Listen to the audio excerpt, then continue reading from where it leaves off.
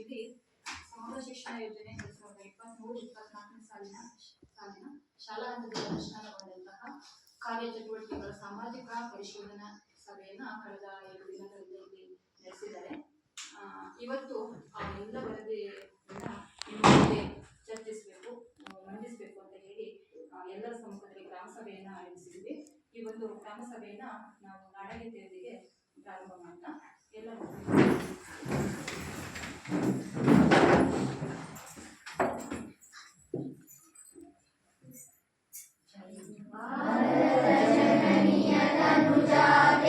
ಜಯ ಹೇ ಕರ್ನಾಟಕ ಮಾತೆ, ಜಯ ಸುಂದರ ನದಿವನಗಳ ನಾಡೆ, ಜಯ ಹೇ ರಸ ಋಷಿಗಳ ಬೀಡೆ. ಭೂದೇವಿಯ ಮಕುಟದ ನವಮಣಿಯೇ, ಕಂದದ ಚಂದದ ಹೊನ್ನಿನ ಗಣಿಯೇ, ರಾಘವ ಮಧುಸೂದನರವತರಿಸಿದ ಭಾರತ ಜನನಿಯ ತನುಜಾತೆ. ಜನನಿಯ ಜೋಗುಳ ವೇದದ ಘೋಷ, ಜನನಿಗೆ ಜೀವವು ನಿನ್ನಾವೇಶ. ಹಸುರಿನ ಗಿರಿಗಳ ಸಾಲೆ, ನಿನ್ನಯ ಕೊರಳಿನ ಮಾಲೆ. ಕಪಿಲ ಪತಂಜಲ ಗೌತಮ ಜಿನನುತ ಭಾರತ ಜನನಿಯ ತನುಜಾತೆ. ಶಂಕರನ ಮನುಜ ವಿದ್ಯಾರಣ್ಯ, ಬಸವೇಶ್ವರ ಮಧ್ವರ ದಿವ್ಯಾರಣ್ಯ. ರನ್ನ ಷಡಕ್ಷರಿ ಪೊನ್ನ, ಪಂಪನ ಕುಲಿಪತಿ ಜನ್ನ. ಕುಮಾರ ವ್ಯಾಸರ ಮಂಗಳಧಾಮ, ಕವಿ ಕೋಗಿಲೆಗಳ ಪುಣ್ಯಾರಾಮ. ನಾನಕ ರಾಮಾನಂದ ಕಬೀರರ ಭಾರತ ಜನನಿಯ ತನುಜಾತೆ. ತೈಲಪ ಹೊಯ್ಸಳ ನಾಡಿನ ನಾಡೆ, ಡಂಕಣ ಜಗಣರ ನೆಚ್ಚಿನ ಬೀಡೆ. ಕೃಷ್ಣ ಶರಾವತಿ ತುಂಗ, ಕಾವೇರಿಯ ವರರಂಗ.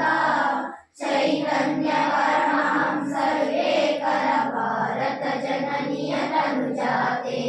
ಸರ್ವ ಜನಾಂಗದ ಶಾಂತಿಯ ತೋಟ, ರಸಿಕರ ಕಂಗಳ ಸೆಳೆಯುವ ನೋಟ.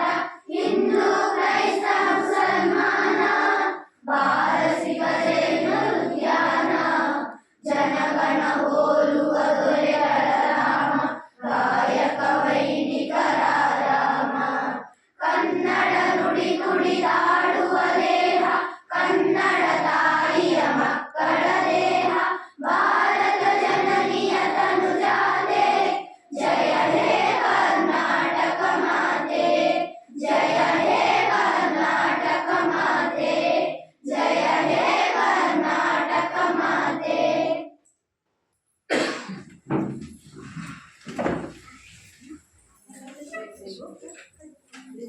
ಈ ದಿನ ನಾವು ಗ್ರಾಮ ಅಧ್ಯಕ್ಷರನ್ನ ವಹಿಸ್ಕೋಬೇಕು ಅಂತ ಹೇಳಿ ಮಾಜಿ SDMC ಅಧ್ಯಕ್ಷರಾದಂತಹ ಶ್ರೀ ಮಹೇಶ್ ಕೆ ಅವರು ನಮ್ಮ ಸಭೆಯಲ್ಲಿ ಉಪಸ್ಥಿತರಿದ್ದಾರೆ. ಅವರಿಗೆ ಈ ಒಂದು ಸಭೆಯ ಪರವಾಗಿ ಆತ್ಮೀಯ ಸ್ವಾಗತವನ್ನು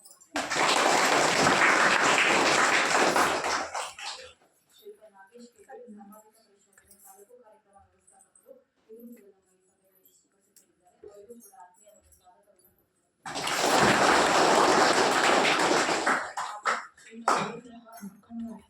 ಸಾಮಾಜಿಕ ಪರಿಶೋಧನೆ ಇವರು ಕೂಡ ನಮ್ಮ ಸಭೆಯಲ್ಲಿ ಉಪಸ್ಥಿತರಿದ್ದಾರೆ. ಅವರಿಗೂ ಕೂಡ ಆತ್ಮೀಯ ಸ್ವಾಗತವನ್ನು ಹಾಗೂ ನಮ್ಮ ಕಡಿಮೆ ಟ್ರಸ್ಟ್ನ ಸಂಪನ್ಮೂಲ ವ್ಯಕ್ತಿಯಾಗಿರ್ತಕ್ಕಂಥ ಶ್ರೀಮತಿ ರೇಖಾ ಮೇಡಮ್ ಅವರು ಕೂಡ ಈ ಸಭೆಯಲ್ಲಿ ಉಪಸ್ಥಿತರಿದ್ದಾರೆ. ಅವರಿಗೂ ಕೂಡ ನಮ್ಮ ಶಾಲೆ ಪರವಾಗಿ ಸ್ವಾಗತವನ್ನು ನಮ್ಮ ಶಾಲೆಯ SDMC ಅಧ್ಯಕ್ಷರಾದಂತಹ ಶ್ರೀಧರ್ ಅವರು ಕೂಡ ಈ ಒಂದು ಸಭೆಯಲ್ಲಿ ಉಪಸ್ಥಿತರಿದ್ದಾರೆ. ಅವರಿಗೂ ಕೂಡ ನಮ್ಮ ಶಾಲೆಯ SDMC ಉಪಾಧ್ಯಕ್ಷರಾಗಿರ್ತಕ್ಕಂತಹ ಶ್ರೀಮತಿ ರಮ್ಯಾ ಅವರು ಕೂಡ ಉಪಸ್ಥಿತರಿದ್ದಾರೆ. ಅವರಿಗೂ ಕೂಡ ಆತ್ಮೀಯ SDMC ಮಾಜಿ ಅಧ್ಯಕ್ಷರಾದಂತಹ ಶ್ರೀಯುತ ದೀಪೇಶ್ ಅವರು ಕೂಡ ಈ ಒಂದು ಕಾರ್ಯಕ್ರಮದಲ್ಲಿ ಉಪಸ್ಥಿತರಿದ್ದಾರೆ. SDMCಯ ಎಲ್ಲ ಸದಸ್ಯರು ಹಾಗೂ ಪೋಷಕರು ಕೂಡ ಈ ಒಂದು ಸಭೆಯಲ್ಲಿ ಉಪಸ್ಥಿತರಿದ್ದಾರೆ. ಅವರಿಗೂ ಕೂಡ ಆತ್ಮೀಯ ಒಂದು ಸ್ವಾಗತವನ್ನ ಶಿಕ್ಷಕರಾದಂತಹ ಕುಮಾರಿ ನಾಗಶ್ರೀ ಮತ್ತು ಶ್ರೀಮತಿ ವಿದ್ಯಾ ಅವರು ಕೂಡ ಈ ಒಂದು ಸಭೆಯಲ್ಲಿ ಉಪಸ್ಥಿತರಿದ್ದಾರೆ. ಅವರಿಗೂ ಕೂಡ ಆತ್ಮೀಯ ಒಂದು ಸ್ವಾಗತವನ್ನ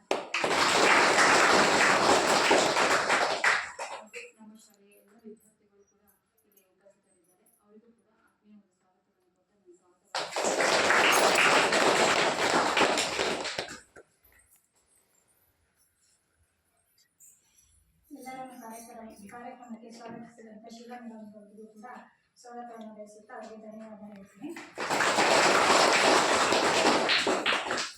ಹಾಗೂ ಈಗ ಸಾಮಾಜಿಕ ಪರಿಶೋಧನೆ ತಾಲೂಕು ಕಾರ್ಯಕ್ರಮದ ವ್ಯವಸ್ಥಾಪಕರಾದ ಶ್ರೀಯುತ ನಾಗೇಶ್ ಕೇಳಿ ಅವರು ಈ ಕಾರ್ಯಕ್ರಮದ ಬಗ್ಗೆ ಪ್ರಾಸ್ತಾವಿಕ ನುಡಿಯನ್ನು ಹಾಕುತ್ತಾರೆ.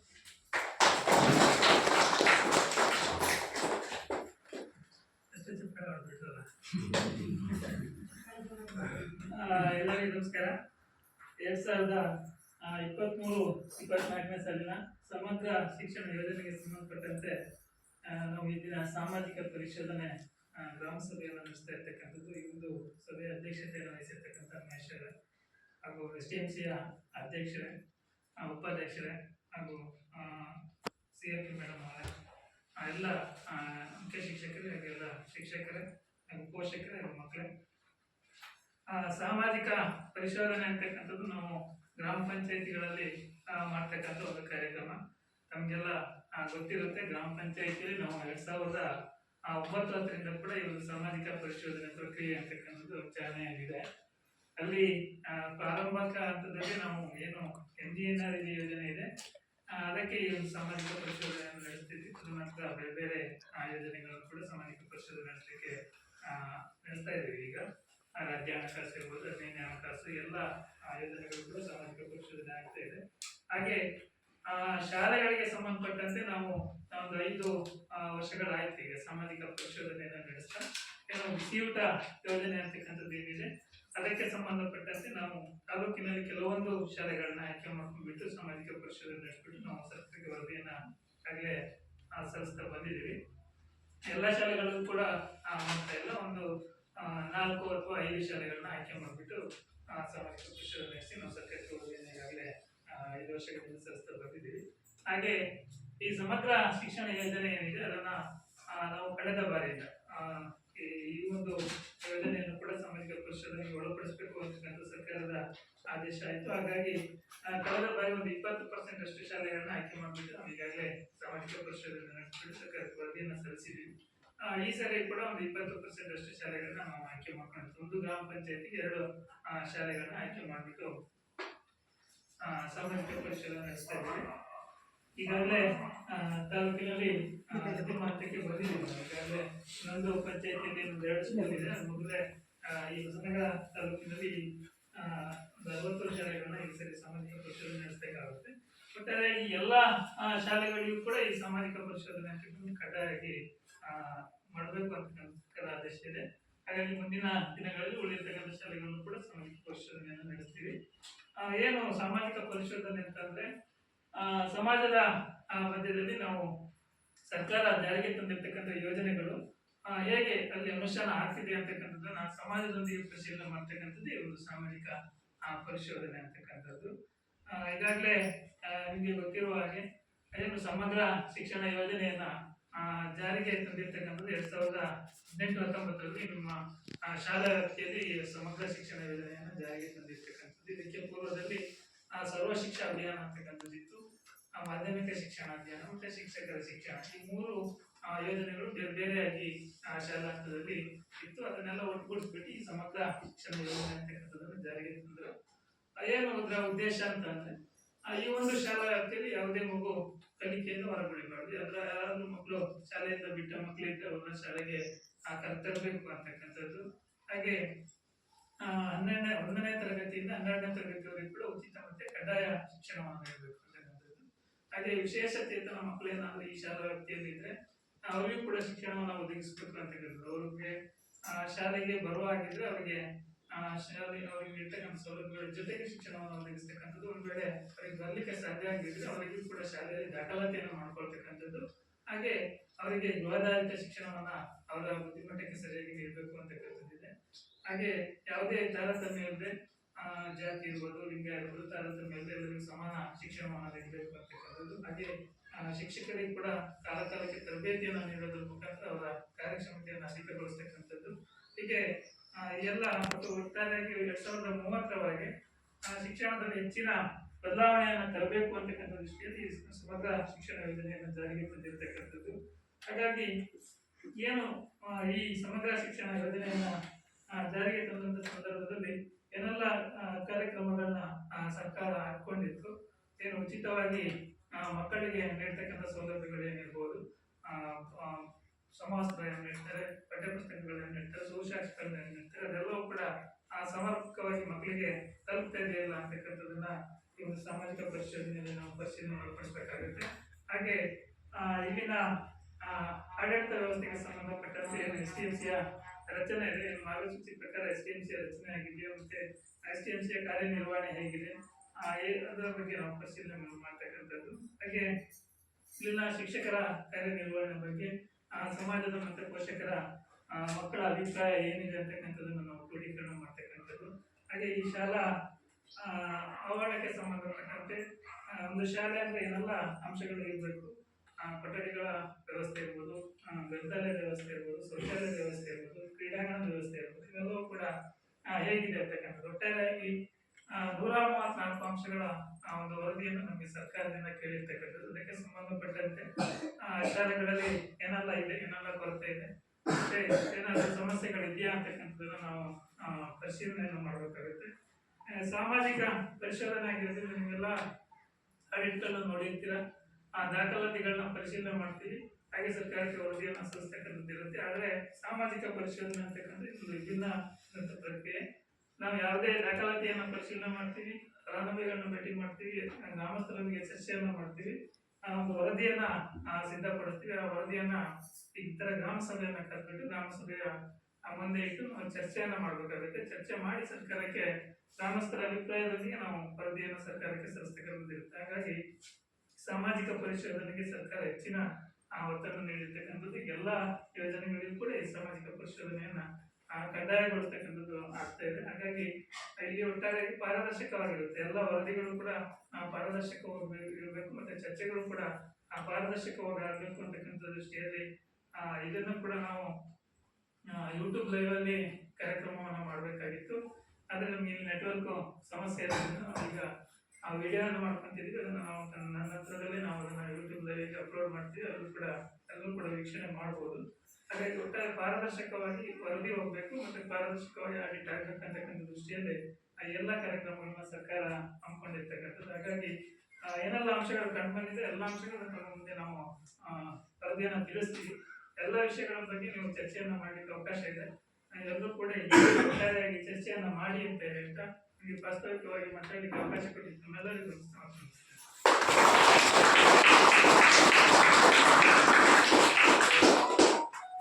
ಈ ಕಾರ್ಯಕ್ರಮದ ಪ್ರಾಸ್ತಾವಿಕ ಮಾತನಾಡಿದಂತ ನಾಗೇಶ್ ಕೆ ಸರ್ ಅವರಿಗೆ ಧನ್ಯವಾದಗಳು. ಈ ಕಾರ್ಯಕ್ರಮಕ್ಕೆ ಅಂಗನವಾಡಿ ಕಾರ್ಯಕರ್ತೆಯಾದ ಮಮತಾ ಮೇಡಮ್ ಅವರಿಗೆ ಕೂಡ ಈ ಕಾರ್ಯಕ್ರಮಕ್ಕೆ ಸ್ವಾಗತ.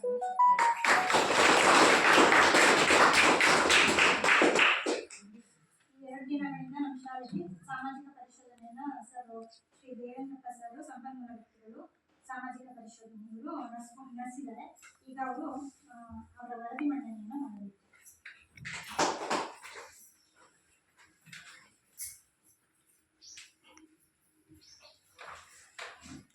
ಎಲ್ಲರಿಗೂ ನಮಸ್ಕಾರ. ಸಮಗ್ರ ಶಿಕ್ಷಣ ಯೋಜನೆ ಎಲ್ಲ ಸರ್ಕಾರಿ ಶಾಲೆಗಳಲ್ಲಿ ಅನುಷ್ಠಾನದಲ್ಲಿರ್ತಕ್ಕಂಥ ಶಿಕ್ಷಣ ಇಲಾಖೆ ಮಹತ್ವಾಕಾಂಕ್ಷಿ ಯೋಜನೆ. ಸಮಗ್ರ ಶಿಕ್ಷಣ ಅಂತ ಹೇಳಿದ್ರೆ ತರಗತಿಗಳಲ್ಲಿ ಮಗುವಿಗೆ ಏನು ಪಠ್ಯಕ್ರಮದಲ್ಲಿ ಬರ್ತಕ್ಕಂಥ ಶಿಕ್ಷಕರು ಪಾಠ ಪ್ರವಚನಗಳೇ ಶಿಕ್ಷಣ ಅಲ್ಲ, ಅದರ ಜೊತೆಯಲ್ಲಿ ಪಠ್ಯೇತರವಾಗಿರ್ತಕ್ಕಂಥ ಅನೇಕ ಅಂಶಗಳನ್ನು ಈ ಸಮಗ್ರ ಶಿಕ್ಷಣ ಯೋಜನೆಯಲ್ಲಿ ಸೇರಿಸಿದೆ. ಆ ಎಲ್ಲ ಶಿಕ್ಷಣ ಶಾಲಾ ಹಂತದಲ್ಲಿ ಬರೀಬೇಕು ಅಂತಕ್ಕಂಥ ಉದ್ದೇಶವನ್ನು ಇಟ್ಕೊಂಡು ಸಮಗ್ರ ಶಿಕ್ಷಣ ಯೋಜನೆಯನ್ನು ಜಾರಿಗೆ ತಂದಿರ್ತಕ್ಕಂಥದ್ದು. ಹಾಗಾದ್ರೆ ಸಮಗ್ರ ಶಿಕ್ಷಣ ಅಂದರೆ ಏನು ಅಂತಕ್ಕಂಥದ್ದು, ಪಾಠದ ವಿಷಯದಲ್ಲಿ ಬರ್ತಕ್ಕಂಥ ಶಿಕ್ಷಣದ ಜೊತೆಗೆ ಪಠ್ಯೇತರವಾಗಿರ್ತಕ್ಕಂಥ ಕಲಿಕೆಗಳು ಆಗಬೇಕು. ಪಠ್ಯೇತರ ಕಲಿಕೆಗಳು ಅಂತಂದರೆ ಕ್ರೀಡಾ ಚಟುವಟಿಕೆಗಳ ಕಲಿಕೆಗಳು, ಆಮೇಲೆ ಕೃತಿ ಕೌಶಲ್ಯಕ್ಕೆ ಸಂಬಂಧಪಟ್ಟಿರ್ತಕ್ಕಂಥ ಅನೇಕ ಕಲಿಕೆಗಳು, ಆಮೇಲೆ ಪ್ರತಿಭೆಗೆ ಸಂಬಂಧಪಟ್ಟಿರ್ತಕ್ಕಂಥ ಅನೇಕ ರೀತಿಯಾಗಿರ್ತಕ್ಕಂಥ ಕಲಿಕೆಗಳು, ಆಮೇಲೆ ವಿಜ್ಞಾನ ಮತ್ತು ತಂತ್ರಜ್ಞಾನ ಒಳಗೊಂಡಿರ್ತಕ್ಕಂಥ ವೈಜ್ಞಾನಿಕ ಮನೋಭಾವನೆಯನ್ನು ಹೊಂದಿರತಕ್ಕಂಥ ಅನೇಕ ವಿಷಯಗಳು ಕಲಿಕೆಗಳಿರ್ಬೋದು. ಹೀಗೆ ಇತ್ತೀಚಿನ ವಿಜ್ಞಾನ ಮತ್ತು ತಂತ್ರಜ್ಞಾನಕ್ಕೆ ಒಂದು ಹೆಜ್ಜೆ ಮುಂದೆ ಹೋಗಿ ತಂತ್ರಾಂಶಯುಕ್ತವಾಗಿರ್ತಕ್ಕಂಥ ಅನೇಕ ಡಿಜಿಟಲ್ ಮೂಲಸೌಕರ್ಯಗಳನ್ನು ಶಾಲೆ ಉಪಯೋಗಿಸಿಕೊಂಡು ಅದರ ಮೂಲಕ ಗುಣಮಟ್ಟದ ಶಿಕ್ಷಣವನ್ನು ಶಾಲೆಯಲ್ಲಿ ಮಗುವಿಗೆ ಕಲಿಸಬೇಕು ಅಂತಕ್ಕಂಥ ಉದ್ದೇಶವನ್ನು ಸಮಗ್ರ ಶಿಕ್ಷಣ ಯೋಜನೆಯನ್ನು ಜಾರಿಗೆ ತಂದಿರ್ತಕ್ಕಂಥದ್ದು. ಇದರಲ್ಲಿ 134 ಅಂಶಗಳಿವೆ. ಆ ಎಲ್ಲ ಅಂಶಗಳನ್ನು ಅನುಷ್ಠಾನಗೊಳಿಸಿ ಮಕ್ಕಳಿಗೆ ಶಿಕ್ಷಣವನ್ನು ನೀಡಬೇಕು ಅಂತಕ್ಕಂಥ ಉದ್ದೇಶವನ್ನು ಇಟ್ಕೊಂಡು ಈ ಯೋಜನೆಯನ್ನು 2018-19 ಸರ್ಕಾರ ಜಾರಿಗೆ ತಂದಿರ್ತಕ್ಕಂಥದ್ದು. ಆ ಪ್ರಕಾರ ಸರ್ಕಾರ ಆ ಯೋಜನೆಯನ್ನು ಏನು ಅನುಷ್ಠಾನ ಮಾಡಿದೆ ಇಲ್ಲಿ ಶಾಲೆಗಳಲ್ಲಿ, ಅದರ ಪ್ರಕಾರ ಶಾಲೆ ನಡೆದಿದೆಯಾ, ಮಕ್ಕಳಿಗೆ ಗುಣಮಟ್ಟದ ಶಿಕ್ಷಣವನ್ನು ನೀಡ್ತಾ ಇದೆ ಅಂತಕ್ಕಂಥದ್ದು ಸರ್ಕಾರಕ್ಕೆ ಗೊತ್ತಾಗಬೇಕಾಗಿದೆ. ಹಾಗಾಗಿ ಸರ್ಕಾರ ನೇರವಾಗಿ ಬಂದು ಎಲ್ಲ ಶಾಲೆಗಳನ್ನು ನೋಡಿ ವಿಷಯಗಳನ್ನು ಮಾಹಿತಿಗಳನ್ನು ಸಂಗ್ರಹಿಸಲಿಕ್ಕೆ ಆಗಲ್ಲ. ಹಾಗಾಗಿ ಸಾಮಾಜಿಕ ಪರಿಶೋಧನೆ ಅಂತಕ್ಕಂಥದ್ದು ಒಂದು ಪ್ರಕ್ರಿಯೆ ಇದೆ. ಅದರ ಮೂಲಕ ಸಾಮಾಜಿಕ ಪರಿಶೋಧನೆಯನ್ನು ನಡೆಸಿ ತಳಹಂತದಲ್ಲಿ ವಾಸ್ತವಾಂಶ ಇರ್ತಕ್ಕಂಥ ನೈಜವಾಗಿರ್ತಕ್ಕಂಥ ಎಲ್ಲ ಅಂಶಗಳನ್ನು ಪರಿಶೀಲನೆ ಮಾಡಿ ಅದನ್ನು ಸರ್ಕಾರ ವರದಿಯನ್ನು ತರಿಸ್ಕೊಳ್ತಕ್ಕಂಥದ್ದು.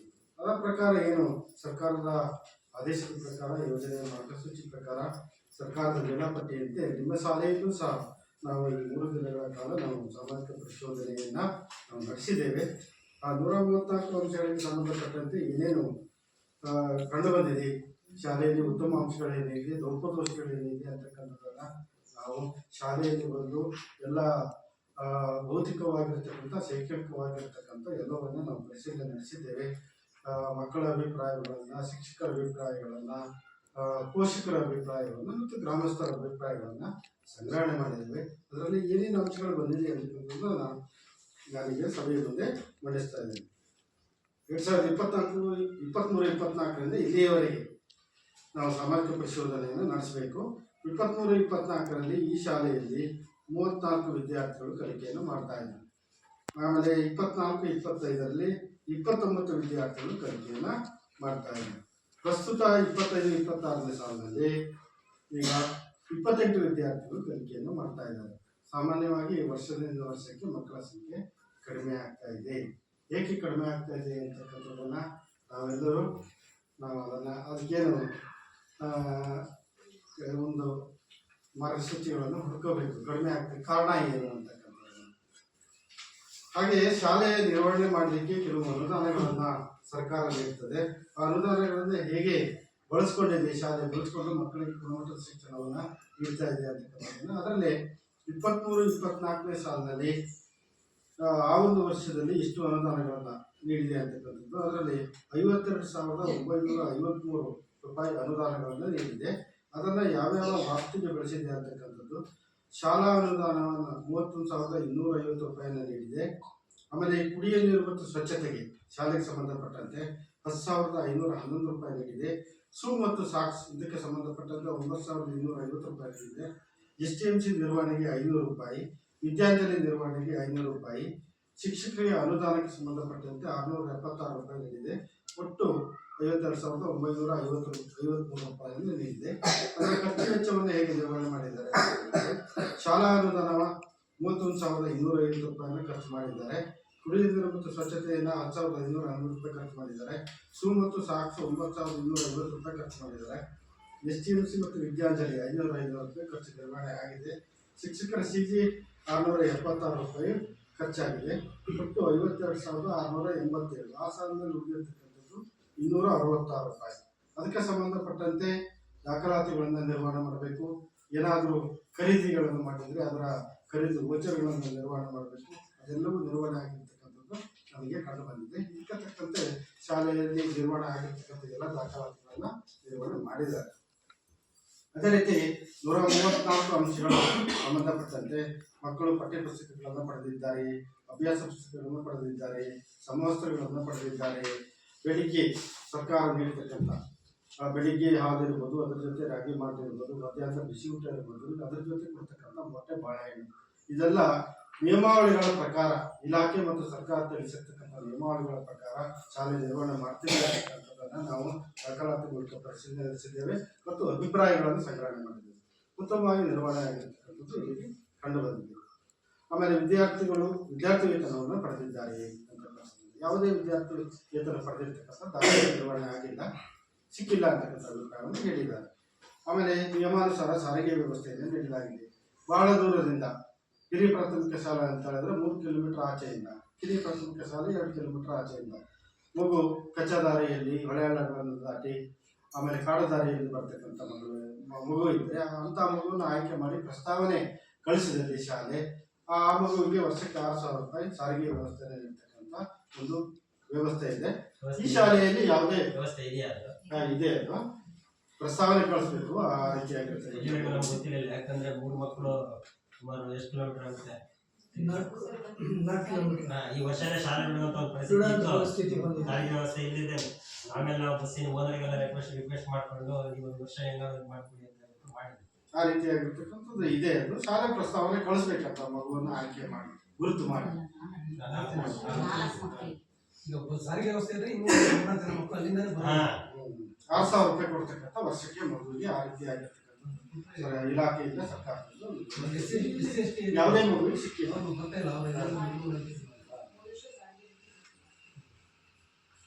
ಅದು ಯಾರಿಗೂ ಗೊತ್ತಿಲ್ಲ ಮೇಡಮ್, ನಿಮ್ಗೆ ಗೊತ್ತಿತ್ತಾ ಇದು? ಒಂದು ಯಾವ ಅಂಗವಿಕಲ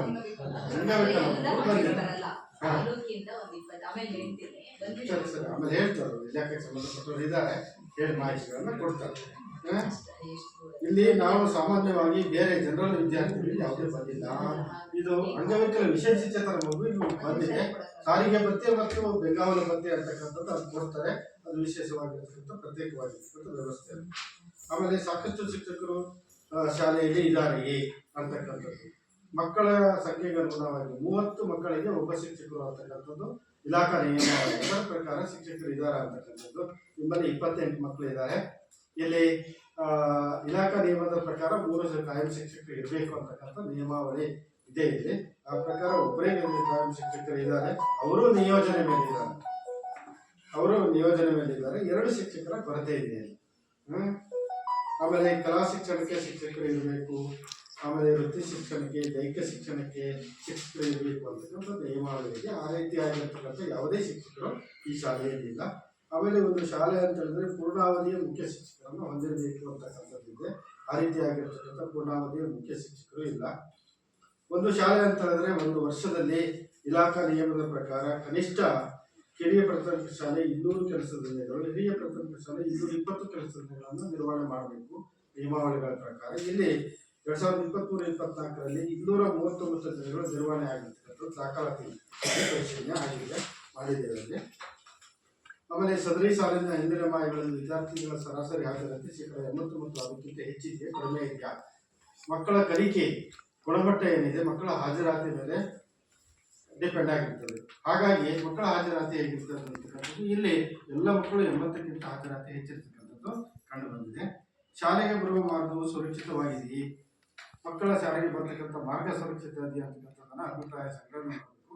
ಅದರಲ್ಲಿ 5 ಮಕ್ಕಳ ಶಾಲೆಗೆ ಬರುವ ಮಾರ್ಗ ಸುರಕ್ಷಿತ ಇಲ್ಲ ಅಂತಕ್ಕಂಥ ಅಭಿಪ್ರಾಯ ಬಂದಿದೆ. ನಾವು ವರದಿಯಲ್ಲಿ ಸೇರಿಸಿ ಕಳಿಸ್ತಾ ಇದ್ದೇವೆ. ಮಕ್ಕಳನ್ನು ಅವರ ವಯಸ್ಸಿನ ಅನುಗುಣವಾಗಿ ತರಗತಿಗಳಿಗೆ ದಾಖಲಾತಿ ಮಾಡಿಕೊಳ್ಳಲಾಗಿದೆ. ಇಲಾಖಾ ನಿಯಮದ ಪ್ರಕಾರ ದಾಖಲಾತಿ ಮಾಡಿಕೊಳ್ಬೇಕು. ಇಲಾಖೆ ಮಾಡಿಕೊಂಡಿದ್ದಾರೆ. ಆಮೇಲೆ ಸೂಕ್ತ ದಾಖಲೆಗಳಿಲ್ಲದ ಕಾರಣ ಶಾಲಾ ದಾಖಲಾತಿಯನ್ನು ನಿರಾಕರಿಸಲಾಗಿದೆ. ಯಾವುದೇ ದಾಖಲೆಯಲ್ಲಿ ಒಂದು ಮಗು ಶಾಲೆಗೆ ದಾಖಲಾತಿ ಬಂದಾಗ ನಿರಾಕರಣೆ ಮಾಡೋದಿಲ್ಲ. ಆ ರೀತಿ ಆಗಿರ್ತಕ್ಕಂಥ ಯಾವುದೇ ಮಗು ಬಂದಿಲ್ಲ ಅಂತಕ್ಕಂಥ ಅಭಿಪ್ರಾಯ ಬಂದಿದೆ. ಶಾಲೆಗೆ ದಾಖಲಾಗಿ ನಂತರ ಹೊರಗುಳಿದ ಮಕ್ಕಳ ಸಂಖ್ಯೆ ಏನಾದರೂ ಇದೆಯಾ? ಆ ರೀತಿಯಾಗಿರ್ತಕ್ಕಂಥದ್ದು ಯಾವುದೂ ಇಲ್ಲ. ದುರ್ಬಲ ವರ್ಗದ ಮಕ್ಕಳಿಗೆ ತಾರತಮ್ಯವನ್ನು ಮಾಡಲಾಗ್ತಿದೆ. ಶಾಲೆ ಎಲ್ಲ ಮಕ್ಕಳಿಗೂ ಸಮಾನವಾಗಿರ್ತಕ್ಕಂಥ ಶಿಕ್ಷಣವನ್ನು ಕೊಡಬೇಕು. ಯಾವುದೇ ತಾರತಮ್ಯವನ್ನು ಮಾಡೋದಿಲ್ಲ. ಹಾಗಾಗಿ ಇಲ್ಲಿ ದುರ್ಬಲ ವರ್ಗದ ಮಕ್ಕಳಿಗೆ ತಾರತಮ್ಯವನ್ನು ಯಾವುದೂ ಇಲ್ಲ ಅಂತಕ್ಕಂಥ ಅಭಿಪ್ರಾಯ ಬಂದಿದೆ. ಇದ್ರೆ ಏನಾದರೂ ನೀವು ಹೇಳ್ಬೋದು. ಆಮೇಲೆ ಮಕ್ಕಳಿಗೆ ದೈಹಿಕ ಶಿಕ್ಷಣ ನೀಡಲಾಗ್ತದೆ. ಅತ್ಯಂತ ಕಠಿಣತರವಾಗಿರ್ತಕ್ಕಂಥ ದೈಹಿಕ ಶಿಕ್ಷಣ ಶಿಕ್ಷಕರು ತರಗತಿ ಕೊಠಡಿಯಿಂದ ಮಕ್ಕಳಿಗೆ ನೀಡುವಂತಿಲ್ಲ. ಹಾಗಾಗಿ ಆ ರೀತಿಯಾಗಿ ಮಾಡೋದಿಲ್ಲ ಅಂತಕ್ಕಂಥ ಅಭಿಪ್ರಾಯ ಹೇಳಿದ್ದಾರೆ. ಮಕ್ಕಳನ್ನು ಮಾನಸಿಕ ಕಿರುಕುಳಕ್ಕೂ ಒಳಪಡಿಸಲಾಗ್ತದೆಯೇ? ಆಮೇಲೆ ಮಕ್ಕಳನ್ನು ಲೈಂಗಿಕ ಕಿರುಕುಳಕ್ಕೂ ಒಳಪಡಿಸಲಾಗ್ತದೆಯೇ? ಈ ರೀತಿಯಾಗಿರ್ತಕ್ಕಂಥದ್ದು ಏನಾದ್ರು ನಡೆದಿರ್ತಕ್ಕಂಥದ್ದು ನಾವು ಬೇರೆ ಬೇರೆ ಪ್ರದೇಶಗಳಲ್ಲಿ ನಾವು ಇಂಥ ಘಟನೆಗಳಾಗಿರ್ತಕ್ಕಂಥದ್ದು ನಾವು ಪತ್ರಿಕೆಗಳ ಮೂಲಕ ಮಾಧ್ಯಮಗಳ ಮೂಲಕ ತಿಳ್ಕೊಂಡಿದ್ದೀವಿ. ಇದರಿಂದ ಏನಾಗ್ತದೆ, ಮಕ್ಕಳು ಕಲಿಕೆಯಲ್ಲಿ ಹಿಂದೆ ಬೀಳ್ತಾರೆ. ಆಮೇಲೆ ಶಿಕ್ಷಣದಿಂದ ವಂಚಿತರಾಗ್ತಕ್ಕಂಥ ಸಂದರ್ಭಗಳು ಬರ್ತದೆ. ಹಾಗಾಗಿ ಇಂಥ ಒಂದು ಏನಾದ್ರು ಘಟನೆಗಳು ನಿಮ್ಮ ಶಾಲೆಯಲ್ಲಿ ನಡೀತಾ ಇದೆಯಾ? ತರಗತಿ ಕೊಠಡಿ ಇರ್ಬೋದು, ಶಾಲಾ ಪರಿಸರದಲ್ಲಿರ್ಬೋದು, ಮನೆಯಿಂದ ಶಾಲೆಗೆ ಬರ್ತಕ್ಕಂಥ ದಾರಿಯಲ್ಲಿರ್ಬೋದು, ಶಾಲೆಯಿಂದ ಮನೆಗೆ ಹೋಗ್ತಕ್ಕಂಥ ದಾರಿಯಲ್ಲಿರ್ಬೋದು, ಅದರಲ್ಲಿ ವಿಶೇಷವಾಗಿ ಹೆಣ್ಮಕ್ಳಿಗೆ ಈ ರೀತಿಯಾಗಿರ್ತಕ್ಕಂಥದ್ದು ಏನಾದ್ರು ನಡೆದರೆ ಅವರಿಗೆ ಶಿಕ್ಷಣದಿಂದ ವಂಚಿತರಾಗ್ತಾರೆ.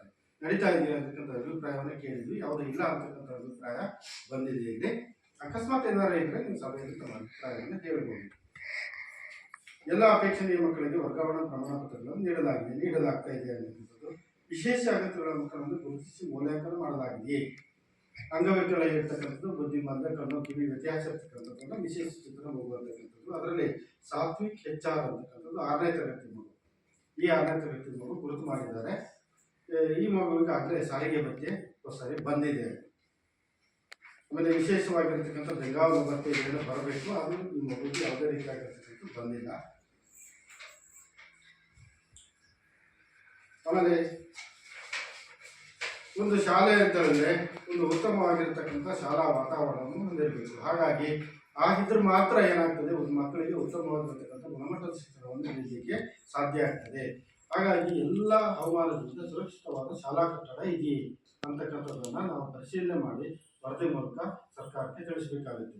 ಈ ಪ್ರಕಾರ ಇಲ್ಲಿ ನಾವು ನೋಡಿದಾಗ ತರಗತಿ ಕೊಠಡಿಗಳು 5 ಇದೆ, ಅಡಿಗೆ ಕೊಠಡಿ 1 ಇದೆ, ದಾಸ್ತಾನು ಕೊಠಡಿ 1 ಇದೆ. ಅದರಲ್ಲಿ 5 ತರಗತಿ ಕೊಠಡಿಯಲ್ಲಿ 1 ತರಗತಿ ಕೊಠಡಿ ಮೇಲ್ಚಾವಣಿ ಸಂಪೂರ್ಣ ದುಸ್ಥಿತಿಯಲ್ಲಿದೆ, ದುರಸ್ತಿಗೆ ಅಗತ್ಯ ಇದೆ ಅಂತಕ್ಕಂಥ ಅಭಿಪ್ರಾಯ ಬಂದಿದೆ. ನಾವು ನೋಡಿದ್ದೇವೆ, ಅದಾಗಲೇ ದುಸ್ಥಿತಿಯಲ್ಲಿದೆ, ಅದು ಮೇಲ್ಚಾವಣಿ ದುರಸ್ತಿಗೆ ಅಗತ್ಯ ಇದೆ ಅಂತಕ್ಕಂಥ ಅಭಿಪ್ರಾಯವನ್ನು ನಾವು ವರದಿಯಲ್ಲಿ ಕಳಿಸ್ತಾ ಇದ್ದೇವೆ. ಅಕಸ್ಮಾತ್ ನೀವೇನಾದ್ರು ತರಗತಿ ಕೊಠಡಿಯಲ್ಲಿ ಬೇರೆ ಬೇರೆ ಏನಾದ್ರು ಇದ್ದರೆ ತಮ್ಮ ಅಭಿಪ್ರಾಯವನ್ನು ಹೇಳ್ಬೋದು. ನಾವು ನೋಡಿದಂತೆ ಸಾಮಾನ್ಯವಾಗಿ ಮೇಲ್ನೋಟಕ್ಕೆ ಅಷ್ಟೇನು ದುಸ್ಥಿತಿ ಇರ್ತಕ್ಕಂಥದ್ದು ಏನು ಕಂಡು ಬಂದಿಲ್ಲ ನಮಗೆ. ಆಮೇಲೆ ಬಾಲಕರಿಗೆ ಸಾಕಷ್ಟು ಶೌಚಾಲಯದ ವ್ಯವಸ್ಥೆ ಇದೆಯೇ, ಬಾಲಕಿಯರಿಗೆ ಸಾಕಷ್ಟು ಶೌಚಾಲಯದ ವ್ಯವಸ್ಥೆ ಇದೆಯೇ, ಶೌಚಾಲಯದಲ್ಲಿ ನೀರಿನ ವ್ಯವಸ್ಥೆ ಇದೆ ಮತ್ತು ಬಳಕೆಗೆ ಯೋಗ್ಯವಾಗಿದೆ. ಒಂದು ಶಾಲೆ ಅಂತ ಹೇಳಿದ್ರೆ ಮಕ್ಕಳು ಕಲಿಕೆಯಲ್ಲಿ ಪಾಲ್ಗೊಳ್ಳಬೇಕಾದ್ರೆ ಶೌಚಾಲಯ ಅತ್ಯಂತ ಪ್ರಮುಖವಾಗಿರ್ತಕ್ಕಂಥದ್ದು. ಏಕೆಂದರೆ ಮಗು ಬೆಳಿಗ್ಗೆ ಆಗಲಿ ಶಾಲೆಗೆ ಬರ್ತದೆ, ಸಂಜೆ ಆಗಲಿ ಮನೆಯನ್ನು ತಲುಪತಕ್ಕಂಥದ್ದು. ಮಧ್ಯದಲ್ಲಿ ತನ್ನ ದೇಹದ ಬಾಧೆಗಳನ್ನು ತಿಳಿಸಬೇಕು, ಆಮೇಲೆ ಕಲಿಕೆಯಲ್ಲಿ ಪಾಲ್ಗೊಳ್ಬೇಕು. ಮಗು ಏನಾದರೂ ಶೌಚಾಲಯ ಸರಿ ಇಲ್ಲ, ನೀರಿನ ವ್ಯವಸ್ಥೆ ಇಲ್ಲ, ಬಳಕೆಗೆ ಬಳಸಲಿಕ್ಕೆ ಆಗೋದಿಲ್ಲ, ಸ್ವಚ್ಛತೆ ಇಲ್ಲ ಅಂದರೆ ಮಗು ಶೌಚಾಲಯವನ್ನು ಬಳಸೋದಿಲ್ಲ. ಹಾಗೆ ಶೌಚವನ್ನು ಕಟ್ಕೊಂಡು ತರಗತಿ ಕೊಠಡಿಯಲ್ಲಿ ಬಂದು ಕಲಿಕೆಯಲ್ಲಿ ಪಾಲ್ಗೊಳ್ತದೆ. ಆಗ ಶೌಚವನ್ನು ಕಟ್ಕೊಂಡಿರ್ತಕ್ಕಂಥ ಮಗು ಶಿಕ್ಷಕರ ಪಾಠ ಪ್ರವಚನದಲ್ಲಿ ಪಾಲ್ಗೊಳ್ಳೋದಿಲ್ಲ, ಕಲಿಕೆಯಲ್ಲಿ ಪಾಲ್ಗೊಳ್ಳೋದಿಲ್ಲ, ಕಲಿಕೆಯಲ್ಲಿ ಹಿಂದೆ ಬೀಳ್ತದೆ. ಆಮೇಲೆ ಆರೋಗ್ಯದ ಮೇಲೆ ಪರಿಣಾಮವನ್ನು ಬೀರುತ್ತೆ. ಹಾಗಾಗಿ ಒಂದು ಉತ್ತಮವಾಗಿರ್ತಕ್ಕಂಥ ಶೌಚಾಲಯವನ್ನು ಶಾಲೆ ಹೊಂದಿರಬೇಕು ಅಂತಕ್ಕಂಥದ್ದು. ಇಲ್ಲಿ ನೋಡಿದರೆ ಇದೆ, ನಿಮ್ಮ ಶಾಲೆಯಲ್ಲಿ ಸಾಮಾನ್ಯವಾಗಿ ಮಧ್ಯಮ ದರ್ಜೆಯ ಒಂದು ಶೌಚಾಲಯ ಇದೆ, ನೀರಿನ ವ್ಯವಸ್ಥೆ ಇದೆ, ಬಳಕೆಗೆ ಯೋಗ್ಯವಾಗಿದೆ ಅಂತಕ್ಕಂಥ ಅಭಿಪ್ರಾಯವನ್ನು ಮಕ್ಕಳು ಸಹ ಹೇಳಿದ್ದಾರೆ. ಅಕಸ್ಮಾತ್ ಇಲ್ಲ ಅಂದರೆ ನೀವು ತಮ್ಮ ಅಭಿಪ್ರಾಯವನ್ನು ಹೇಳ್ಬೋದು. ವಿಶೇಷ ಅಗತ್ಯಗಳ ಮಕ್ಕಳು ಬಳಸುವಂಥ ಶೌಚಾಲಯ ಇದೆಯೇ, ಆ ರೀತಿಯಾಗಿರ್ತಕ್ಕಂಥ ಪ್ರತ್ಯೇಕ ಶೌಚಾಲಯ ಇರಬೇಕು. ಈ ಶಾಲೆಯಲ್ಲಿ ಇಲ್ಲ ಇದೆ. ಶಾಲೆಯಲ್ಲಿ ಸಾಕಷ್ಟು ಪ್ರಮಾಣದ ನೀರಿನ ಸೌಲಭ್ಯ ಇದೆಯಾ. ಮಕ್ಕಳ ಆರೋಗ್ಯ ದೃಷ್ಟಿಯಿಂದ ಮಗು ಆರೋಗ್ಯವಾಗಿದ್ದರೆ ಮಾತ್ರ ಕಲಿಕೆಯಲ್ಲಿ ಪಾಲ್ಗೊಳ್ಳುತ್ತದೆ. ಹಾಗಾಗಿ ಮಗು ಬಳಸ್ತಕ್ಕಂಥ ಕುಡಿಲಿಕ್ಕೆ ಬಳಸ್ತಕ್ಕಂಥ ನೀರು ಶುದ್ಧವಾಗಿರಬೇಕು. ಮಧ್ಯಾಹ್ನದ ಬಿಸಿಯೂಟಗಳಿಗೆ ಬಳಸ್ತಕ್ಕಂಥ ಮಗು ನೀರು ಸಹ ಶುದ್ಧವಾಗಿರಬೇಕು. ಹಾಗಾಗಿ ಒಂದು ನೀರಿನ ಸೌಲಭ್ಯವನ್ನು ಹೊಂದಿರಬೇಕು, ಶುದ್ಧೀಕರಣ ವ್ಯವಸ್ಥೆಗಳನ್ನು ಹೊಂದಿರಬೇಕು ಅಂತಕ್ಕಂಥದ್ದಿದೆ. ಆ ಪ್ರಕಾರ ಇಲ್ಲಿ ಒಂದು ಶುದ್ಧೀಕರಣ ಘಟಕ ಇದೆ. ಆಮೇಲೆ ಒಂದು ಕೃತಕ ವಾಟರ್ ಫಿಲ್ಟರ್ಗಳಿದೆ. ಇದರ ಮೂಲಕ ಮಕ್ಕಳಿಗೆ ಕುಡಿಲಿಕ್ಕೆ ಶುದ್ಧೀಕರಿಸಿದ ನೀರನ್ನು ಉಪಯೋಗಿಸ್ತಾ ಇದ್ದಾರೆ ಮತ್ತು ಬಿಸಿಯೂಟದಲ್ಲೂ ಶುದ್ಧೀಕರಿಸಿದ ನೀರನ್ನು ಉಪಯೋಗಿಸ್ತಾ ಇರ್ತಕ್ಕಂಥದ್ದು ಕಂಡು ಬಂದಿದೆ. ಕುಡಿಯುವ ನೀರಿನ ಗುಣಮಟ್ಟ ಉತ್ತಮವಾಗಿದೆ. ಪ್ರತಿ 6 ತಿಂಗಳಿಗೊಮ್ಮೆ ಮಕ್ಕಳು ಉಪಯೋಗಿಸ್ತಕ್ಕಂಥ ನೀರಿನ ಗುಣಮಟ್ಟವನ್ನು ಶಾಲೆಯ ಪರೀಕ್ಷೆಗಳು ಒಪ್ಪಿಸಬೇಕು, ಅದರ ದಾಖಲಾತಿಯನ್ನು ನಿರ್ವಹಣೆ ಮಾಡಬೇಕು. ಇಲ್ಲಿ 12/9/2025 ಪರೀಕ್ಷೆಗೆ ಒಳಪಡಿಸಿದ್ದಾರೆ, ದಾಖಲಾತಿ ನಿರ್ವಹಣೆ ಮಾಡಿದ್ದಾರೆ. ಆಮೇಲೆ ಶಾಲೆ ವಿದ್ಯುತ್ ಸಂಪರ್ಕವನ್ನು ಹೊಂದಿದೆಯೇ. ಒಂದು ಶಾಲೆ ಅಂದರೆ ತರಗತಿ ಕೊಠಡಿಯಲ್ಲಿ ಉತ್ತಮವಾಗಿರ್ತಕ್ಕಂಥ ಸ್ವಾಭಾವಿಕ ಬೆಳಕಿರಬೇಕು, ಕೃತಕವಾಗಿರ್ತಕ್ಕಂಥ ಬೆಳಕಿರಬೇಕು. ಆ ಬೆಳಕಿನ ವ್ಯವಸ್ಥೆ ಇದ್ದರೆ ಅಲ್ಲಿ ಮಗು ಕಲಿಕೆಯಲ್ಲಿ ಪಾಲ್ಗೊಳ್ಳುತ್ತದೆ. ಆಮೇಲೆ 6-7ನೇ ತರಗತಿಯ ವಿಜ್ಞಾನ ಪಾಠ ಪ್ರವಚನ ಮಾಡಬೇಕಾದ್ರೆ ಪ್ರಯೋಗಗಳನ್ನು ಮಾಡಿ ತೋರಿಸಬೇಕಾಗ್ತದೆ. ಆಗ ವಿದ್ಯುತ್ತಿನ ಅವಶ್ಯಕತೆ ಇರ್ತದೆ. ಹಾಗಾಗಿ ವಿದ್ಯುತ್ ಹೊಂದಿರಬೇಕು ಅಂತಕ್ಕಂಥದ್ದು ಈ ಶಾಲೆಯಲ್ಲಿ ವಿದ್ಯುತ್ ಸಂಪರ್ಕ ಇದೆ. ಎಲ್ಲ ತರಗತಿ ಕೊಠಡಿಯಲ್ಲಿ ವಿದ್ಯುತ್ ಕಾರ್ಯನಿರ್ವಹಿಸ್ತಾ ಇದೆ. ಶಾಲಾ ಆವರಣದಲ್ಲಿ ಆಟದ ಮೈದಾನ ಇದೆಯೇ. ಮಗು ಪಠ್ಯೇತರವಾಗಿರ್ತಕ್ಕಂಥ ಕ್ರೀಡಾ ಚಟುವಟಿಕೆಗಳನ್ನು ಇಲ್ಲಿ ಕಲಿಕೆ ಆಗಬೇಕು. ಆಮೇಲೆ ಕ್ರೀಡಾ ಸ್ಪರ್ಧೆಗಳಿರ್ತದೆ. ಆ ಕ್ರೀಡಾ ಸ್ಪರ್ಧೆಗಳಿಗೆ ಅನುಕೂಲಕರವಾಗಿರ್ತಕ್ಕಂಥ ಆಟದ ಮೈದಾನ ಇರಬೇಕು, ಅಂಗಣಗಳನ್ನು ಹೊಂದಿರಬೇಕು, ಕ್ರೀಡಾ ವಸ್ತುಗಳನ್ನು ಶಾಲೆ ಹೊಂದಿರಬೇಕು ಅಂತಕ್ಕಂಥದ್ದು. ಇಲ್ಲಿ ಆಗಲೇ ಆಟದ ಮೈದಾನ ಇದೆ. ಇಲ್ಲಿ ಎಲ್ಲ ಆಟದ ಸ್ಪರ್ಧೆಗಳಲ್ಲಿ ಭಾಗವಹಿಸ್ತೀವಿ ಅಂತಕ್ಕಂಥ ಅಭಿಪ್ರಾಯವನ್ನು ಹೇಳಿದ್ದಾರೆ. ಆಮೇಲೆ ಎಲ್ಲ ಕ್ರೀಡಾ ವಸ್ತುಗಳು ಇದೆ ಅಂತಕ್ಕಂಥ ಅಭಿಪ್ರಾಯ ಬಂದಿದೆ. ಶಾಲಾ ಆವರಣದ ಸುತ್ತಲೂ ಕಾಂಪೌಂಡ್ ಗೋಡೆ ಇದೆಯೇ. ಮಕ್ಕಳ ರಕ್ಷಣಾ ದೃಷ್ಟಿಯಿಂದ ಒಂದು ಶಾಲೆ ಅಂತಂದರೆ ಶಾಲೆಯ ಸುತ್ತ ಒಂದು ಕಾಂಪೌಂಡ್ ಗೋಡೆಯನ್ನು ಹೊಂದಿರಬೇಕು. ಏಕೆ ಅಂತಂದರೆ ಕಾಂಪೌಂಡ್ ಗೋಡೆ ಏನಾದ್ರು ಇಲ್ಲದೇ ಇದ್ದರೆ ಶಿಕ್ಷಕರ ಕಣ್ತಪ್ಪಿ ಏನಾದ್ರು ಮಗು ಶಾಲಾ ಪರಿಸರದಿಂದ ಹೊರಗಡೆ ಹೋದರೆ ಏನಾದ್ರು ಅನಾಹುತ ಆಗ್ಬೋದು. ಅದಲ್ಲದೆ ಶಾಲೆಯ ಸುತ್ತ ಏನಾದ್ರು ಗಿಡ ಮರ ಬಳ್ಳಿಗಳು ಏನಾದ್ರು ಬೆಳೆದಿದ್ರೆ ಪೊದೆಗಳಿದ್ರೆ ಅನೇಕ ವಿಷಜಂತುಗಳು ಶಾಲೆಯ ತರಗತಿ ಕೊಠಡಿಯಲ್ಲಿ ಸೇರಿಕೊಂಡು ಅದರಿಂದ ಮಕ್ಕಳಿಗೆ ಅನಾಹುತ ಆಗ್ತಕ್ಕಂಥ ಸಂದರ್ಭಗಳು ಇರ್ತದೆ. ಹಾಗಾಗಿ ಶಾಲೆ ಸುತ್ತ ಕಾಂಪೌಂಡ್ ಇರಬೇಕು ಅಂತಕ್ಕಂಥ ನಿಯಮಾವಳಿ ಇದೆ. ಅದರ ಪ್ರಕಾರ ನಿಮ್ಮ ಶಾಲೆಯಲ್ಲಿ 50% ಕಾಂಪೌಂಡ್ ಗೋಡೆ ಇದೆ, 50% ಕಾಂಪೌಂಡ್ ಗೋಡೆ ಶಾಲೆ ಸುತ್ತ ಇಲ್ಲ. ಶಾಲೆಯ ಗ್ರಂಥಾಲಯವನ್ನು ಹೊಂದಿದೆ. ಒಂದು ಶಾಲೆ ಅಂತ ಹೇಳಿದ್ರೆ ಒಂದು ಗ್ರಂಥಾಲಯವನ್ನು ಹೊಂದಿರಬೇಕು. ಅದರಲ್ಲಿ ಎಲ್ಲ ವಿಷಯದ ಪುಸ್ತಕಗಳಿರಬೇಕು. ಎಲ್ಲ ವಿಷಯದ ಕಲಿಕೆಯನ್ನ ಈ ಹಂತದಲ್ಲಿ ಮಗು ಕಲಿಕೆಯನ್ನು ಮಾಡಬೇಕು ಅಂತಕ್ಕಂಥದ್ದು. ಅಂದ್ರೆ ಯಾಕೆ ಅಂತ ಹೇಳಿದ್ರೆ ಮಗುವಿಗೆ ಪಠ್ಯಪುಸ್ತಕದಲ್ಲಿ ಈ ಹಂತದಲ್ಲಿ ಕೇವಲ 20-25 ಭಾಗಗಳ ವಿಷಯ ಮಾತ್ರ ಕಲಿಕೆಗೆ ಸಿಗ್ತದೆ. ಉಳಿದಿರ್ತಕ್ಕಂಥ ಕಲಿಕೆಯನ್ನ ಈ ಗ್ರಂಥಾಲಯದ ಪುಸ್ತಕಗಳನ್ನು ಓದ್ಕೊಂಡು ಮಗು ಕಲಿಕೆಯನ್ನು ಮಾಡ್ಕೋಬೇಕು. ಈಗ ಪಠ್ಯಪುಸ್ತಕದ ವಿಷಯಗಳನ್ನ ಈ ಹಂತದಲ್ಲಿ ಮಗು ಕಲಿಕೆಯನ್ನು ಮಾಡಿಕೊಂಡ್ರೆ ಮುಂದಿನ ದಿನಗಳಲ್ಲಿ ಉನ್ನತವಾಗಿರ್ತಕ್ಕಂಥ ವ್ಯಾಸಂಗಕ್ಕೆ ಪದವಿ ವ್ಯಾಸಂಗಕ್ಕೆ ಹೋದಾಗ ಏನಾಗ್ತದೆ, ಅಲ್ಲಿ ಒಳ್ಳೆಯ ಪದವಿಗಳನ್ನು ಆಯ್ಕೆ ಮಾಡ್ಕೋಬೇಕು. ಸ್ಪರ್ಧಾತ್ಮಕ ಪರೀಕ್ಷೆಗಳನ್ನು ಎದುರಿಸಬೇಕಾಗ್ತದೆ. ಆ ಪರೀಕ್ಷೆಗಳನ್ನು ಎದುರಿಸಲು ಈ ಹಂತದಲ್ಲಿ ಬರೇ ಪಠ್ಯಪುಸ್ತಕದ ವಿಷಯಗಳನ್ನು ಮಾತ್ರ ಮಗು ಕಲಿತರೆ ಸಾಕಾಗೋದಿಲ್ಲ. ಹಾಗಾಗಿ ಗ್ರಂಥಾಲಯದಲ್ಲಿರ್ತಕ್ಕಂಥ ಅನೇಕ ಪುಸ್ತಕಗಳನ್ನು, ಬೇರೆ ಬೇರೆ ವಿಷಯದ ಪುಸ್ತಕಗಳನ್ನು ಓದಿ ಮಗು ಜ್ಞಾನವನ್ನು ಸಂಪಾದನೆ ಮಾಡಿ ಇಟ್ಕೋಬೇಕು. ಅದು ಮುಂದಿನ ದಿನಗಳಲ್ಲಿ ಅನೇಕ ಪರೀಕ್ಷೆಗಳನ್ನು ಎದುರಿಸಲಿಕ್ಕೆ ಸಹಾಯ ಆಗುತ್ತೆ. ಅದಲ್ಲದೆ ಮಗು ಪದವಿ ಪಡೆದು ಹೊರಗಡೆ ಬಂದಾಗ ಅನೇಕ ಉದ್ಯೋಗಗಳನ್ನು ಪಡೆಯಬೇಕು, ಒಳ್ಳೆಯ ಕ್ಷೇತ್ರಗಳಲ್ಲಿ ಸಾಧನೆ ಮಾಡಬೇಕಂದ್ರೆ ಒಂದೂ ಸಹ ಪರೀಕ್ಷೆಗಳನ್ನು ಎದುರಿಸಬೇಕಾಗುತ್ತೆ. ಬೇರೆಯವರ ಜೊತೆಗೆ ಸ್ಪರ್ಧಾತ್ಮಕ ಪರೀಕ್ಷೆಗಳನ್ನು ಎದುರಿಸಬೇಕಾಗುತ್ತೆ.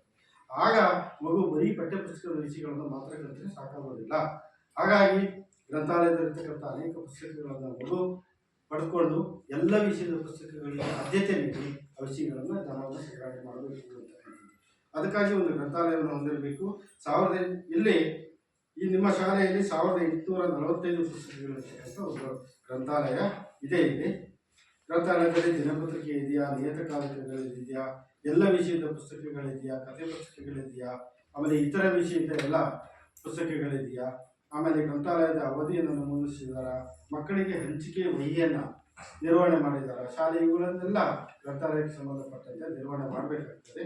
ಅದನ್ನೆಲ್ಲ ನಿರ್ವಹಣೆ ಮಾಡಿದ್ದಾರೆ. ಇಲ್ಲಿ ದಿನಪತ್ರಿಕೆ ಇದೆ, ನಿಯತಕಾಲಿಕೆ ಒಂದಿಲ್ಲ ಮತ್ತು ಓದಿರ್ತಕ್ಕಂಥ ನಿರ್ವಹಣೆ ಆಗಿರ್ತಕ್ಕಂಥದ್ದು ಇದೆ. ಮಕ್ಕಳು ಪಡೆದು ಓದ್ತೀವಿ ಅಂತಕ್ಕಂಥ ಅಭಿಪ್ರಾಯವನ್ನು ಹೇಳಿದ್ದಾರೆ. ಆಮೇಲೆ ಕ್ರೀಡೆಯಲ್ಲಿ ಭಾಗವಹಿಸಲಿಕ್ಕೆ ಕ್ರೀಡಾ ಸಾಮಗ್ರಿಗಳು ಶಾಲೆಯಲ್ಲಿದೆಯೇ, ಮಕ್ಕಳಿಗೆ ನೀಡಲಾಗ್ತಿದೆ ಅಂತಕ್ಕಂಥ ಅಭಿಪ್ರಾಯವನ್ನು ಹೇಳಿದ್ದಾರೆ.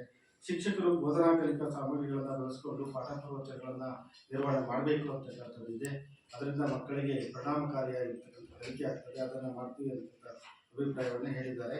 ಒಂದು ಶಾಲೆ ಅಂತ ಹೇಳಿದ್ರೆ ಉತ್ತಮವಾಗಿರ್ತಕ್ಕಂಥ ವಿಜ್ಞಾನ ಮತ್ತು ತಂತ್ರಜ್ಞಾನ ಹೊಂದಿರತಕ್ಕಂಥ ವೈಜ್ಞಾನಿಕ ಮನೋಭಾವನೆಯನ್ನು ಪಾಠ ಪ್ರವಚನಗಳನ್ನು ನಿರ್ವಹಣೆ ಮಾಡಬೇಕಾದ್ರೆ, ವಿಷಯಗಳನ್ನು ಕಲಿಕೆ ಮಾಡಬೇಕಾದ್ರೆ ಇತ್ತೀಚಿನ ದಿನಗಳಲ್ಲಿ ತಂತ್ರಾಂಶಯುಕ್ತವಾಗಿರ್ತಕ್ಕಂಥ ಗುಣಮಟ್ಟದ ಕಲಿಕೆ ಆಗಬೇಕಾದ್ರೆ ಡಿಜಿಟಲ್ ಮೂಲಸೌಕರ್ಯಗಳು ಶಾಲೆಯಲ್ಲಿ ಇರಬೇಕು ಅಂತಕ್ಕಂಥದ್ದು. ಡಿಜಿಟಲ್ ಮೂಲಸೌಕರ್ಯಗಳಂದರೆ ಕಂಪ್ಯೂಟರ್ಗಳಿರ್ಬೋದು, ಲ್ಯಾಪ್ಟಾಪ್ ಇರ್ಬೋದು, ಪ್ರೊಜೆಕ್ಟರ್ಗಳಿರ್ಬೋದು, ಸ್ಮಾರ್ಟ್ ಬೋರ್ಡ್ಗಳಿರ್ಬೋದು, ಸ್ಮಾರ್ಟ್ ಟಿವಿಗಳಿರ್ಬೋದು, ಇವುಗಳು ಇರಬೇಕು. ಇವುಗಳ ಮೂಲಕ ಮಕ್ಕಳಿಗೆ ಕಲಿಕೆ ಆಗಬೇಕು. ಆಗ ಮಕ್ಕಳಿಗೆ ಗುಣಮಟ್ಟದ ಶಿಕ್ಷಣ ದೊರೆಯುತ್ತದೆ, ಕಲಿಕೆ ಆಗ್ತದೆ ಅಂತಕ್ಕಂಥದ್ದು. ಅವುಗಳನ್ನೆಲ್ಲ ಶಾಲೆ ಹೊಂದಿರಬೇಕು. ನಿಮ್ಮ ಶಾಲೆ ಕಂಪ್ಯೂಟರ್ ಇಲ್ಲ, ಲ್ಯಾಪ್ಟಾಪ್ ಇಲ್ಲ, ಪ್ರೊಜೆಕ್ಟರ್ ಇಲ್ಲ, ಸ್ಮಾರ್ಟ್ ಬೋರ್ಡ್ ಇಲ್ಲ, ಒಂದು ಸ್ಮಾರ್ಟ್ ಟಿವಿ ಇದೆ. ಅದರ ಮೂಲಕ ಕೆಲವೊಂದು ಪಾಠ ಪ್ರವಚನಗಳನ್ನು ನಿರ್ವಹಣೆ ಮಾಡ್ತಾರೆ ಅಂತಕ್ಕಂಥ ಅಭಿಪ್ರಾಯವನ್ನು ಹೇಳಿದ್ದಾರೆ. ಮಕ್ಕಳು ಸಹ ಹೇಳಿದ್ದಾರೆ, ನಾವು ಕೆಲವೊಂದು ಪಾಠ ಪ್ರವಚನಗಳನ್ನು ಅದನ್ನು ನೋಡಿ ಕಲಿತಾ ಇದ್ದೀವಿ, ಅದರಲ್ಲಿ ಕಲಿಕೆಯನ್ನು ಮಾಡ್ತಾ ಇದ್ದೀವಿ.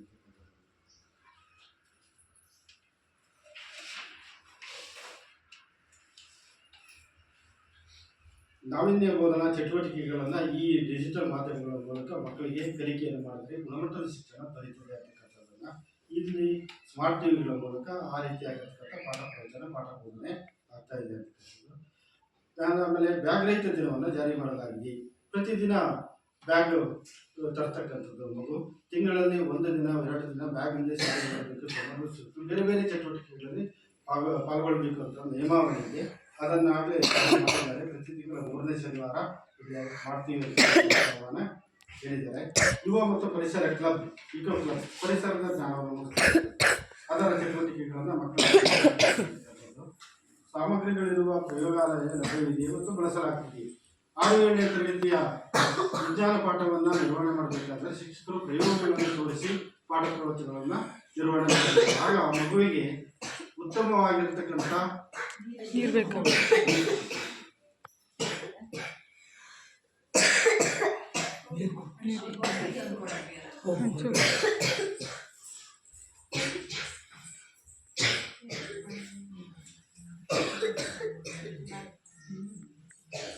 ಮಗುವಿಗೆ ವಿಜ್ಞಾನದಲ್ಲಿ ಪಾಠ ಪ್ರವಚನ ನಿರ್ವಹಣೆ ಮಾಡಬೇಕಾದ್ರೆ ಏನ್ ಮಾಡಬೇಕು, ಪ್ರಯೋಗಗಳನ್ನು ಮಾಡಿದ್ರೆ ಪರಿಣಾಮಕಾರಿಯಾಗಿ ಕಲಿಕೆ ಆಗ್ತದೆ ಅಂತಕ್ಕಂಥದ್ದು. ಹಾಗಾಗಿ ಪ್ರಯೋಗದ ಪರಿಕರಗಳಿರಬೇಕು, ಪ್ರಯೋಗದ ವಸ್ತುಗಳಿರಬೇಕು ಅಂತಕ್ಕಂಥದ್ದು ನಿಯಮಾವಳಿ ಇದೆ. ಇಲ್ಲಿ ಕೆಲವೊಂದು ಪ್ರಯೋಗದ ವಸ್ತುಗಳಿದೆ, ಪರಿಕರಗಳು ಇರ್ತಕ್ಕಂಥದ್ದು ಕಂಡು ಬಂದಿದೆ. ಆಮೇಲೆ ವಿಜ್ಞಾನ ಮತ್ತು ಗಣಿತ ಕಿಟ್ಗಳ ಮೂಲಕ ಪಾಠ ಪ್ರವಚನ ಮಾಡಿದ್ರೆ ಮಕ್ಕಳಿಗೆ ಪರಿಣಾಮಕಾರಿಯಾಗಿರ್ತಕ್ಕಂಥ ಕಲಿಕೆ ಆಗ್ತದೆ. ಹಾಗಾಗಿ ಕಿಟ್ಗಳು ಇರಬೇಕು. ಇದು ಗಣಿತ ಕಿಟ್ ಇದೆ, ವಿಜ್ಞಾನ ಕಿಟ್ ಇಲ್ಲ. ಮಕ್ಕಳಿಗೆ ಸ್ವಯಂ ರಕ್ಷಣಾ, ಹೆಣ್ಣು ಮಕ್ಕಳಿಗೆ ಸ್ವಯಂ ರಕ್ಷಣಾ ತರಬೇತಿ, ಕರಾಟೆ ತರಬೇತಿ ಏನಾದ್ರು ಕೊಡ್ತಾ ಇದ್ದಾರೆ ಅಂತಕ್ಕಂಥದ್ದು.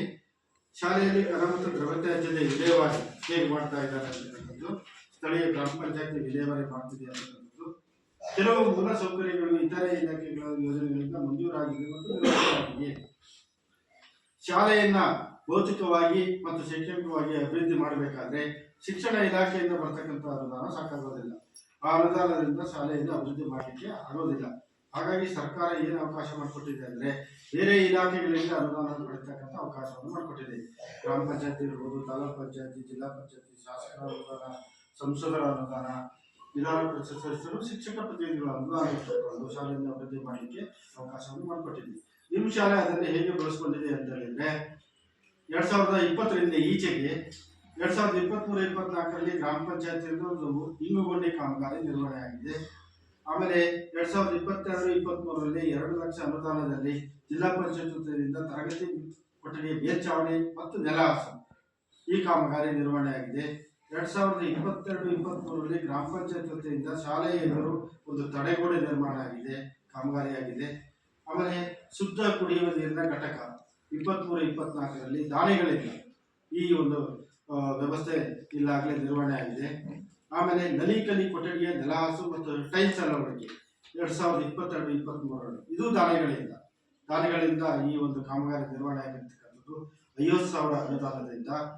ಆಮೇಲೆ 35 ಊಟದ ತಟ್ಟೆ ಮತ್ತು ಲೋಟ 2023-24ರಲ್ಲಿ ದಾನಿಗಳಿಂದ ಬಂದಿರತಕ್ಕಂಥದ್ದು. ಆಮೇಲೆ ಶಾಲೆಯ ಎದುರು ಒಂದು ಗೇಟು 23-24ರಲ್ಲಿ 5,000ರಲ್ಲಿ ಪೋಷಕರಿಂದ. ಆಮೇಲೆ 40 ಊಟದ ತಟ್ಟೆ ಮತ್ತು ಸ್ಟ್ಯಾಂಡು 2024-25ರಲ್ಲಿ 7,500 ರೂಪಾಯಿ ದಾನಿಗಳಿಂದ ಬಂದಿರತಕ್ಕಂಥದ್ದು. ಆಮೇಲೆ ಬೇರೆ ಊರಿನ ದಾನಿಗಳಿಂದ ಬಂದಿರತಕ್ಕಂಥ ಒಂದು ಕಂಪ್ಯೂಟರ್ ಇತ್ತೀಚೆಗೆ 25-26ನೇ ಸಾಲದಲ್ಲಿ ಒಂದು ಹೊಸ ಕಂಪ್ಯೂಟರ್ ವ್ಯವಸ್ಥೆ ಬೇರೆ ದಾನಿಗಳಿಂದ, ಬೇರೆ ಊರಿನ ದಾನಿಗಳಿಂದ ಶಾಲೆಗೆ ಬಂದಿರತಕ್ಕಂಥದ್ದು. ಹೀಗೆ ಬೇರೆ ಬೇರೆ ಇಲಾಖೆಗಳಿಂದ ಮತ್ತು ದಾನಿಗಳಿಂದ ಇಷ್ಟು ಒಂದು ಸೌಲಭ್ಯಗಳು ಶಾಲೆಗೆ ಬಂದಿರತಕ್ಕಂಥದ್ದು. ಆಮೇಲೆ ಶಿಕ್ಷಕರಿಗೆ ಸಂಬಂಧಪಟ್ಟಂತೆ ಕೆಲವೊಂದು ಪರಿಶೀಲನೆಯನ್ನು ಮಾಡಬೇಕಾಗ್ತದೆ. ಶಿಕ್ಷಕರು ನಿಯಮಿತವಾಗಿ ಶಾಲೆಗೆ ಹಾಜರಾಗ್ತಾರೆ, ಪ್ರತಿದಿನ ಶಾಲೆಗೆ ತಡವಾಗಿ ಬರ್ತಾರೆ, ಪ್ರತಿದಿನ ಶಾಲೆಯನ್ನು ಮುಂಚಿತವಾಗಿ ತೆರಳುತ್ತಾರೆ. ಆಮೇಲೆ ಇಲಾಖಾ ನಿಯಮದ ಪ್ರಕಾರ ಪಾಠ ಪ್ರವಚನಗಳು, ಆಮೇಲೆ ಪರೀಕ್ಷೆಗಳು, ಘಟಕ ಪರೀಕ್ಷೆಗಳು, ಅದರ ಮೌಲ್ಯಾಂಕನ ಮಾಡ್ತಕ್ಕಂಥದ್ದು, ಮಗು ಯಾವ ಹಂತದಲ್ಲಿ ಇದೆ ಅಂತಕ್ಕಂಥದ್ದನ್ನು ಮೌಲ್ಯಾಂಕನ ಮಾಡಿ ಮಗುವಿಗೆ ಮತ್ತು ಪೋಷಕರಿಗೆ ತಿಳಿಸ್ತಕ್ಕಂಥ ಎಲ್ಲ ಚಟುವಟಿಕೆಗಳನ್ನ ಇಲಾಖಾ ನಿಯಮದ ಪ್ರಕಾರ ನಿರ್ವಹಣೆ ಮಾಡಬೇಕಾಗ್ತದೆ. ಶಾಲೆ ಅದನ್ನ ಮಾಡ್ತಾ ಇದ್ದಾರೆ ಅಂತಕ್ಕಂಥದ್ದು ಅಭಿಪ್ರಾಯ ಬಂದಿದೆ ಆಗಲೇ. ಆಮೇಲೆ ಶಿಕ್ಷಕರು ಸದರಿ ಶಾಲೆಯಿಂದ ವೇತನವನ್ನು ಪಡೆಯುತ್ತಾರೆ, ಆದರೆ ಸದರಿ ಶಾಲೆಯಿಂದ ಕಾರ್ಯನಿರ್ವಹಿಸುತ್ತಿಲ್ಲ. ಈ ರೀತಿಯಾಗಿರ್ತಕ್ಕಂಥ ಶಿಕ್ಷಕರಿಂದ. ಆದರೆ ಶಿಕ್ಷಕರು ಸದರಿ ಶಾಲೆಯಿಂದ ಕಾರ್ಯನಿರ್ವಹಿಸುತ್ತಾರೆ, ಸದರಿ ಶಾಲೆಯಿಂದ ವೇತನವನ್ನು ಪಡೆಯುತ್ತಿಲ್ಲ. ಆ ರೀತಿಯಾಗಿರ್ತಕ್ಕಂಥ ಒಬ್ಬ ನಿಯೋಜನೆ ಮೇಲೆ ಶಿಕ್ಷಕರಿದ್ದಾರೆ. ಮುಖ್ಯ ಶಿಕ್ಷಕರು ಸದರಿ ಶಾಲೆಯಲ್ಲಿ ಕಾರ್ಯನಿರ್ವಹಿಸ್ತಾ ಇದ್ದಾರೆ, ಆದರೆ ನಿಯೋಜನೆ ಮೇಲೆ ಬೇರೆ ಶಾಲೆಯಲ್ಲಿ ಕರ್ತವ್ಯವನ್ನು ನಿರ್ವಹಿಸ್ತಾ ಇದ್ದಾರೆ. ಅವರಿಗೆ ವೇತನ ಆ ಶಾಲೆಯಿಂದ ಬರ್ತಾ ಇರ್ತಕ್ಕಂಥದ್ದು ಈಗಿರ್ತಕ್ಕಂಥ ಮುಖ್ಯ ಶಿಕ್ಷಕರು. ಆಮೇಲೆ ಶಾಲೆಯಲ್ಲಿ ಸಾಕಷ್ಟು ಶಿಕ್ಷಕರಿದ್ದಾರೆ. ಶಿಕ್ಷಕರ ಸಂಖ್ಯೆ ಇಲಾಖಾ ನಿಯಮದ ಪ್ರಕಾರ 2 ಶಿಕ್ಷಕರ ಕೊರತೆ ಇದೆ. ಇತ್ತೀಚೆಗೆ ಶಿಕ್ಷಕರು ತರಬೇತಿಗಳನ್ನು ಪಡೆದಿದ್ದಾರೆ. ಶಿಕ್ಷಕರ ಕಾರ್ಯಕ್ಷಮತೆಯನ್ನು ಹೆಚ್ಚಿಸಲು ಮತ್ತು ಮಕ್ಕಳಿಗೆ ಬದಲಾವಣೆಗೆ ತಕ್ಕಂತೆ ಗುಣಮಟ್ಟದ ಶಿಕ್ಷಣವನ್ನು ನೀಡಲು ಇಲಾಖೆ ಆಗಾಗ ಅವರಿಗೆ ತರಬೇತಿಯನ್ನು ನೀಡ್ತಾ ಇದೆ. ಆ ಪ್ರಕಾರ ಇಲ್ಲಿ ಓದು ಕರ್ನಾಟಕ ಅಂತಕ್ಕಂಥ ಒಂದು ತರಬೇತಿಯನ್ನು ಶಿಕ್ಷಕರು ಪಡೆದಿದ್ದಾರೆ. ಆಮೇಲೆ ಮಕ್ಕಳ ಮ್ಯಾಪಿಂಗ್ ಮತ್ತು ಜಾಡಿ ಹಿಡಿಯುವ ಕಾರ್ಯವನ್ನು ಮಾಡಲಾಗಿದೆ. ಈ ರೀತಿ ಮಾಡ್ತಾ ಇದ್ದಾರೆ. ಶಾಲೆಯಿಂದ ಇತರ ಉದ್ದೇಶಗಳಿಗಾಗಿ ಬಳಸಲಾಗ್ತದೆ. ಯಾವುದೇ ರಾಜಕೀಯ, ಸಾಮಾಜಿಕ, ಧಾರ್ಮಿಕ, ಇತರೆ ಚಟುವಟಿಕೆಗಳಿಗೆ ಶಾಲೆಯಿಂದ ಬಳಸೋದ್ರಿಂದ ಕಡ್ಡಾಯ ನಿಯಮ. ನಿಮ್ಮ ಶಾಲೆಯಲ್ಲಿ ನಾನು ಬಳಸ್ತಾ ಇಲ್ಲ ಅಂತ ಅಭಿಪ್ರಾಯ ಇದೆ. ಪ್ರವೇಶ ಶುಲ್ಕ, ಅತಿಥಿ ಶುಲ್ಕ, ಕ್ಯಾಪ್ಟನ್ ಶುಲ್ಕ, ಬೋಧನಾ ಶುಲ್ಕ, ಇತರೆ ಶುಲ್ಕಗಳನ್ನು ಪಡಿತಾ ಇದ್ದಾರೆ. ಏಕೆಂತಂದ್ರೆ ಉಚಿತ ಮತ್ತು ಕಡ್ಡಾಯ ಶಿಕ್ಷಣ ಯಾವುದೂ ಪಡಿತಾ ಇಲ್ಲ ಅಂತಕ್ಕಂಥದ್ದು. ಶಾಲಾಭಿವೃದ್ಧಿ ಮತ್ತು ಮೇಲುಸ್ತುವಾರಿ ಸಮಿತಿಯನ್ನು ರಚಿಸಲಾಗಿದೆ. ಶಾಲೆಯ ಅಭಿವೃದ್ಧಿಯಲ್ಲಿ ಶಿಕ್ಷಕರ ಪಾತ್ರ ಎಷ್ಟಿದೆಯೋ ಅಷ್ಟೇ ಶಾಲಾಭಿವೃದ್ಧಿ ಸಮಿತಿಯ ಪಾತ್ರ ಇರ್ತದೆ. ಹೆಚ್ಚು ಕ್ರಿಯಾಶೀಲವಾಗಿರ್ತಕ್ಕಂಥ ಶಾಲಾಭಿವೃದ್ಧಿ ಸಮಿತಿ ಇರ್ತದೋ ಅಲ್ಲಿ ಉತ್ತಮವಾಗಿರ್ತಕ್ಕಂಥ ಶಾಲಾ ವಾತಾವರಣ ಇರ್ತದೆ. ಆಮೇಲೆ ಉತ್ತಮವಾಗಿರ್ತಕ್ಕಂಥ ಕಲಿಕಾ ವಾತಾವರಣ ಇರ್ತದೆ. ಮಕ್ಕಳಿಗೆ ಗುಣಮಟ್ಟದ ಶಿಕ್ಷಣ ದೊರೆಯಲಿಕ್ಕೆ ಅವಕಾಶ ಆಗ್ತದೆ. ಹಾಗಾಗಿ ನಿಮ್ಮ ಶಾಲೆಯಲ್ಲಿ ಹೇಗಿದೆ ಅಂತಕ್ಕಂಥದ್ದು, ಹಾಗಾಗಲೇ ನಾವು ಕೆಲವೊಂದು ಶಾಲಾಭಿವೃದ್ಧಿ ಅಧ್ಯಕ್ಷರು ಮತ್ತು ಸದಸ್ಯರನ್ನು ನಾವಾಗಲೇ ಅವರನ್ನು ಸಹ ನಾವು ಪರಿಶೋಧನೆ ಮಾಡಿದ್ವಿ. ನಾವು ಉತ್ತಮವಾಗಿ ಕಾರ್ಯವನ್ನು ನಿರ್ವಹಿಸ್ತಾ ಇದ್ದಾರೆ ಅಂತಕ್ಕಂಥ ಅಭಿಪ್ರಾಯ ಬಂದಿದೆ. ಹಾಗೇನಾದ್ರು ಇದ್ರೆ ಯಾರಾದರೂ ಶಾಲೆಯ ಬಗ್ಗೆ ಗಮನ ಕೊಡ್ತಾ ಇಲ್ಲ ಅಂತಕ್ಕಂಥ ಅಭಿಪ್ರಾಯ ಇದ್ದರೆ ತಾವು ಕ್ರಮದಲ್ಲಿ ತಮ್ಮ ಅಭಿಪ್ರಾಯವನ್ನು ಹೇಳಬಹುದು. STMC ಸದಸ್ಯರಲ್ಲಿ ಇಲ್ಲಿ ಪೋಷಕರಾಗಿರಬೇಕು, ಅರ್ಧದಷ್ಟು ಮಹಿಳೆಯರಿರಬೇಕು ಅಂತಕ್ಕಂಥದ್ದು. ಆಮೇಲೆ STMC ಶಾಲೆಯ ಮೇಲುಸ್ತುವಾರಿಯನ್ನು ಮಾಡಬೇಕು, ಶಾಲೆಯ ಅಭಿವೃದ್ಧಿ ಯೋಜನೆಯನ್ನು ಸಿದ್ಧಪಡಿಸಬೇಕು ಅಂತಕ್ಕಂಥ ನಿಯಮಾವಳಿ ಇದೆ. ಅದ್ರ ಪ್ರಕಾರ ಮಾಡ್ತಾ ಇದ್ದಾರೆ ಅಂತಕ್ಕಂಥದ್ದು. ಆಮೇಲೆ ನಿಯಮಾವಳಿಗಳ ಪ್ರಕಾರ ಪ್ರತಿ ತಿಂಗಳು STMC ಸಭೆಗಳು ನಡೀಬೇಕು ಅಂತಕ್ಕಂಥದ್ದು. ಒಂದು ವರ್ಷದಲ್ಲಿ 12 ಸಭೆಗಳು ನಡೀಬೇಕು ಅಂತಕ್ಕಂಥದ್ದು. ಅದರಲ್ಲಿ 2 ಸಮುದಾಯದತ್ತ ಸಭೆಗಳು, ಅದು ಸಹ STMC ಸಭೆಗಳಿಗೆ ಸೇರ್ತದೆ. ಒಟ್ಟು 12 ಸಭೆಗಳು ಆಗಬೇಕು ಅಂತಕ್ಕಂಥ ನಿಯಮಾವಳಿ ಇದೆ. ಅದರ ನಡಾವಳಿಯನ್ನು ದಾಖಲೆಯನ್ನು ಶಾಲೆ ನಿರ್ವಹಣೆ ಮಾಡಬೇಕು. ನಿಮ್ಮ ದಾಖಲೆ ಪ್ರಕಾರ ನೋಡಿದಾಗ ಇಲ್ಲಿ 10 ಸಭೆಗಳು ನಡೆದಿರ್ತಕ್ಕಂಥದ್ದು ಕಂಡು ಬಂದಿದೆ. ಆಮೇಲೆ ಇಲಾಖೆಗೆ ಸಂಬಂಧಪಟ್ಟಂತೆ ಒಂದು ಶಾಲೆ ಅಂತ ಹೇಳಿದ್ರೆ ಇಲಾಖಾ ಮೇಲಾಧಿಕಾರಿಗಳು ಆಗಾಗ್ಗೆ ಭೇಟಿ ನೀಡಬೇಕು, ಅಲ್ಲಿಯ ಮಾಹಿತಿಗಳನ್ನು ಸಂಗ್ರಹಿಸಬೇಕು, ಶಾಲಾ ವಾತಾವರಣದ ಬಗ್ಗೆ ಉನ್ನತ ಮಟ್ಟಕ್ಕೆ ತಮ್ಮ ಅಭಿಪ್ರಾಯಗಳನ್ನು ನೀಡಬೇಕು ಅಂತಕ್ಕಂಥದ್ದು ನಿಯಮಾವಳಿ ಇದೆ. ಅದರ ಪ್ರಕಾರ ಕ್ಷೇತ್ರ ಶಿಕ್ಷಣಾಧಿಕಾರಿಗಳು ಒಂದು ಪ್ರಾಥಮಿಕ ಶಾಲೆಗೆ ಒಮ್ಮೆ ಭೇಟಿ ನೀಡಬೇಕು, ಕ್ಷೇತ್ರ ಸಮನ್ವಯಾಧಿಕಾರಿಗಳು ಸಹ ಒಮ್ಮೆ ಭೇಟಿ ನೀಡಬೇಕು ಅಂತಕ್ಕಂಥ ನಿಯಮಾವಳಿ ಇದೆ. ಅದರ ಪ್ರಕಾರ ಇಲ್ಲಿ 2023-24ರಲ್ಲಿ BO ಒಮ್ಮೆ ಭೇಟಿ ನೀಡಿರ್ತಕ್ಕಂಥ ದಾಖಲೆ ಇಲ್ಲ. 24-25ರಲ್ಲಿ ಒಮ್ಮೆ ಭೇಟಿ ಕೊಟ್ಟಿದ್ದಾರೆ. ಪ್ರಸ್ತುತ 25-26ರಲ್ಲಿ ಭೇಟಿ ಕೊಟ್ಟಿದ್ದಾರೆ, ದಾಖಲೆ ನಿರ್ವಹಣೆ ಆಗಿದೆ. BRC ಅವರು ಸಹ 2 ಸಾರಿ ಭೇಟಿ ಕೊಟ್ಟಿದ್ದಾರೆ.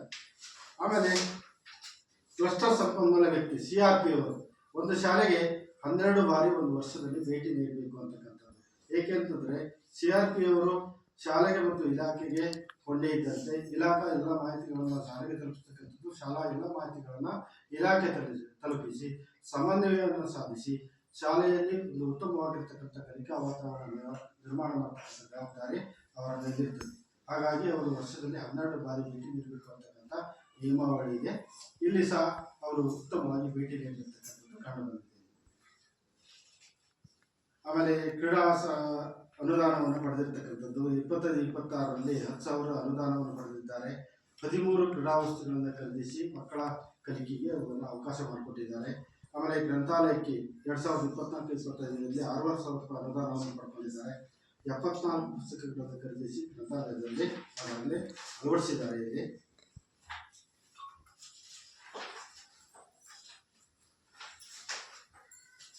ಆಮೇಲೆ ಮಕ್ಕಳ ಸುರಕ್ಷತೆಗೆ ಸಂಬಂಧಪಟ್ಟಂತೆ ಶಾಲಾ ಸುರಕ್ಷತಾ ಸಮಿತಿನ ರಚನೆ ಮಾಡಬೇಕು, ಆಗಲೇ ರಚನೆ ಮಾಡಿದ್ದಾರೆ. ಆಮೇಲೆ ಒಂದು ಮಕ್ಕಳ ಸುರಕ್ಷತೆಯಿಂದ ಒಂದು ಪೋಷಕರಿಗೆ ದೂರು ಪೆಟ್ಟಿಗೆಯನ್ನು ನಿರ್ವಹಣೆ ಮಾಡಬೇಕು, ಅದನ್ನು ನಿರ್ವಹಣೆ ಮಾಡಿದ್ದಾರೆ. ಆಮೇಲೆ ಶಾಲಾ ಸುರಕ್ಷಾ ಪ್ರತಿಜ್ಞೆಯನ್ನು ನಿರ್ವಹಣೆ ಮಾಡಬೇಕಾಗ್ತದೆ, ಅದನ್ನು ನಿರ್ವಹಣೆ ಮಾಡಿದ್ದಾರೆ.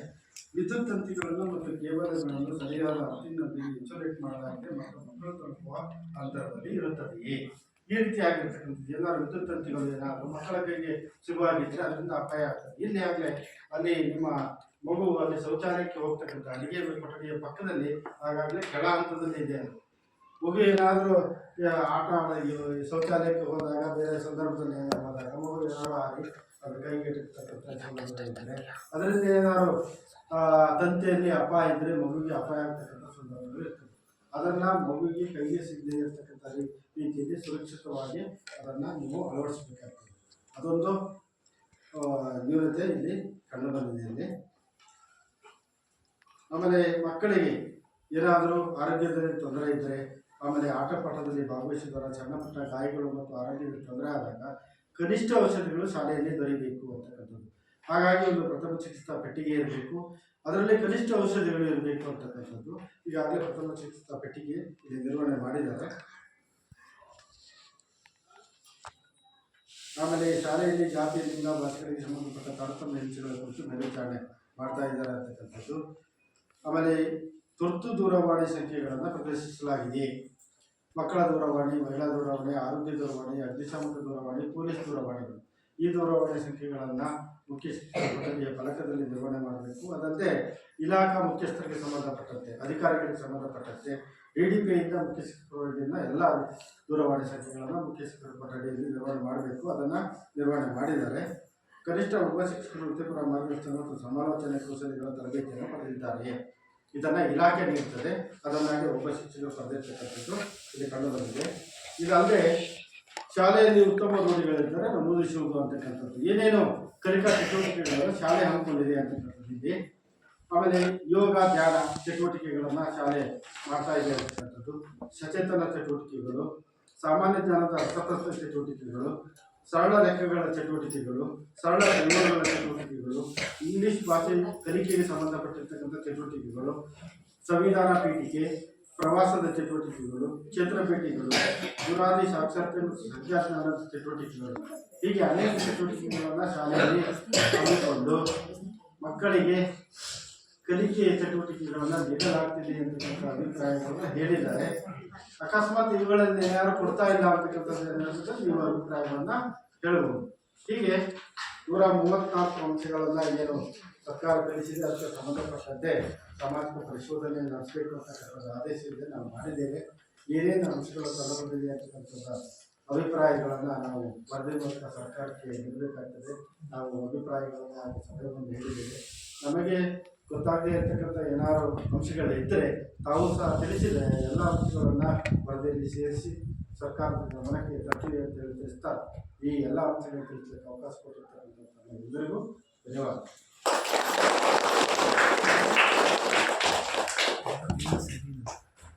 ಸಾಮಾಜಿಕ ಪರಿಶ್ರಮದಿಂದ 134 ಅಂಶಗಳ ಬಗ್ಗೆ ಸವಿವರವಾಗಿ ವರದಿಯನ್ನು ಮಂಡಿಸಿದ ಈಗ ಪೋಷಕರು ಈ ವರದಿಯ ಮೇಲೆ ಏನಾದರೂ ಚರ್ಚೆಗಳಿದ್ದರೆ ಮಾಡ್ಬೋದು. ಯಾರಾದರೂ ಅಭಿಪ್ರಾಯವನ್ನು ಹೇಳೋದಿದ್ದರೆ ಬಂದು ಈ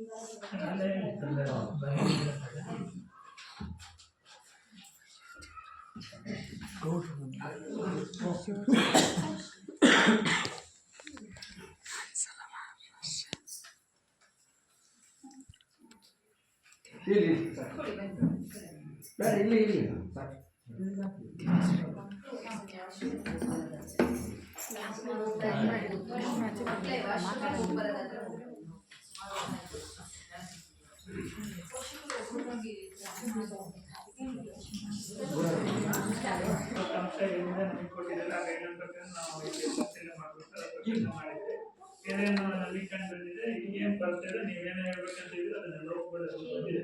ಅದನ್ನ ಅದೇ ವರದಿನ ಕೊಡ್ತೀವಿ. ಅದ್ರಲ್ಲಿ ಏನಾದರೂ ವ್ಯತ್ಯಾಸಗಳಾಗಿದ್ರೆ ನಾವು ಕೂಡ ಇಲ್ಲೇ ಶಾಲೆ ಒಳಗಡೆ ನಾವು ಪರಿಶೀಲನೆ ಮಾಡೋದು. ನಮ್ಗೇನು ಏನು ಪೋಷಕರಾದ್ರು ಎಲ್ಲ ಪೋಷಕರು ನಾವು ಭೇಟಿ ಮಾಡಿರಲ್ಲ. ಕೆಲವರು ಅಭಿಪ್ರಾಯ ನಾವು ಬರ್ತಿರ್ತೀವಿ. ಹಾಗಾಗಿ ಎಲ್ಲ ಪೋಷಕರ ಅಭಿಪ್ರಾಯ ಇರ್ಬೇಕಂತೇನಿಲ್ಲ.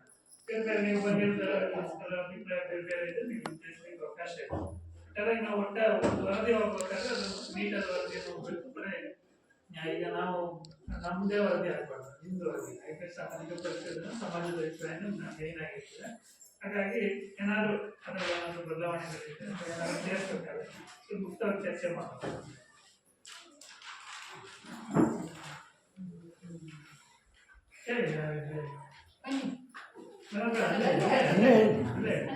ಬಂದೇನೆ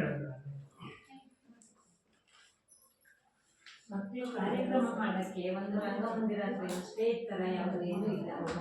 ಮಕ್ಕಳು ಕಾರ್ಯಕ್ರಮ ಮಾಡ್ಬೇಕು ಅಂತ ಇಲ್ಲೆಲ್ಲ ಡ್ಯಾನ್ಸ್ ಮಾಡೋಕೆ ಇಂಟ್ರೆಸ್ಟ್ ಬರಲ್ಲ, ಸೇರ್ಬೇಕು ಅನ್ಸಲ್ಲ. ಅದಕ್ಕೋಸ್ಕರ ಆ ಥರ ಯಾವ್ದಾದ್ರು ಒಂದು ರಂಗಮಂದಿರ ಮಾಡ್ಕೊಡೋದು. ಈಗ ಈಗ ನಾವು ಸ್ಪೆಷಲ್ ಆಗಿ ನಮ್ದು ವರದಿ ಅಂದರೆ ಅದನ್ನ ನಾವು ಸರ್ಕಾರಕ್ಕೆ ಕೊಡ್ತೀವಿ. ಆದರೆ ನಾವು ಯಾವುದನ್ನು ಕೊಡಲ್ಲ. ರಂಗಮಂದಿರ ಬೇಕಂದ್ರೆ ನಮ್ಮ ಹತ್ರ ಇರಲ್ಲ. ನಾವು ಏನಂದ್ರೆ ಈಗ ಇಲ್ಲಿ ಏನ್ ಮಾರ್ಗಸೂಚಿ ಪ್ರಕಾರ ಇಲ್ಲ ಅಂತಂದ್ರೆ ಅದು ಮಾರ್ಗಸೂಚಿ ಪ್ರಕಾರ ಇಲ್ಲ ಅಂತ ಕೊಡ್ತೀವಿ ಅಷ್ಟೇ. ಅದಕ್ಕೆ ಸಂಬಂಧಪಟ್ಟ ಇಲಾಖೆಗೆ ಅಲ್ಲಿಂದನೇ ತಪ್ಪಾಗಿದೆ ಈಗ PO ಇಲ್ಲ PO ಯಾಕಿಲ್ಲ ಅಂತ ಹೇಳಿ ಅವರಿಗೆ ಅಲ್ಲಿಂದ ಅನುಭವ ಕೇಳ್ತಾರೆ ಬಿಟ್ಟರೆ ಇಂಪ್ರೂವ್ಮೆಂಟ್ ಸೊಲ್ಯೂಷನ್ ನಾವು ಬರೀತೀವಿ. ಕಟ್ಟಡ ಏನೋ ಇದೆ ಕೇಳಿದ್ರೆ ಸುರಕ್ಷಿತ ಕಟ್ಟಡ ಇದೆಯಾ ಅದರಲ್ಲಿ ಸರಿಯಾದ ವ್ಯವಸ್ಥೆ ಇಲ್ಲ. ಮಳೆ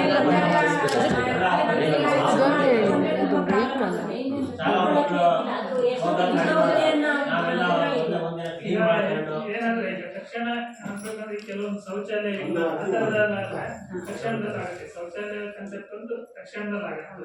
ಅಲ್ಲ, ಈಗ ಯಾವುದೋ ಒಂದು ಕಾಂಪಿಟಿಷನ್ ಇರುತ್ತೆ, ಅಲ್ಲಿಗೆ ನಾವು ಇಲ್ಲಿ ಮಾಡಿದಾಗ ಇಲ್ಲಿ ಇದು ಮಾಡಿದಾಗ ಬೇರೆ ಕಡೆನೂ ಹೋಗಿ ಮಾಡಕ್ಕೆ ಅವರಿಗೆ ಇಂಟ್ರೆಸ್ಟ್ ಬರುತ್ತಲ್ಲ.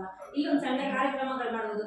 ಅಲ್ಲಿ ಕಬ್ಳೆಲ್ಲ ಕಾರ್ಯಕ್ರಮ ಮಾಡಿದಾಗ ನಮ್ಗೆ ಈ ರಾಯ ಶಾಲೆಯಲ್ಲಿ ಮಾಡಿ ಅಂತಾರೆ, ಯಾವ ವ್ಯವಸ್ಥೆನೂ ಇಲ್ಲ.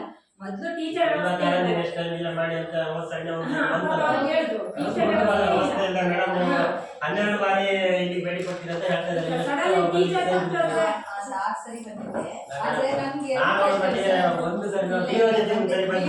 BO ಕೂಡ ಸರ್, BO ಕೂಡ ಎಷ್ಟು 3 ಸರಿ ಬಂದಿದ್ದಾರೆ ಅಂತ ಬಂದಿದ್ದಾರೆ.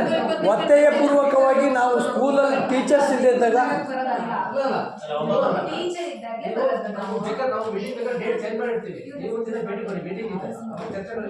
ಈಗ ಸರ್ಕಾರದ ಸುತ್ತೋಲೆನ ನಮ್ಮ ಎದುರುಗಡೆ ಹೇಳ್ತಿದ್ದೀರಾ ನೀವು. ಆದರೆ ಗ್ರಾಮ ಪಂಚಾಯತಿಯವರು ಒಂದು ಎಲೆಕ್ಷನ್ ಮಾಡ್ಬೇಕಾದ್ರೆ ತಗೊಂಡು ನೋಡಿದು ಎಲೆಕ್ಷನ್ ಮಾಡ್ಕೊಂಡು ಹೋಗಾಗ್ತದೆ. ಆಮೇಲೆ ಕುಡಿಯೋ ನೀರಿನ ವ್ಯವಸ್ಥೆಯಲ್ಲಿ ಕೆಸರು ಇಷ್ಟಿಷ್ಟಿದೆ. ಮೇ ತಿಂಗಳಲ್ಲಿ ನಾವು ಪೇರೆಂಟ್ಸ್ಗಳು ಇಳಿದು 40 ಅಡಿ ಇದೆ ಬಾವಿಯಲ್ಲಿ ಇಳಿಯೋಂಥ ಸ್ಟ್ಯಾಮಿನಾ ಇರೋರು, ಎಕ್ಸ್ಪೀರಿಯನ್ಸ್ ಇರೋರು ಯಾರೂ ಇಲ್ಲ. ಮಲೆನಾಡು ಕುರಿಗಳು ಉಸಿರು ಕಟ್ಟೋ ಅಂಥ ಪರಿಸ್ಥಿತಿ ಇದೆ. ಅದರಲ್ಲಿ ನಾವು ಕೆರೆ ನೀರು ಅದನ್ನ ಹೂಗಳು ಎತ್ತಿದ್ದೀವಿ, ಕೆಸರು ತೆಗೆದಿದ್ದೀವಿ. PD ಅವರಿಗೆ ಕರೆಸಿ, ಸರ್ ಅದನ್ನು ಕೆಸರು ಎತ್ಕೊಡಿ, ನೀವು ಬಾವಿ ಕೊಡೋದು ಬೇಡ, ತೆಗ್ದಿರೋ ಬಾವಿನ ಕೆಸರು ಎತ್ಕೊಡಿ ಅಂತ ಹೇಳಿದ್ರು. ಆಯ್ತಾಯ್ತು ಅಂತ ಹೇಳಿ ಎಲೆಕ್ಷನ್ ಮಾಡ್ಕೊಳ್ಳೋಕ್ಕೆ ಬಿಲ್ಡಿಂಗ್ ನೋಡೋಕ್ಕೆ ಬಂದವರು ಎಲ್ಲ ಯಾವುದು ಪ್ಲೇವುಡ್ಡನ್ನು ತಗೊಂಡ್ಬಂದು ಹೊಡೆದು ಮಾಡ್ಕೊಂಡು. ಆಮೇಲೆ ಒಂದು ಮರ ಬಿದ್ದರೆ ಟೀಚರ್ಸ್ ಎಲ್ಲವನ್ನು ಒಂದು ಕಡೆ, ಮಳೆ ಬಂದಾಗ ಗಾಳಿ ಮಾಡೋದು ಒಂದು ಕಡೆ ಗುಡ್ಡೆ ಹಾಕ್ಕೊಂಡು ಪಾಠ ಮಾಡಿದ್ದಾರೆ. ಅದು ಆಫೀಸ್ ರೂಮ್ ಹತ್ರ ಕೂರಕ್ಕೆ ಹೆದರಿಕೆ ಆಗ್ತಿತ್ತು. ಕಡ್ದು ಹಾಕಿದ್ದಾರೆ ನೋಡಿ. 2,000 ರೂಪಾಯಿನ ಯಾರಿಗೋ ಕೊಟ್ಟು ಅವ್ರನ್ನ ನಿಂತ್ಕೊಂಡು 5 ವರ್ಷದಿಂದ ಪ್ರಯತ್ನ ಮಾಡ್ತಾಯಿದ್ದೀವಿ. ನಮ್ಮ ಗ್ರಾಮ ಪಂಚಾಯತ್ ಸದಸ್ಯರು ಇಲ್ಲಿಯರು ಕೂಡ ನಾವು ಗ್ರಾಮ ಪಂಚಾಯತಿಗೆ ಇದನ್ನು ಕೊಟ್ಟಿದ್ದೀವಿ, ಅದನ್ನ ಮರ ಒಂದು ಕಳಿಸ್ಕೊಡಿ. ಟೀಚರಿಗೆ ತುಂಬ ಭಯ ಆಗುತ್ತೆ. ಟೀಚರ್ಸು ಪೇರೆಂಟ್ಸ್ ಅಲ್ಲ, ಮಕ್ಕಳು ಒಂದು ಹೆರೆ ಬಿದ್ದರೆ ಇಂಥ ಪರಿಸ್ಥಿತಿ. ಅದನ್ನೆಲ್ಲ ಕೂಡ ZP ಅವರಾಗಿರಲಿ, ನಮ್ಮ ಗ್ರಾಮ ಪಂಚಾಯತಿ ಅದನ್ನು ನಮ್ಮ ಒಟ್ಟಿಗೆ ಸೇರಿಕೊಂಡು ಸ್ಕೂಲಿನ ಸಣ್ಣ ಪುಟ್ಟ ದೋಷಗಳನ್ನು ನಿವಾರಣೆ ಮಾಡಬೇಕು. ಅವಾಗ ನಮಗೇನಾಗುತ್ತೆ ಗೊತ್ತಾ, ಒಂದು ಕಾರ್ಯಕ್ರಮ ಮಾಡೋಕ್ಕೆ ನಮಗೂ ಒಂದು ಅವಕಾಶ ಬರುತ್ತೆ, ನಮಗೊಂದು ಧೈರ್ಯ ಬರುತ್ತೆ. ಟೀಚರ್ಸ್ ಕೊರತೆ, ಪ್ರತಿಭಾ ಕಾರಂಜಿ ಮಾಡಿ ಅಂತ ಹೇಳಿದ್ರು. ನಾವು ಟೀಚರಿಗೆ ಬಾಲ ಮಾಡಿದ್ವಿ, ನೀವು ಒಪ್ಕೊ ಬರಬೇಡಿ, ನಮ್ಮ ಹತ್ರ ಮಾಡೋಕ್ಕಾಗಲ್ಲ. ಟೀಚರ್ಸ್ 2-3 ಜನ ಇದ್ದಾರಾ, ಮಾಡಲಿ. ಎಲ್ಲ ಟೀಚರ್ಸ್ನು ಒಬ್ಬರು ನಿಭಾಯಿಸೋಕ್ಕಾಗುತ್ತಾ? ಸದ್ಯ ಆಗುತ್ತಾ? ಅವರಿಗೆ ಊಟ ವ್ಯವಸ್ಥೆ ಮಾಡ್ಬೋದು, ಬೇರೆ ವ್ಯವಸ್ಥೆ ಎಲ್ಲ ಮಾಡ್ಬೋದು. ಇಂಥದ್ರಲ್ಲೆಲ್ಲ ಒತ್ತಡ ಹಾಕ್ತದೆ ಬಿಟ್ಟರೆ ಡಿಪಾರ್ಟ್ಮೆಂಟು ಅಥವಾ ಬೇರೆ ಬೇರೆ ಇಲಾಖೆಗಳು ಅದನ್ನು ನಾವು ಮಾಡ್ತೀವಿ, ನೀವು ಇದನ್ನು ಮಾಡಿ ಅಂತ ಹೇಳೋ ಅಂಥದ್ದಿಲ್ಲ. ಕರೆಕ್ಟ್ ಇವತ್ತು 160 ಇದನ್ನ ಹೇಳಿದ್ದೀರ, ಕೆಲವೊಂದೊಂದೆಲ್ಲ ಅವ್ರು ಭಾಳ ನಿಭಾಯಿಸ್ಕೊಂಡು ಬರ್ತಿದ್ದಾರೆ. ಆ ಕಡೆ 50,000 ರೂಪಾಯಿದು ಟೈಲ್ಸ್ ಹಾಕಿದ್ದಾರೆ ಧರಣಿಗಳು. ಒಂದು ತಟ್ಟೆ ಲೋಟ ಕೊಡ್ಬೋದು, ಅವರೇ ಕೊಟ್ಟಿದ್ದಾರೆ. ಹಾಂ, ಟೀಚರ್ಸ್ ಕೊಡಿ. ಆ ಕುಡಿಯೋ ನೀರಿಂದು ಯಾವುದು ಕಮಿಟಿಯವರು 10,000 ರೂಪಾಯಿ ಪೇರೆಂಟ್ಸಿಂದೆಲ್ಲ 500 ರೂಪಾಯಿ ಹಾಕಿ ಎಲ್ಲ ಸ್ಕೂಲ್, ಬೇರೆ ಸ್ಕೂಲಲ್ಲಿದ್ದಾರೆ, ಬೇರೆ ಬೇರೆ ದೊಡ್ಡ ದೊಡ್ಡ ದಾನಿಗಳು ಚಿಕ್ಕಪೇಟೆಯಲ್ಲಿ ಅಥವಾ ಬೇರೆ ಟ್ರಸ್ಟ್ನವರೆಲ್ಲ ಕೊಟ್ಟಿದ್ದಾರೆ. ಅವ್ರನ್ನೆಲ್ಲ ನೋಡಿದಾಗ ನಮ್ಮ ಮಕ್ಕಳು ಬಾಟ್ಲಿ ನೀರು ಇಟ್ಕೊಂಡು ಹೋಗೋದು ಏನಿದೆ ಅಂಥೇಳಿ ಮತ್ತಾರನೋ ಒಂದು ನಮ್ಮ ಹಳೆ ವಿದ್ಯಾರ್ಥಿಗಳ ಸಂಘದ ಸ್ಫೂರ್ತಿ ಯುವಕ ಸಂಘದ ಅವ್ರನ್ನ ಕೈಕಲ್ಲಿ ಹಿಡಿದು ಮಾಡಿದ್ವಿ. ಯಾಕೆಂದರೆ ನಮ್ಮ ಮಕ್ಕಳಿಗೋಸ್ಕರ ನಮ್ಮ ಶಾಲೆ ಇಂಪ್ರೂವ್ಮೆಂಟ್ ಆದರೆ ನಮ್ಗೆ ಖುಷಿ ಇರುತ್ತೆ. ಆ ಉದ್ದೇಶದಲ್ಲೇ ಎಲ್ಲರೂ ಸೇರಬೇಕು, ಎಲ್ಲರೂ ಜೋಡಣೆ ಇರಬೇಕು. ಯಾವ್ಯಾವ ಕೆಲಸಗಳನ್ನು ಯಾವ ಇಲಾಖೆ ಸುಮ್ಮನೆ ಮಾಡ್ಕೊಂಡು ಹೋಗ್ತಾ ಇದ್ದರೆ ಅಲ್ಲಿ ಹೋಯ್ತು ಮುಗೀತು. ಕೊನೆಗೆ ಟೀಚರ್ಸು, ಮಕ್ಕಳು, ಪೇರೆಂಟ್ಸು, ಪೋಷಕರು, ಕಮಿಟಿ ಮಾತ್ರ ಇರ್ತವೆ. ಉಸ್ತುವಾರಿ ಕಮಿಟಿ ಹೌದು, ಆದರೆ ಎಲ್ಲದನ್ನೂ ಉಸ್ತುವಾರಿ ಮಾಡೋಕ್ಕಾಗುತ್ತಾ? ಒಂದು ಬಾವಿಗೆ ಇನ್ನು ಕೆಸರು ಎತ್ಕೊಡೋ ಅಂತ ಕೆಲಸ ಮಾಡಬೇಕು. ಅಂಥವೆಲ್ಲ ಪೇ ಮಾಡಬೇಕು ಅನ್ನೋದು ನನ್ನ ಉದ್ದೇಶ. ಗ್ರಾಮ ಪಂಚಾಯತಿ ನೋಡಿ ಸರ್, ನಾವು 2 ಟೈಮ್ ಅದರದ್ದು ಕೆಸರು ತೆಗೆದಿದ್ದೀವಿ. ಆ ಟೈಮಲ್ಲಿ PD ಅವರು ಇಲ್ಲಿ ಹೋಗ್ತಾ ಇದ್ರು, ಸರ್ ಈ ಥರ ಸಮಸ್ಯೆ ಇದೆ, ಬಂದು ನೋಡಿ ಮಕ್ಕಳಿಗೆ ಸಮಸ್ಯೆ ಆಗ್ತದೆ ಅಂತ ನಾವು ಮನವರಿಕೆ ಮಾಡೋದು. ಅವಾಗ ಅವರು ಅವ್ರ ಜೊತೆ ಏನಾದ್ರು ಫೋಟೋ ತೆಗಿಯೋದೆಲ್ಲ ಒಂದು ವಿಡಿಯೋ ಮಾಡಿ ಫೋಟೋ ಕೊಡಿ ಅಂತ ಹೇಳಿದ್ರು. ಅದೆಲ್ಲ ವ್ಯವಸ್ಥೆ ಮಾಡ್ಬಿಟ್ಟು ಇವತ್ತಿನವರೆಗೂ ಅದು ಯಾವುದೂ ಇದಿಲ್ಲ. ಆಮೇಲೆ ಅದು ನೀರು ಕಮ್ಮಿ ಆಗುತ್ತೆ. ಮತ್ತೆ ನಾವು ವಿಶೇಷ ಫೋಟೋ ಮಾಡಿದ್ವಿ ಅವತ್ತು ಲಾಸ್ಟ್ ಟೈಮು ಡಿಒ ಬಂದು, ಅದಕ್ಕೂ ಪ್ರೈವೇಟ್ ವ್ಯಕ್ತಿಯೊಬ್ಬರು ಅದಕ್ಕೆ ನೀರಿನ ಇದು ಮಾಡ್ತಾ ಇದ್ದಾರೆ. ಅವ್ರು ಯಾವಾಗ ಖರ್ಚು ಮಾಡ್ತಾರೆ ಗೊತ್ತಿಲ್ಲ. ನೀವು ಇಲ್ಲಿ ಒಂದು ಬೋರ್ ವ್ಯವಸ್ಥೆ ಆಗಲಿ ಏನಾದ್ರು ಸರಿಯಾದ ನೀರಿನ ಮೂಲವನ್ನು ಇದು ಮಾಡಿಕೊಟ್ರೆ ಅದಕ್ಕೆ ಮತ್ತೆ ಇದಕ್ಕೆ ಎರಡಕ್ಕೂ ಸರಿಯಾದ ಒಂದು ವ್ಯವಸ್ಥೆ ಆಗ್ತದೆ.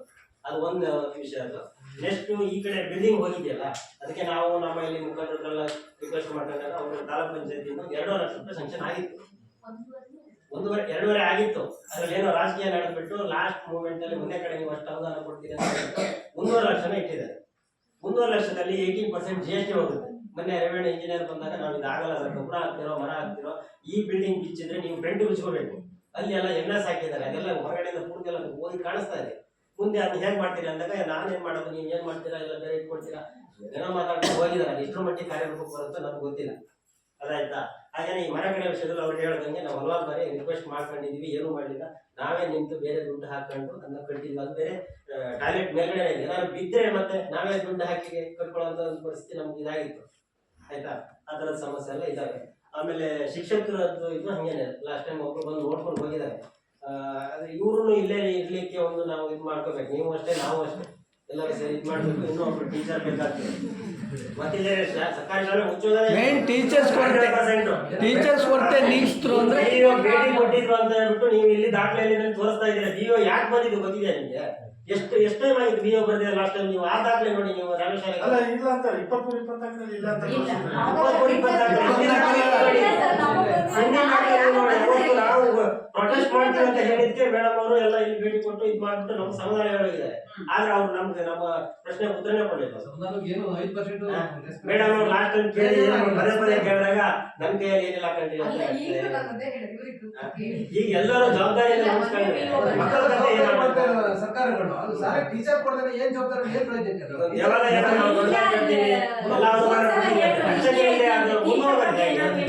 ಅವರು ಭೇಟಿಯಾಗಿ ಟೀಚರ್ಸ್ ಕೇಳಕ್ ಹೋಗಿ ದುಡ್ಡಲ್ಲಿ ನಾವು ಟೀಚರ್ಸ್ 1 ವರ್ಷ ತಗೋಬೋದಿತ್ತು 5 ಸಾವಿರ.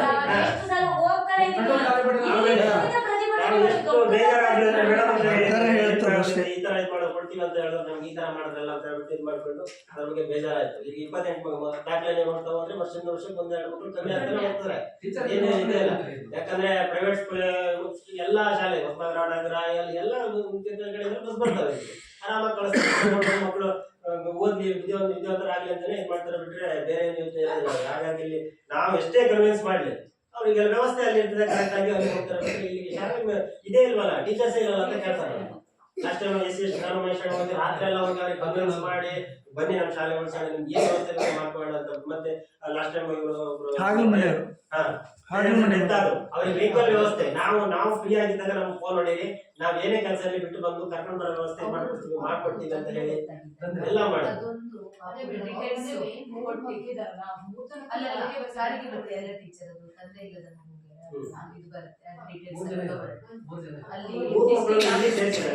ನೆಕ್ಸ್ಟ್ ವರ್ಷ ಸೇರಿಸೋದು ಡೌಟ್ ಹೇಳ್ತೀವಿ. ಅದು ಪೂರ್ಣ ಡೀಟೇಲ್ಸ್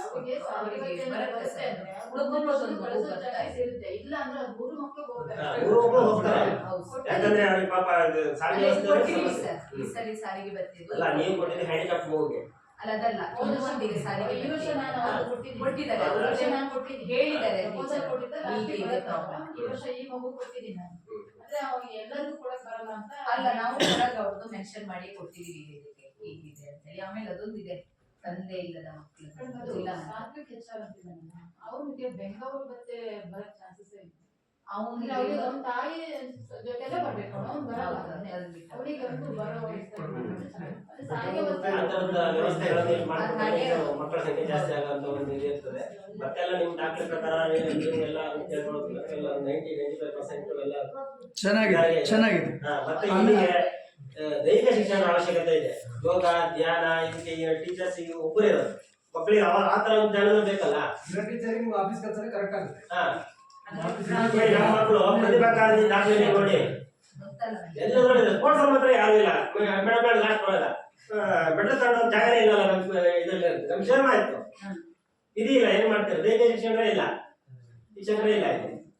ಆ ತರದ್ದು ಕಂಪಲ್ಸರಿ ಆಗಿ ನೀವು ಅದನ್ನ ಮೆನ್ಷನ್ ಮಾಡಿ ನಿಮ್ಗೆ ಕಳ್ಸ್ಕೊಳ್ಳೋದು ಒಂದು ವ್ಯವಸ್ಥೆ ಮಾಡಿ. ಬಾಳೆ ಫಂಕ್ಷನಲ್ಲಿ ಬರೋಂಗಾದ್ರೆ ಚೆನ್ನಾಗಿರುತ್ತೆ. ಮತ್ತೆ ಸ್ವಲ್ಪ ಕಾನ್ಬೋರ್ಡಲ್ಲೂ ಇಲ್ಲ.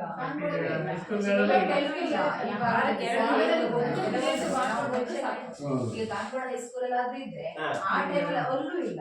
ಈವನ್ ಚಿಕ್ಕಪೇಟೆಲ್ಲೂ ಇಲ್ಲ. ವಾರಕ್ಕೆ 3 ದಿನ ಬಂದು ಇದು ಮಾಡಿ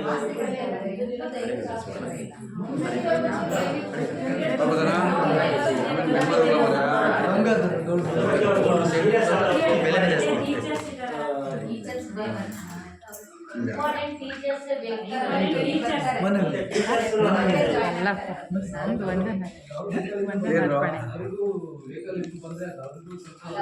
ಬಸ್ಸಿನ ಸಂಸ್ಥೆನೆ ನನಗೆ ಫೋನ್ ಮಾಡಿದ್ದು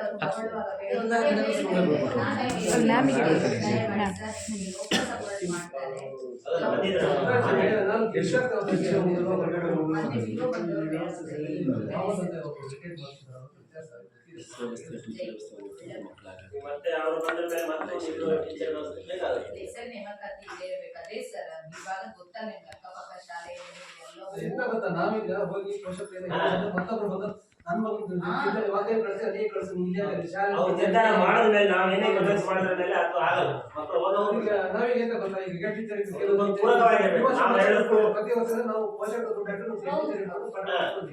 ಅಥವಾ ಶಾಲೆ ಗೊತ್ತಿಲ್ಲ ತಿಂಗಳ ದುಡ್ಡು ಕೊಡಲ್ಲ ಯಾಕಂದ್ರೆ ಕೇಳ್ತೀವಿ. ಅವ್ರು ಹೇಳ್ತಾರೆ ಮಕ್ಕಳು ಕಳಿಸಿ ಇಲ್ಲಿ ಕಳಿಸ್ತೀವಿ. ಬರೀ ಸಮಸ್ಯೆ. ನಾವೀಗ ಎಷ್ಟೇ 10 ವರ್ಷ ಆಯ್ತು, 10 ವರ್ಷ ಆದ್ರೆ ಪ್ರತಿ ವರ್ಷ ಇದೆ. ಇವತ್ತು ಸ್ವಲ್ಪ ಸುಧಾರಿಸಿದೆ. ಈಗ 3-4 ವರ್ಷ ಟೀಚರ್ ಗೊತ್ತಿದೆ. ಸ್ಟಾರ್ಟಿಂಗ್ ಅಂತೂ ಬಹಳ ಸಮಸ್ಯೆ ಇದೆ. ಸ್ಟಾರ್ಟಿಂಗ್ ಟೀಚರ್ಸ್ ಒಬ್ಬರೇ ಇದ್ರು, ಕಡೆಗೆ ಯಾರನ್ನು ಮನೆಗೆ ಕರ್ಕೊಂಡು ರಸ್ತೆ ಎಲ್ಲ ಬಂದು ಇದು ಮಾಡಿ ಪೋಷಕರಿಗೆ ಎಷ್ಟು ಒಂದು 500-400 ರೂಪಾಯಿ ತಿಂಗಳ ಹಾಕೊಂಡು ನೋಡಿ ಪೋಷಕರು ಟೀಚರ್ಸ್ಗೆ ಅಂತ ಸಮಸ್ಯೆ. ಹೋದ ವರ್ಷ ಈ ವರ್ಷನೇ ಸುಧಾರಿಸಿದ್ವಿ. ಪೇರೆಂಟ್ಸ್ ಕಡೆಯಿಂದ ಕಲೆಕ್ಟ್ ಮಾಡ್ತಾ ಇಲ್ಲ, ಅದರಿಂದ ಹಿಂದೆ ಕಲೆಕ್ಟ್ ಮಾಡ್ತಾ ಇದ್ವಿ. 3 ಶಿಕ್ಷಕರು ಇರ್ಬೇಕಂತಿದೆ. ಶಿಕ್ಷಕರು ಕಾಯಂ ಶಿಕ್ಷಕರು ಅಂತೇನಿಲ್ಲ, 3 ಜನ ಇರ್ಬೇಕು ಅಂತಿದೆ. 3 ಜನ ಇಲಾಖೆಯಿಂದ ಸರಿ ತೂಗಿಸ್ತಾ ಇದೆ ಅಂದ್ರೆ ಅದು ಒತ್ತಾಯಪೂರ್ವಕವಾಗಿ ಸರ್, ಅಷ್ಟು ಹೋರಾಟ ನಿಜವಾಗಿಯೂ ಶಿಕ್ಷಕರಿಬ್ರು ಬರ್ಲಿಕ್ಕೆ ಬಹಳ ಕಷ್ಟಪಟ್ಟಿದ್ರು. ಕೊಟ್ಬಿಟ್ಟು ನೀವು ಆಮೇಲೆ ಮಾತಾಡ್ತಾ ಇದ್ದೀರಿ. ಅವ್ರಿಗೆ ನೀವು ಮನೆ ಮುಂದೆ ಹೋಗ್ಬರಿ, ದಾರಿ ನೋಡಿ, ಹಾಗೆ ನಡ್ಕೊಂಡು ಹೋಗ್ಬಾಗಲ್ಲ, ಬೈಕಲ್ಲಿ ಹೋಗ್ಬಾಗಲ್ಲ, ಕಾರಲ್ಲಿ ಹೋಗ್ಬಾಗಲ್ಲ. ನಡ್ಕಂಡೆ ನಿಜವಾಗಿಯೂ ಅವರು ಒಂದು ಅಲ್ಲಿಂದ ನಡ್ಕೊಂಡು ಬಂದಿಲ್ಲ ಅಂದ್ರೆ ಅದು ಈ ಮಕ್ಕಳ ಮೇಲೆ ಭಾಳ ಕಷ್ಟ ಆಗ್ತಿತ್ತು ವಿದ್ಯಾಭ್ಯಾಸ. ಅವ್ರು ಏನು ಲೆಕ್ಕ ಹಾಕೊಂಡು ಬರ್ತಾರೆ ಅಂದರೆ ಸ್ಕೂಲಿನ ಮಕ್ಕಳಿಗೆ ಒಂದು ವಿದ್ಯಾಭ್ಯಾಸ ಕೊಡ್ಬೇಕು. ಅವರಿಗೂ ಅಷ್ಟೇ ಬಸ್ಸು ಟೈಮೇ ಇಲ್ಲ. ಹಾಂ, ನಮಗೆ ಅವರು ವಾಗ್ದೇವಿ ಹೋಗೋ ಅಂಥ ಟೀಚರ್ ಅವರು ನಮ್ಗೆ ಸಿಕ್ಕಿರೋದು ಅವ್ರು ನಮ್ಮ ಪುಣ್ಯ. ನಾವು ಮುಂದೆ ಒಂದು ಮಾತು ಕೇಳಿದಕ್ಕೆ ಅವ್ರಿಗೆ ಕರಿತಾ ಇದ್ರು. ಆ ಮೂಮೆಂಟಲ್ಲಿ ಆದರೂ ಬಸ್ ಇಲ್ಲದೆ ಬರೀ ನಮ್ಮ ಹತ್ರಕ್ಕೆ ಬನ್ನಿ ಸ್ಕೂಲಿಂದ ನಿಜವಾಗಿಯೂ ಅದ್ರ ಬಗ್ಗೆ ಭಾಳ ಖುಷಿ ಪಡಬೇಕು. ಸಮಸ್ಯೆ ಟೀಚರ್ ಸಮಸ್ಯೆ ಎರಡು ಸಾಲ ಶಾಲೆ ಉಳ್ಬೋದು.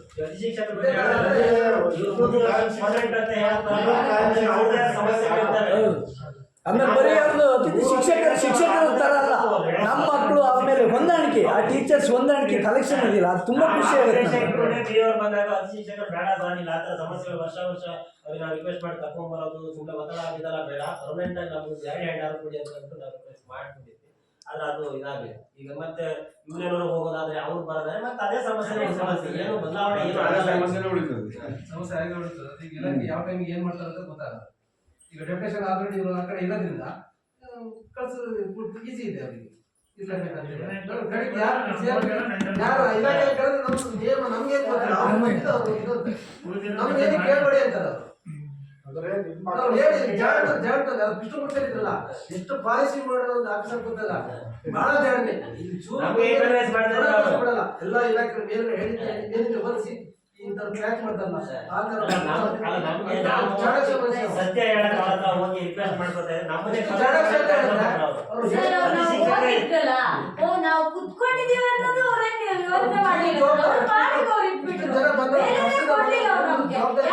ಮಾಮೂಲಿ ಯಾವಾಗ್ಲೂ ಇರದೇ ಇರೋದು, ಯಾವಾಗ್ಲೂ ಬರ್ತಾರೆ ಯಾವಾಗ್ಲೂ ಹೋಗ್ತಾರೆ.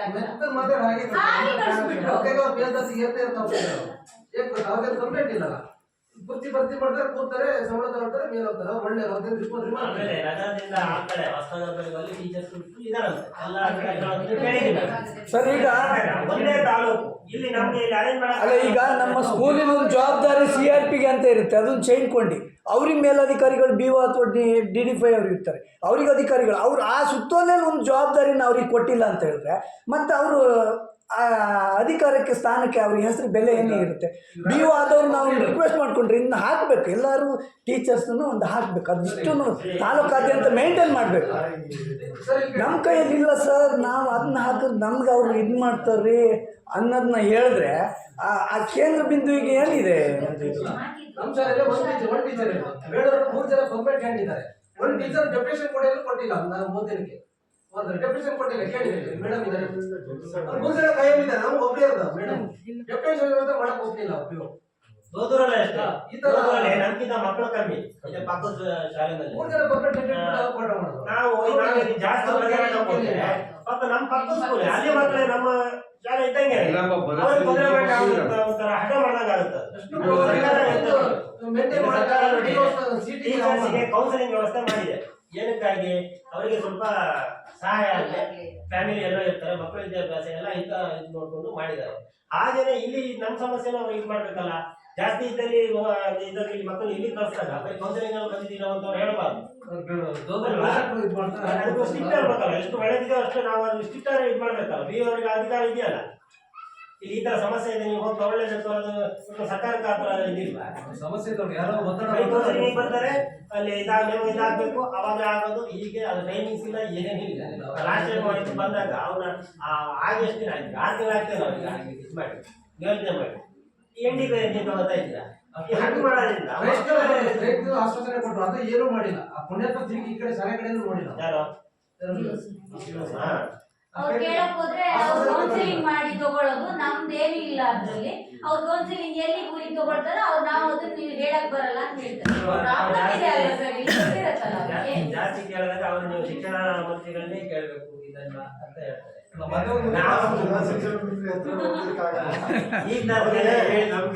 ಕೌನ್ಸಿಲಿಂಗ್ ಇದ್ರು ಯೋಜನೆ ಮಾಡ್ತಕ್ಕಂಥ ಜಾಸ್ತಿ ಇರೋ ಕಡೆ ಸಮಸ್ಯೆ ಎಲ್ಲಾ ಮಕ್ಕಳಿಗೂ ಒಂದು ಅವಕಾಶ ಮಾಡ್ಕೊಡ್ಬೇಕು. ಇಲ್ಲ ಅದನ್ನು ಹೇಳಿದ್ವಿ ಸರ್ ನಾವು ಅವರಿಗೆ. ಸ್ವಲ್ಪ ನೀವಾರು ರಿಕ್ವೆಸ್ಟ್ ಮಾಡ್ಕೊಳ್ಳಿ ಸರ್, ಈ ಪ್ರಾಬ್ಲಮ್ ಇದೆ ಅಂತ ಹೇಳಿದ್ರೆ ನಾವ್ ಹೇಳಕ್ ಬರಲ್ಲ. ಅವ್ರು ಕೌನ್ಸಿಲಿಂಗ್ ಮಾಡಿ ಎಲ್ಲಿ ಪ್ಲೇಸ್ ಬೇಕೋ ಅದು ತಗೊಂಡಾಗಿದೆ ಅಂತ ಹೇಳ್ತಾರೆ BO ಸರ್. ನಾವು ಮತ್ತೆ ಎಲ್ಲರೂ ಹೋಗಿದ್ದೀವಿ ಸರ್, ಒಂದು 12 ಜನದ ಮೇಲೆ ಹೋಗಿದ್ದೀವಿ. ನಾವು 12 ಅಲ್ಲ 3 ಜನ ಹೋದಾಗ ಹೋಗಿದ್ದೀವಿ. ಹೌದು ಅದನ್ನ ಹೇಳ್ತಾರೆ. ನಾವು ಅಲ್ಲಿಂದ ತೆಗ್ದು ಈ ಕಡೆ ಹಾಕಿದ್ರೆ ಅವರೆಲ್ಲ ಜಗಳ ಬರ್ತಾರೆ. ನಮ್ಗೆ ಏನ್ ಮಾಡೋದು ನಾವು ಅಂತ. ನಾವು ಈಗ ಮಕ್ಳಿಗೆ ಏನ್ ಮಾಡೋದು, ನಮ್ಮ ಮಕ್ಳಿಗೆ ತೊಂದರೆ ಆಗ್ತಿರಲ್ಲ. ಅನುದಾನ ಎಲ್ಲ ಬಾರಿ ಚಂದ ಬರ್ತಾ ಇದೆ. ನಾವು ಯಾವ ಅನುದಾನನೂ ನೆಗ್ಲೆಕ್ಟ್ ಮಾಡಿ ವಾಪಸ್ ಕಳಿಸಿಲ್ಲ. ಟೇಸ್ಟ್ ಇರ್ಬೋದು, ಏನ್ ಬರುತ್ತೆ ಅದು ನಾವು ಕಂಪಲ್ಸರಿ ಏನ್ ಕೆಲಸ ಇದ್ರು ಬಿಟ್ಟು ಹೋಗಿ ಮಾಡ್ಕೊಂಡು ಬರ್ತೀವಿ. ಅದ್ರ ಬಗ್ಗೆ ನಾವು ಸರ್ಕಾರ ದೂರ್ತಾ ಇಲ್ಲ. ಬಿಸಿ ಊಟ ಇರ್ಬೋದು, ಈ ತರ ಮಕ್ಕಳು ಈ ತರ ಜನಸಂಖ್ಯೆ ಈ ತರ ವ್ಯವಸ್ಥೆನಲ್ಲಿ ಇಷ್ಟೆಲ್ಲ ಕೊಡೋದು ಭಾರಿ ದೊಡ್ಡ ಇದು. ನಾವು ಸುಮ್ಮನೆ ಸರ್ಕಾರದ ಮೇಲೆ ಅಪಾದನೆ ಮಾಡ್ತಾ ಇಲ್ಲ. ಶಿಕ್ಷಕ ವ್ಯವಸ್ಥೆ ಮತ್ತೆ ಶಾಲಾ ಮಕ್ಕಳಿಗೆ ಬರುವಂತ ಹೋಗುವಂತ ಒಂದು ಇದಿದ್ರೆ ಅದು ನೀರಿನ ವ್ಯವಸ್ಥೆ, ಬಿಲ್ಡಿಂಗ್ ವ್ಯವಸ್ಥೆ ಈ ತರದೆಲ್ಲ ಮಾಡ್ಲೇಬೇಕು. ಕಂಪಲ್ಸರಿ ನಾವು ಸರ್ಕಾರ ಒತ್ತಾಯ ಮಾಡೋದು ಅದಕ್ಕಾಗಿ ಮಕ್ಕಳಿಗೋಸ್ಕರ ಬಿಲ್ಡಿಂಗ್ ವ್ಯವಸ್ಥೆ, ಸ್ಕೂಲಿಗೆ ಸಂಬಂಧಪಟ್ಟ ಗೌರ್ಮೆಂಟ್ ಸ್ಕೂಲಿಗೆ ಏನು ಸಂಬಂಧಪಡುತ್ತೆ ಅಂತ ಅನ್ನೋದನ್ನು ಸರ್ಕಾರ ಕೊಡಬೇಕು. ಆಮೇಲೆ ಅವ್ರು ಸರ್ಕಾರಕ್ಕೆ ಗೊತ್ತಿದೆ ಒಂದು ಟೀಚರ್ಸಿಗೆ ಕೊಡೋ ಸಂಬಳದಲ್ಲಿ ಅತಿಥಿ ಶಿಕ್ಷಕರನ್ನು ತಗೊಂಡು 3 ಜನ 5 ಜನ ನಡೆಸ್ಬೋದು ಅಂತ. ಅದು ನಮ್ಗೆ ಗೊತ್ತಿದೆ, ಸರ್ಕಾರಕ್ಕೆ ಗೊತ್ತಿಲ್ಲ. ತಗೋಬೇಕು. ಇವತ್ತಿನ ಹಳ್ಳಿ ಮಕ್ಕಳು ಎಷ್ಟೋ ಜನ BA ಡಿಗ್ರಿ ಓದ್ಕೊಂಡು 5,000-8,000 ರೂಪಾಯಿ ಈ ಸ್ಕೂಲಿಗೆ ಇದಕ್ಕೂ ಹೋಗ್ತಿದ್ದಾರೆ. ಅವ್ರನ್ನೇ ತಗೊಳ್ಳಿ ಸರ್ಕಾರ. ಅವ್ರಿಗಂತೂ ತನ್ನ ಸಿಕ್ಕಂಗೆ ಆಗುತ್ತೆ, ಎಲ್ಲ ಇವ್ರಿಗೂ ಒಂದು ಬೋಧನೆ ಸಿಕ್ಕಂಗೆ ಆಗುತ್ತೆ. ಎಲ್ಲ ಸ್ಕೂಲ್ ಕಳಿಸಿ ಅಲ್ಲ ಕೊಟ್ಟಿದ್ದಾರೆ ಸರ್. ನೇಮಕಾತಿ ಅದನ್ನು ಸರ್ಕಾರಕ್ಕೆ ಒತ್ತಾಯ ನಾವು ಹೇಳಕ್ಕಲ್ಲ, ನಮ್ಮ ಕೂಗು ಕೇಳಲ್ಲ. ಅದು ನೀವು ಹೇಳಿ ಹೊಸ ಆಯ್ಕೆಗಳನ್ನು ಮಾಡಿ.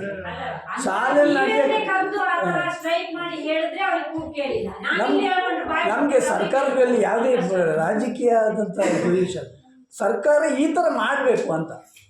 ಇಂಥ ಟೀಚರ್ಸ್ಗಳು ಓದೋರನ್ನ ಹೊಸ ನೇಮಕಾತಿ ತಗೋಬೇಕು. ಆಮೇಲೆ ಶಾಲೆಯಲ್ಲಿ ಗೌರ್ಮೆಂಟ್ ಸ್ಕೂಲಲ್ಲಿ ನಡೆಯುವಂಥ ಕಾರ್ಯಕ್ರಮಕ್ಕೆ ಹಣ ಒದಗನೆ ಮಾಡಲಿ. ಎಲ್ಲೋ ಒಂದು ಕಡೆ ಹೊಳೆನೇ ಹೋಗ್ತಾ ಇದೆ ಸರ್. ಇವ್ರು 10 ರೂಪಾಯಿಗೆ ಒಂದೊಂದು ಅಕ್ಕಿ ಕಾಳಿಗೆ ಇವ್ರು ನೆಟ್ವರ್ಕಲ್ಲಿ ಕೂತ್ಕೊಂಡು ಬರಿಬೇಕು. ಮೊಟ್ಟೆ ಎಷ್ಟು ಜನ ತಿಂದರೆ, ಬಾಳೆಹಣ್ಣು ಎಷ್ಟು ತಿಂದಿದ್ದಾರೆ ಅಂತ.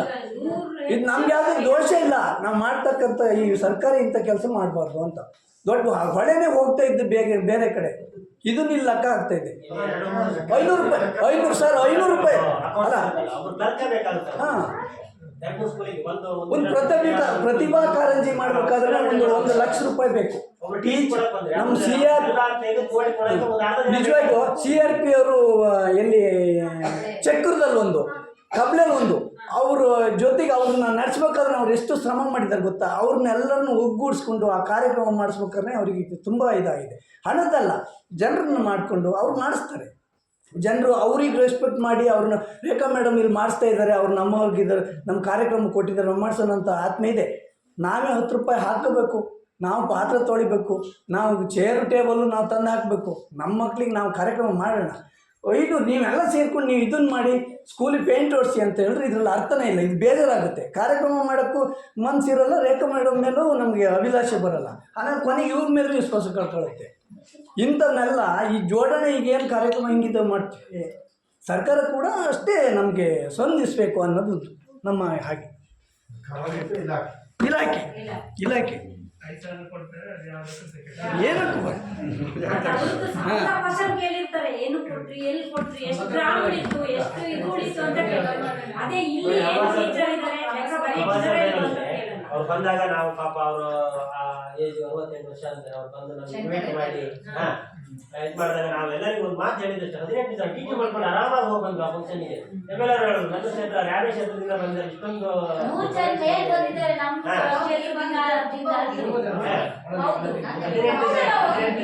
ಎಲ್ಲ ಕೆಲಸ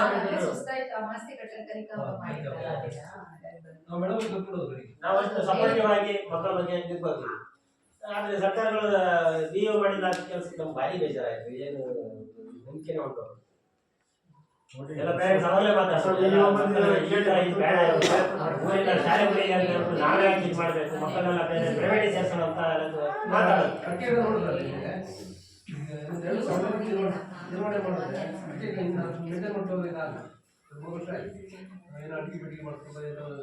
ಹಬ್ಬದಲ್ಲಿ ಅಡಿಗೆ ಬಿಟ್ಟು ಅದನ್ನು ಕರೆಕ್ಟ್ ಮಾಡಿ ಅದ್ರ ಬಗ್ಗೆ ಇದು ಮಾಡಿಕೊಂಡು ಊರಲ್ಲೆಲ್ಲ ಫಸ್ಟ್ ಕಲೆಕ್ಷನ್ ಮಾಡಿದ್ದು, ಆಮೇಲೆ ಅಂಟಿಕೆ ಪೇಂಟಿಗೆಯಿಂದ ಮುಂದುವರಿಸ್ತಾ ಹೋಗ್ತಾ ಇದ್ದಾರೆ. ಆಮೇಲೆ ಈಗ ಅದು ನೀರನ್ನ ಮೆಂಬರ್ ಕೊಟ್ಟಿದ್ದಾರೆ ಪಕ್ಕದಲ್ಲಿ ಇತ್ತು, ಹಾಗಾಗಿ ಕೊಡ್ತಾ ಇದ್ದಾರೆ. ಈಗ ಅವ್ರು ಎಷ್ಟು ದಿನ ಕೊಡ್ತಾರೆ ಗೊತ್ತಿಲ್ಲ. ಆಮೇಲೆ ಕಡೆಗಳೇ ನೀರು ಬೇಕು, ನೀರಿನ ವ್ಯವಸ್ಥೆ ಅದನ್ನ ಸರ್ಕಾರಿ ಇದನ್ನ ಅದು ಮೆನ್ಷನ್ ಮಾಡಿ ಸರ್. ಶಾಲೆಯ ಅಡಿಕೆ ತೋಟಕ್ಕೆ ನೀರಿಗೆ ಏನಾದ್ರು ಬೇರೆ ರೀತಿ ಯೋಜನೆ ಗಂಗಾ ಕಲ್ಯಾಣ ಅಂತ ಅದು ಈಗ ಆರ್ಟಿಸಿದ್ರು ಮಾತ್ರನೇನು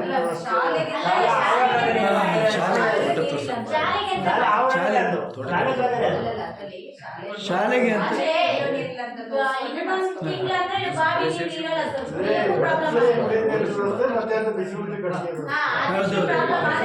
ಆ ಥರ ಒಂದು ತೋರಿಸಿ ಬಂದರೆ ಎಲ್ಲದಕ್ಕೂ ಕುಡಿಯೋ ನೀರಿನ ವ್ಯವಸ್ಥೆ ಒಂದು ಬೋರೆ ಆಗ್ಬೇಕು ಸರ್. ಅದು ಲಾಸ್ಟು ಮೇ ತಿಂಗಳಲ್ಲಿ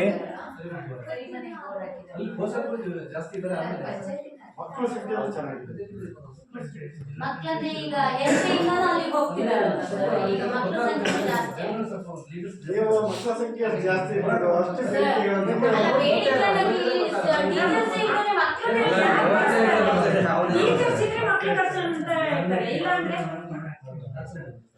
ಮಕ್ಕಳು ಕಡಿಮೆ ಇರುತ್ತೆ. ಈಗ 4 ಜನ ಹೋಗ್ತಾರೆ.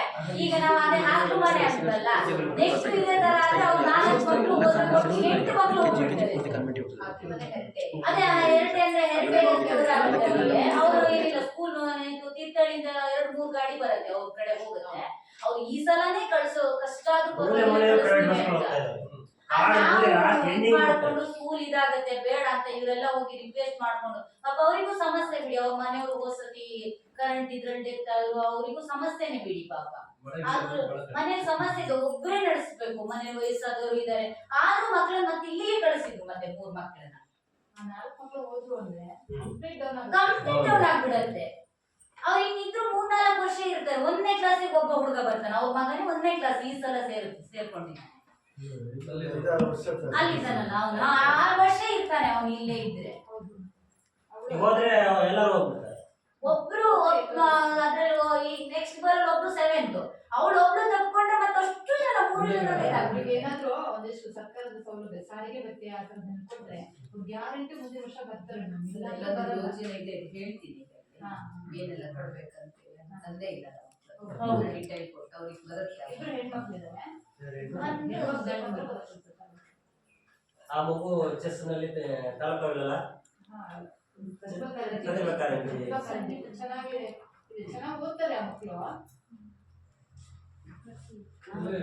ಇದ್ದಾರೆ ಮಕ್ಕಳು ಅವರೆಲ್ಲ ಅಲ್ಲಿ ಎರಟಿಗೆ ಆಮೇಲೆ ಸೋದರಿಗೆಲ್ಲ ಹೋಗ್ತಿದ್ದಾರೆ. ಅದು ಯಾರು ಮನೆಯಿಂದ ಈ ಟೀಚರ್ ಇಲ್ಲ ಅಂತ ಸೋದರಿ ಕರ್ಕೊಂಡಿದ್ದಾರೆ. ಕಲಾಶಾಲೆ ಟೀಚರ್ ಸೋದರಿ ಯಾಕೆ ಇರ್ತಾರೆ ಆ ಕಡೆ ನಮ್ಗೆ ಹತ್ರ ಎರಡನೇ ಹೋಗಿ ಹಿಂಗೋಬೇಕು ಅದೇ ಹೇಳಿದ್ದು. ಅದು ಮತ್ತೆ ಅಂತಲ್ಲ ಅಲ್ಲಿ ನಾವು ರಾತ್ರಿ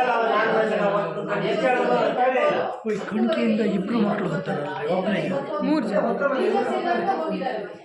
ಮೇಡಮ್ ಮತ್ತೆ ಕಣ್ಕಿಯಿಂದ ಬೇಳೂರು ಹೋಗ್ತಿದಾರಲ್ಲ, ಕಣ್ಕಿಯಿಂದ ಬೇಳೂರು 3 ಜನ ಹೋಗ್ತಿದ್ದಾರೆ. ಇದೇ ಹತ್ರ ಈಜಿ ರೋಡ್ ಎಲ್ಲ. ಬಂದಿದ್ರೆ ನಮ್ಗೊಂದು ಎಕ್ಸ್ಟ್ರಾ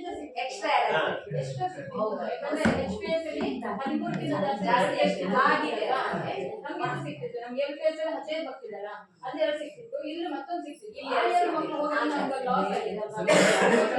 ಯಾರು ಯಾವ ಕಡೆ ಜಾಸ್ತಿ ಇರ್ತಾರೆ ಆ ಕಡೆ ಹೋಗ್ತಾರೆ. ಸ್ವಲ್ಪ ಇದಲ್ಲ ಈಗ ಜನ ಓದಕ್ಕೆಲ್ಲ ಫಾಸ್ಟ್ ಆಗಿದ್ದಾರೆ. ಮುಂದಿನ ವರ್ಷಕ್ಕೆ ಎಲ್ಲಿ ಮಕ್ಕಳು ಹಾಕ್ಬೇಕು ಅಂತ ಇವಾಗಲೇ ಪ್ರಕಾರ ನಡೀತಾ ಇರ್ತದೆ. ಅವ್ರು ಅಬ್ಸರ್ವ್ ಮಾಡ್ತಾ ಇರ್ತಾರೆ. ನಮ್ಮ ಟೀಚರ್ ಈಗ ಬರ್ತಾರೆ ನಂಬರ್ ಸಿಗ್ತಾರೆ ಇಲ್ಲ ಅವರು ಯಾಕಂದ್ರೆ ಅಪಾಯಿಂಟ್ ಆಗಿಲ್ಲ ಇಲ್ಲಿಗೆ 3 ಜನ ಹೋಗ್ತಾರೆ. ಹರೀಶ್ ಆರ್ಯ ಅಂತ ಮತ್ತೆ ಮಂಜುನಾಥ್ ಅಂತ ಒಬ್ಬ ಇಬ್ಬರು ಕುಳ್ಳು ಕಿಟ್ಟು ನೋಡಿ ದೊಡ್ಡ ಶಾಲೆ ಆಯ್ತಾ. ಒಂದು ಒಬ್ಬರೇ ಮುಖ್ಯ ಶಿಕ್ಷಕರು, ಒಬ್ಬರೇ ಪರ್ಮನೆಂಟ್ ಉಳಿದಿರ್ತಕ್ಕಂಥವ್ರೆಲ್ಲ 5 ರಿಂದ 6 ಜನ ಎಲ್ಲ ಗೆಸ್ಟ್ ಟೀಚರ್ ಆದ್ರೆ ಅವರು ಯಾವುದೇ ಕೊರತೆಯನ್ನು ತೋರಿಸ್ಕೊಳ್ಳದೆ ಒಂದು ಒಳ್ಳೆ ಒಂದು ಗುಣಮಟ್ಟದ ಶಿಕ್ಷಣವನ್ನು ನೀಡ್ತಾ ಇದ್ರು. ಇಂಗ್ಲಿಷ್ ಮೀಡಿಯಂ ಏನಿಲ್ಲ, ಮಕ್ಕಳ ಸಂಖ್ಯೆ ಜಾಸ್ತಿ ಇದೆ ಅಲ್ಲಿ, ಬೇಟೆ ಅಲ್ಲ. 4-5 ವರ್ಷ ಅವ್ರು ಒಬ್ಬರೇ ಅಲ್ಲಿ ಹೋದೆ. ಒಂದು 4-5 ತಿಂಗಳಿಂದ ರಿಟೈರ್ಡ್ ಆದ. ಶಾಲೆ ನಡೆಸ್ತಾ ಸಿಕ್ಕರೆ ಇನ್ನೊಂದಿದ್ರು ನಾವು ದುಡ್ಡು ಹಾಕತ್ತೀವಿ ನೋಡ್ರಿ 5-6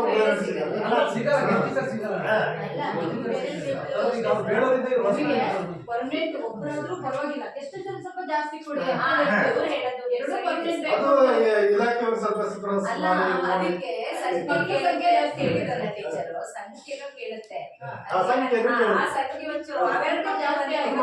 ಅದಕ್ಕೆ ನಾನು ಕೂಡ ಪೇರೆಂಟ್ಸ್ ಜೊತೆ ಇದನ್ನ ರಿಕ್ವೆಸ್ಟ್ ಮಾಡ್ಕೊಳ್ತಿರೋದು, ಇಲ್ಲಿ ಶಾಲೆಗೆ ಸೇರಿಸಿ ಫಸ್ಟಿಗೆ. ಒಂದ್ ವೇಳೆ ಟೀಚರ್ಸ್ ಕೊಡ್ಲಿಲ್ಲ ಅಂದಾಗ ನೀವು ನೆಕ್ಸ್ಟ್ ಇಯರ್ ಬೇಕಾ ಸೇರಿಸಿ ಒಂದು ಪ್ರಯತ್ನ ಮಾಡಿ. ಮುಂದಿನ ವರ್ಷಕ್ಕೆ ಆ ಪ್ರಯತ್ನ ಒಂದು ಮಾಡಿ, ಎಷ್ಟು ಜನ ಜಾಸ್ತಿ ತಗೊಳ್ಳಿ. ನಾವು ಹೊಸತಾರ ತಾಲೂಕಲ್ಲಿ ಎಲ್ಲ ಶಾಲೆಗಳನ್ನು ನೋಡ್ತೇವೆ. ಈಗ ರಿಪ್ಪನ್ಪೇಟೆ ಒಂದು ಸಂಬಂಧಪಟ್ಟಂತೆ ಹೊಸನಗರ ಸೆಂಟ್ರು, ನಗರ ಸೆಂಟ್ರು, ಈ ಭಾಗದಲ್ಲಿ 3 ಸೆಂಟ್ರು ನೋಡಿದ್ರೆ ರಿಪ್ಪನ್ಪೇಟೆ ಭಾಗದಲ್ಲಿ ಕಾಯಂ ಶಿಕ್ಷಕರು ಎಲ್ಲ ಶಾಲೆಯಲ್ಲಿ ಹೊಸನಗರದಲ್ಲೇ ಇದ್ದಾರೆ. ಆದ್ರೆ ನಗರ ಹೋಬಳಿಯಲ್ಲಿ ಇಲ್ಲ, ಎಲ್ಲ ಗೆಸ್ಟ್ ಟೀಚರ್ಸ್ ಸಾಮಾನ್ಯವಾಗಿದ್ದಾರೆ. ಆದ್ರೆ ನಿಮ್ಮ ಶಿಕ್ಷಣದ ಒಂದು ಗುಣಮಟ್ಟ ನಗರ ಹೋಬಳಿಯಲ್ಲೇ ಚೆನ್ನಾಗಿದೆ. ನಗರ ಹೋಬಳಿಯಲ್ಲೇ ಚೆನ್ನಾಗಿದೆ. ಈ ಗೆಸ್ಟ್ ಟೀಚರ್ ಇದಾರಲ್ಲ ಭಾರಿ ಕ್ವಾಲಿಟಿ ಇದ್ದಾರೆ, ಕ್ವಾಲಿಟಿ ಇದ್ದಾರೆ. ಅವರು ತುಂಬಾ ಚೆನ್ನಾಗಿ ಮಕ್ಕಳಿಗೆ ಬೋಧನೆಯನ್ನ ರೀಚ್ ಮಾಡ್ತಾರೆ ಎಲ್ಲ ಶಾಲೆಯಲ್ಲಿ. ಅವರೆಲ್ಲ ಕನಿಷ್ಠ ಮಾಡಬೇಡಿ.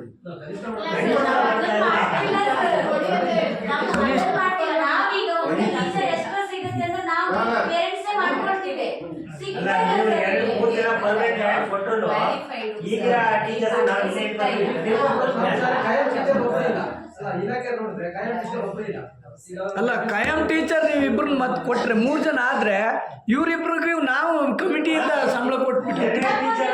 ಯಾಕೆಂದ್ರೆ ಇಂಥ ಟೀಚರು ಆಕ್ಟಿವಿಟಿಗೂ ಆಮೇಲೆ ಪ್ರತಿಭಾ ಕಾರಂಜಿಗಿದ್ದು ಆಟೋಟ ಸ್ಪರ್ಧೆಗಳಾಗಿರ್ ಬರೀ ಟೀಚ್ ಮಾಡಿ ಮನೆಗೆ ಹೋಗೋದಲ್ಲ, ಎಲ್ಲಂದ್ರೂ ನಿಭಾಯಿಸೋಂಥದ್ದು ಕೆಪಾಸಿಟಿ ಇರೋರು. ಆಮೇಲೆ ಇಲ್ಲಿ ಹಳ್ಳಿಲಿ ಇಂತ ಇವ್ರು ಸಿಗ್ಬೇಕಲ್ಲ ಟೀಚರ್ಸ್. ಆಮೇಲೆ ಸರ್ಕಾರ ನೀವು BEd ಆಗಬೇಕು ಅಂತ ಹೇಳಿದ್ರು ಅವ್ರನ್ನ ಎಲ್ಲಿ ಕೇಳಿದ್ರು? ಅವ್ರು ಆಗ್ಲೇ ಆ ಕಡೆ ಹೋಗಿರ್ತಾರೆ. ಎಲ್ಲ 2nd PU ಡಿಗ್ರಿ ಆಗಿದ್ದಾರೆ ಬರಕ್ ಒಪ್ಪಲ್ಲ.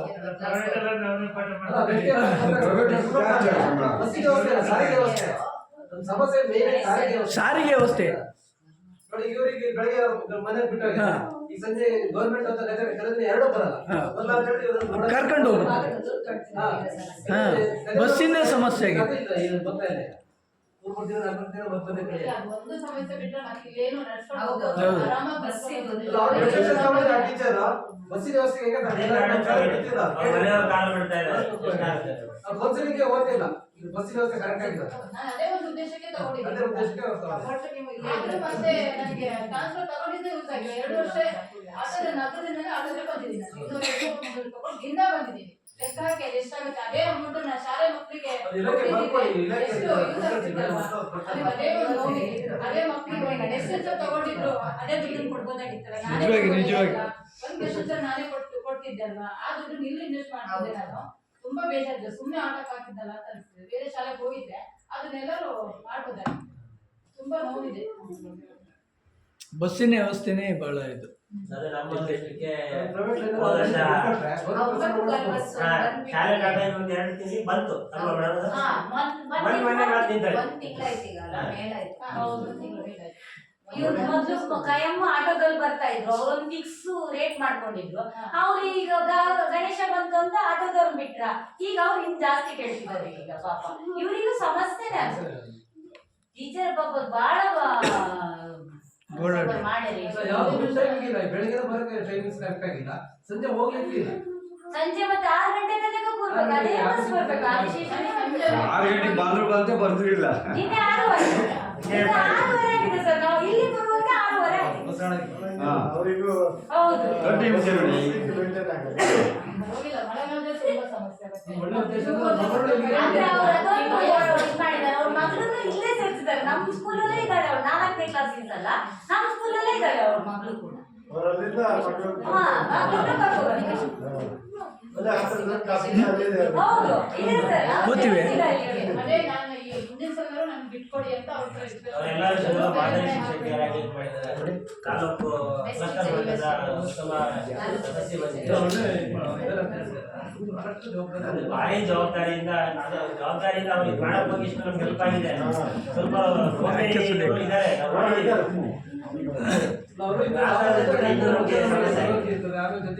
ಎಲ್ಲ ಶಾಲೆಗೂ ಎಲ್ಲ ಟೀಚರ್ ಒಳ್ಳೆಯವರಿಲ್ಲ. ಸಿಗಲ್ಲ. ಏನೋ ಇದು ಸರ್ಕಾರದಿಂದ ಇದಾಗುತ್ತೆ. ನಮ್ಗೆ ಮಟ್ಟದ ವಿಷಯ ಮುಗಿಸ್ತಾರೆ. ಲಾಸ್ಟ್ ಡೇಟ್ ಒಳಗಡೆ ನಾವು ಈ ಕೆಲಸ ಮಾಡ್ಬೇಕು ಅಂತ ತಿಳಿಸ್ತಾರೆ. ನಾವು ಒಂದಲ್ಲ ಸಪೋರ್ಟ್ ಮಾಡ್ಬೇಕು. ಚೆನ್ನಾಗಿ ಸಪೋರ್ಟ್ ಕೊಡ್ತೀರಾ ಹಾಗೆ ಸ್ವಲ್ಪ ಮಕ್ಕಳ ಸಂಖ್ಯೆ ಜಾಸ್ತಿ ಟೀಚರ್ ಅವ್ರಿಗೆ ಟೀಚರ್ ಬೇಕಾ ಮಾಡಿ ಮಾತಾಡ್ತಾರೆ ಅವ್ರು. ಎಷ್ಟು ಕರ್ತಿರೋದು ಒಪ್ಪಲ್ಲ. ಪರ್ಮನೆಂಟ್ ಟೀಚರ್ ಎಷ್ಟು ಹೇಳಿ ಗೌರ್ಮೆಂಟ್ ಎಷ್ಟು ಶಾಲೆ ಇದೆ ಕ್ವಶನ್ ಮಾಡ್ತಾರೆ. ನಾವು ಅನ್ಭವಿಸ್ತೀವಿ ಸರ್. ಟೀಚರ್ ಕ್ವಾಲಿಟಿ ಯಾರು ಕಡಿಮೆ ಇಲ್ಲ. ಹೌದು. ಇತ್ತೀಚೆಗೆ ಅವರು ಬದಲಾವಣೆ ಶಿಕ್ಷಣ ಆದ್ಮೇಲೆ ಅವರು ಈ ಗೇಟ್ ಪದವಿ ನಾವು ನಮಗೆ ಬಂದಿದೆ ಕ್ವಾಲಿಟಿ ಆಗಿದ್ದಾರೆ ಅವರು. ತುಂಬಾ ಕ್ವಾಲಿಟಿ ಇದೆ. ಗೆಸ್ಟ್ ಟೀಚರ್ ಹೇಗಿದೆ ನಮಗೂ ಗೊತ್ತಿದೆ. ನಾವು ಬೇಡಕ್ಕೆ ಹೋದಾಗ ಗೆಸ್ಟ್ ಟೀಚರ್ ಹೇಳ್ತೇವೆ. ನಾವು ಕರೆಕ್ಟ್ ಟೀಚರ್ ಹೇಳ್ತೀನಿ ಅಂತ ಕೇಳ್ತೀವಿ. ನಾವು ಸುಮಾರು ಜನ ಪುಸ್ತಕ ಅನುಭವಿಸ್ತೀವಿ. ನಾವು 10 ವರ್ಷದಿಂದ ಇದೇ ಕೆಲಸ ಮಾಡ್ತಾ ಇದ್ದೀವಿ. ಸ್ಕೂಲಿಗೆ ಕಳಿಸ್ತಾರಲ್ಲ ಹೌದು. ಇದ್ದಾರೆ. ಅವ್ರು ಎಷ್ಟು ಮಕ್ಕಳಿಗೆ ಏನು ಇದು ಮಾಡ್ತಾರೆ. ನಾವು ಮತ್ತೆ ಅಲ್ಲಿ ಏನಾಗುತ್ತೆ ಅನಿಕೇತನದಲ್ಲಿ ಏನು ಅವರು ಪೇಮೆಂಟ್ ಕೊಡ್ತಾರೆ. ಪೇಮೆಂಟ್ ಸಾಲಲ್ಲ ಅಂತ ಆಗಿರ್ಬೋದು. ಬೇರೆ ಕಾರಣದಿಂದ ಬಿಟ್ಟು ಹೋದ್ರೆ ಬೇರೆಯವ್ರನ್ನ ಅದೇ ಜನಕ್ಕೆ ಅದೇ ದಿನನೇ ತಂದು ಇದು ಮಾಡ್ತಾರೆ. ಯಾಕಂದ್ರೆ ಪ್ರೈವೇಟ್ ಸ್ಕೂಲ್ ಅವರಿಗೆಲ್ಲ ಇದಿರ್ತದೆ. ನಮ್ಗೆ ಆಗಿಲ್ಲ. ಇವ್ರು ಹೋದ್ರೆ ಇನ್ನೊಬ್ರು ಹುಡುಗಕ್ಕೆ 6 ತಿಂಗಳೇ 7 ಜನ ಟೀಚರ್ಸ್ ಇದ್ದಾರೆ. ಟೀಚರ್ಸ್ ಇದ್ದಾರೆ. ಅಲ್ಲ 7 ಜನ ಕ್ವಾಲಿಫೈಡ್ ಇಲ್ಲ. ಆಗ ಮುಖ್ಯ ಸಿಗ್ತಾರೆ. ಯಾರು PUC ಆದ್ರೂ ನೀವು ಬಾರಣ ಅಂತ ಕರ್ಕೋಬಹುದು. ಸುಮ್ಮನೆ ಪರೀಕ್ಷೆ ಸೇರಿಸಿ ಅಂತ ಒತ್ತಡ ಹಾಕ್ತಿದ್ದೀನಿ. ಅವ್ರು ಏನ್ ಮಾಡೋದು? ಅವ್ರು ರೆಡಿ ಇದ್ದಾರೆ. ಟೀಚರ್ಸ್ ಇಲ್ಲ ಅಂತ ಅವ್ರು ಹೇಳ್ತಾರೆ. ಅವರಿಗೂ ಕೂಡ ಗೊತ್ತಾಗುತ್ತಲ್ಲ. ಅವ್ರ ಮಗಳು ಇದ್ದಾಳೆ. ನಾವು ಈಗ ಕರ್ಸಿ ಕೇಳಿಸಿ ಪೋಷಕರು ಕೂಡ ನೀವು ಹೇಳಿದ ಸೆಕ್ಷನ್ ನಾನು ಕೊಡ್ಬೇಕು ಮನೆ ಅಂತ ಕೇಳಿಸ್ಕೊಂಡು ಎಲ್ಲ ಇದೆ. ಆದ್ರೆ ನಮ್ಮ ಶಾಲೆ ಅಂತ ಆ ಥರ ಇದೆ. ಇಲಾಖೆಯವರು ಇದ್ದಾರೆ ಮನ್ಸು ಮಾಡ್ತಾರೆ. ಈ ಸರಿ ಏನೋ ಚೇಂಜಸ್ ಆದ್ರೆ ಈ ಸರಿ ನಮ್ಮಂತ ಅಷ್ಟು 7ನೇ ಕ್ಲಾಸ್ ಪಾಸ್ ಆಗ್ತಾರೆ. ಹೌದು ಸರ್. ಚೆನ್ನಾಗಿದ್ರು ಇಲಾಖೆ ಅಂದ್ರೆ ಶಾಲೆ ಇಲಾಖೆ ಅಲ್ಲ ಲಾಸ್ಟ್ ಅಂತ ನಾವು ಹೇಳೋದಿಲ್ಲ ಬಿಡಿ. ನಮ್ಮ ಶಾಲೆ ಇದು ನಮಗೆ ಬೇಕು. ನಾವು ಓದಿದ ಶಾಲೆನೇ ಇದೆಯಾ? ನಮ್ಮ ಅಣ್ಣ ಓದಿದ್ದೆ. ನಮ್ಮ ಮಕ್ಕಳು ಇಲ್ಲೇ ಓದಿಸಿದ್ವಿ. ಇಲ್ಲ ಇಲ್ಲಿ ಗ್ರಾಮಾಂತರ ಸಪೋರ್ಟ್ ಭಾರಿ ಇದೆ. ಬಹಳ ಇದೆ ಸರ್ ಇಲ್ಲಿ. ಭಾರಿ ನಮ್ಮ ಮಕ್ಕಳ ಜೊತೆ ಗೌರ್ಮೆಂಟ್ ಸೈಡ್ ಇಂಗ್ಲಿಷ್ ಮೀಡಿಯಂ ಬಸ್ಸಲ್ಲಿ ಹೋಗ್ತಿದ್ದಾರೆ. ಆದ್ರೆ ನಮ್ಮ ಮಕ್ಕಳು ಕಳಿಸಿ ಇಲ್ಲಿ ನಮ್ಮ ಶಾಲೆ ಅದನ್ನ ನಾವು ಇಲ್ಲಿವರೆಗೆ ಉಳಿಸ್ಕೊಂಡು ಬಂದಿವಿ. ಇನ್ನು ಇಲಾಖೆ ಅಥವಾ ಏನಾದ್ರು ಸಪೋರ್ಟ್ ಕೊಟ್ಟು ನಾವು ನಿಮ್ಮ ಜೊತೆಗೆ ಇರ್ತೀವಿ. ನಾವು ಮಕ್ಕಳಿಲ್ಲ ಅಂತ ನಾವು ಶಾಲೆ ಕೈ ಬಿಡ ಪ್ರತಿಭಾ ಕಾರಂಜಿ ಏನಾದ್ರು ಎಷ್ಟು ಮಾಡ್ಬೇಕಂತ ಏನಿಲ್ಲ ನಾವು ಸಪೋರ್ಟ್ ಮಾಡ್ತೀವಿ. ನಾವು ಇರ್ತೀವಿ, ಬೇಕಾದ್ರೆ ಮೇಡಮ್ ಬಂದು ನೋಡಿ ಮಾಡೋಣ, ಅವಕಾಶ ಮಾಡ್ತೀವಿ. ನೀವು ಸಪೋರ್ಟ್ ಮಾಡಿಲ್ಲ ಅಂದ್ರೆ ನಾವು ಮಾಡೋಣ. ಏನ್ ಬಿಟ್ಟಾಕಿ ಬಂದ್ರೆ ಅದನ್ನು ಮುಂದುವರಿಸ್ತೀವಿ.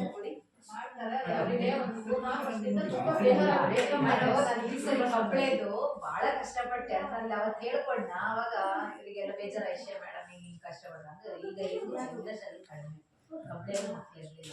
ಬಟ್ ಇವ್ರದ್ದು ನಂಗೆ ಗೊತ್ತಿದೆ ಪರ್ಸನಲ್ ಇವ್ರ ಸಮಸ್ಯೆ. ಇವ್ರಿಗೆ ಇಲಾಖೆ ಮೇಲೆ ಬೇಜಾರಿಗೆ ನಾನಂತಲ್ಲ, ಇಲಾಖೆ ಆಗ್ಬೇಕು ಸ್ಪಂದಿಸಿಲ್ಲ, ಅವ್ರಿಗೆ ಸರಿಯಾಗಿ ಆಗ್ಲಿಲ್ಲ. ಅದಕ್ಕೆ ಅದು ಇಲ್ಲ ಕಾರ್ಯಕ್ರಮ ಬಿಲ್ಡಿಂಗ್ ಇಲ್ಲ.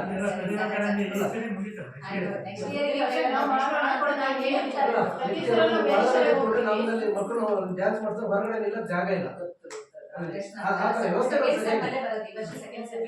ಪ್ರತಿಭಾ ಕಾರಂಜಿಗೆಲ್ಲ ಜನ ಸಪೋರ್ಟ್ ಮಾಡ್ತಾರೆ.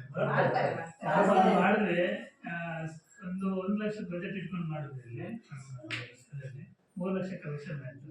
ಸುಮ್ಮನೆ ಅಲ್ಲಿ ನಮ್ಗೆ ಎಷ್ಟು ಉಳಿತಿರುತ್ತೆ? 2 ಲಕ್ಷ ಹಿಂಗೆ ಉಳಿತು. 50,000 ಅಷ್ಟೇ ಎಲ್ಲ ಅದಕ್ಕೆಲ್ಲ ದುಡ್ಡು ಕೊಡ್ತಾರೆ. ನಮ್ಮಲ್ಲಿ ಗ್ರಾಮಸ್ಥರು ಬಹಳ ಸಪೋರ್ಟ್ ಮಾಡ್ತಾರೆ. ಇಲ್ಲ, ಇಲ್ಲಿ ನಾವು ಕೇಳಿದ ಪ್ರಶ್ನೆನೇ ಗ್ರಾಮಸ್ಥರು ಕೇಳ್ತಾರೆ. ಅವ್ರ ಸ್ಟ್ರೈಕ್ ಎಷ್ಟು ಜನ ಬಂದಿದ್ರು, ಅವರೆಲ್ಲ ಎಷ್ಟು ಪ್ರಶ್ನೆ ಮಾಡಿದ್ರು ಗೊತ್ತಾ, ಯಾಕೆ ಈ ತರ ಇದು ಅಂತ ಹೇಳ್ಬಿಟ್ಟು ಅದೆಲ್ಲ ಇದು ಅಂತ ಕೇಳ್ತಾರೆ. ಅವ್ರು ಇಲಾಖೆಯಿಂದ ಪ್ರಶ್ನೆ ಅವ್ರಿಗೆ ಹೇಳಿ ನಮಗೆ ಯಾಕೆ ಸಪೋರ್ಟ್ ಕೊಡಲ್ಲ, ನಾವ್ ಯಾಕೆ ಕ್ವಶನ್ ಮಾಡ್ಬೇಕು, ಆ ತರದ್ದು ಬೇಜಾರು ಇದೆ ಇಲಾಖೆಗೆ. ನಿಮಗೆ ಒಬ್ಬರಿಗೆ ಪರ್ಮನೆಂಟ್ ಅವ್ರನ್ನಾದ್ರೂ ಸ್ವಲ್ಪ ಬಿಲ್ಡಿಂಗ್ ಹೋಗಿದೆ ಅಂತ ಹೇಳಿದ್ರೆ ನೀವೆಲ್ಲ ದಾರಿಗಳಲ್ಲಿ ಹೋಗ್ತಾರೆ ಅಷ್ಟೇ. ಅಲ್ಲ ಇದನ್ನೆಲ್ಲ ಅಲ್ಲಿ ಗ್ರಾಮ ಪಂಚಾಯತಿ ಅಪ್ಲಿಕೇಶನ್ ಕೊಡಿ. ಅವರು ಎಲ್ಲ ಕೇಳಿ ಎಲ್ಲ ಕೊಟ್ಟು ಗ್ರಾಮ ಪಂಚಾಯತ್ ಮೆಂಬರ್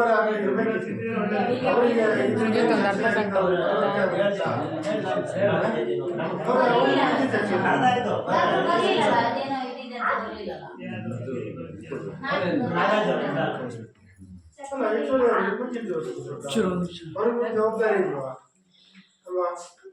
ಬೇರೆ ಕಡೆ ಕಾರ್ಯಕ್ರಮ ಮಾಡ್ತಾರೆ ಅವರು. ನೀವು ನಮ್ಗೆ ಹೇಳಲ್ಲ.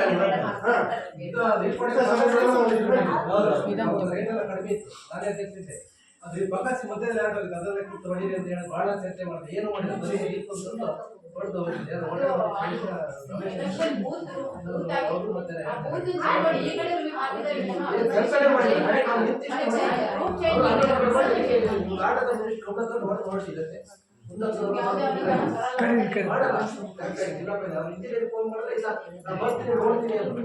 ಬಂದಿದ್ದ ನೋಡಿದ್ದೆ ಹಂಗೆ ಮಾತಾಡ್ಬೇಡಿ. ನಾನು ಸುಮ್ಮನೆ ನಾವೇ ಫೈಟ್ ಮಾಡೋದು. 40,000 ರೂಪಾಯಿ ಖರ್ಚು ಮಾಡಿ 1,40,000 ರೂಪಾಯಿ ದುಡ್ಡು ಇಟ್ಟಿದ್ದು. ಬರೀ 40,000 ರೂಪಾಯಿ ಕೊಡ್ತಾರೆ. ಒಂದೇ ದಿನ ಒಬ್ಬರು ಆಚಾರ್ಯ ಕರ್ಕೊಂಡು ನೋಡ್ಬೋದು.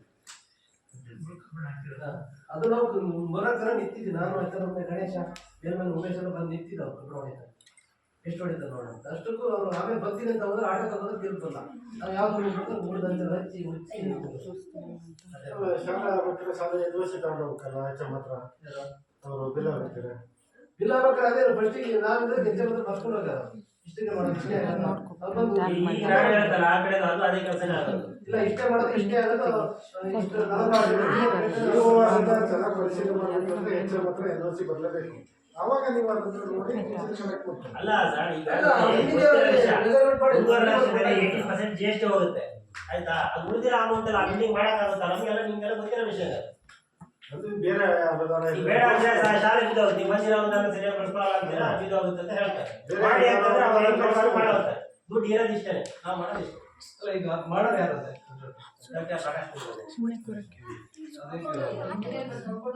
ಎಷ್ಟು ಬಿಟ್ಟು ಮಾತ್ರ 1 ಲಕ್ಷ 40% ಮಾತ್ರ ಕೆಲಸ ಮಕ್ಕಳು ಯಾರು ಪ್ರಕಾಶ ಮಾಡೋದು ಯಾರು ಎಲ್ಲ ಎಷ್ಟು ಅಷ್ಟು ಮಾಡ್ಕೊಂಡು ಹೋಗ್ತಾರೆ. ರಿಸರ್ವ್ಮೆಂಟ್ ಇಂಜಿನಿಯರ್ ಬರ್ತಾರೆ,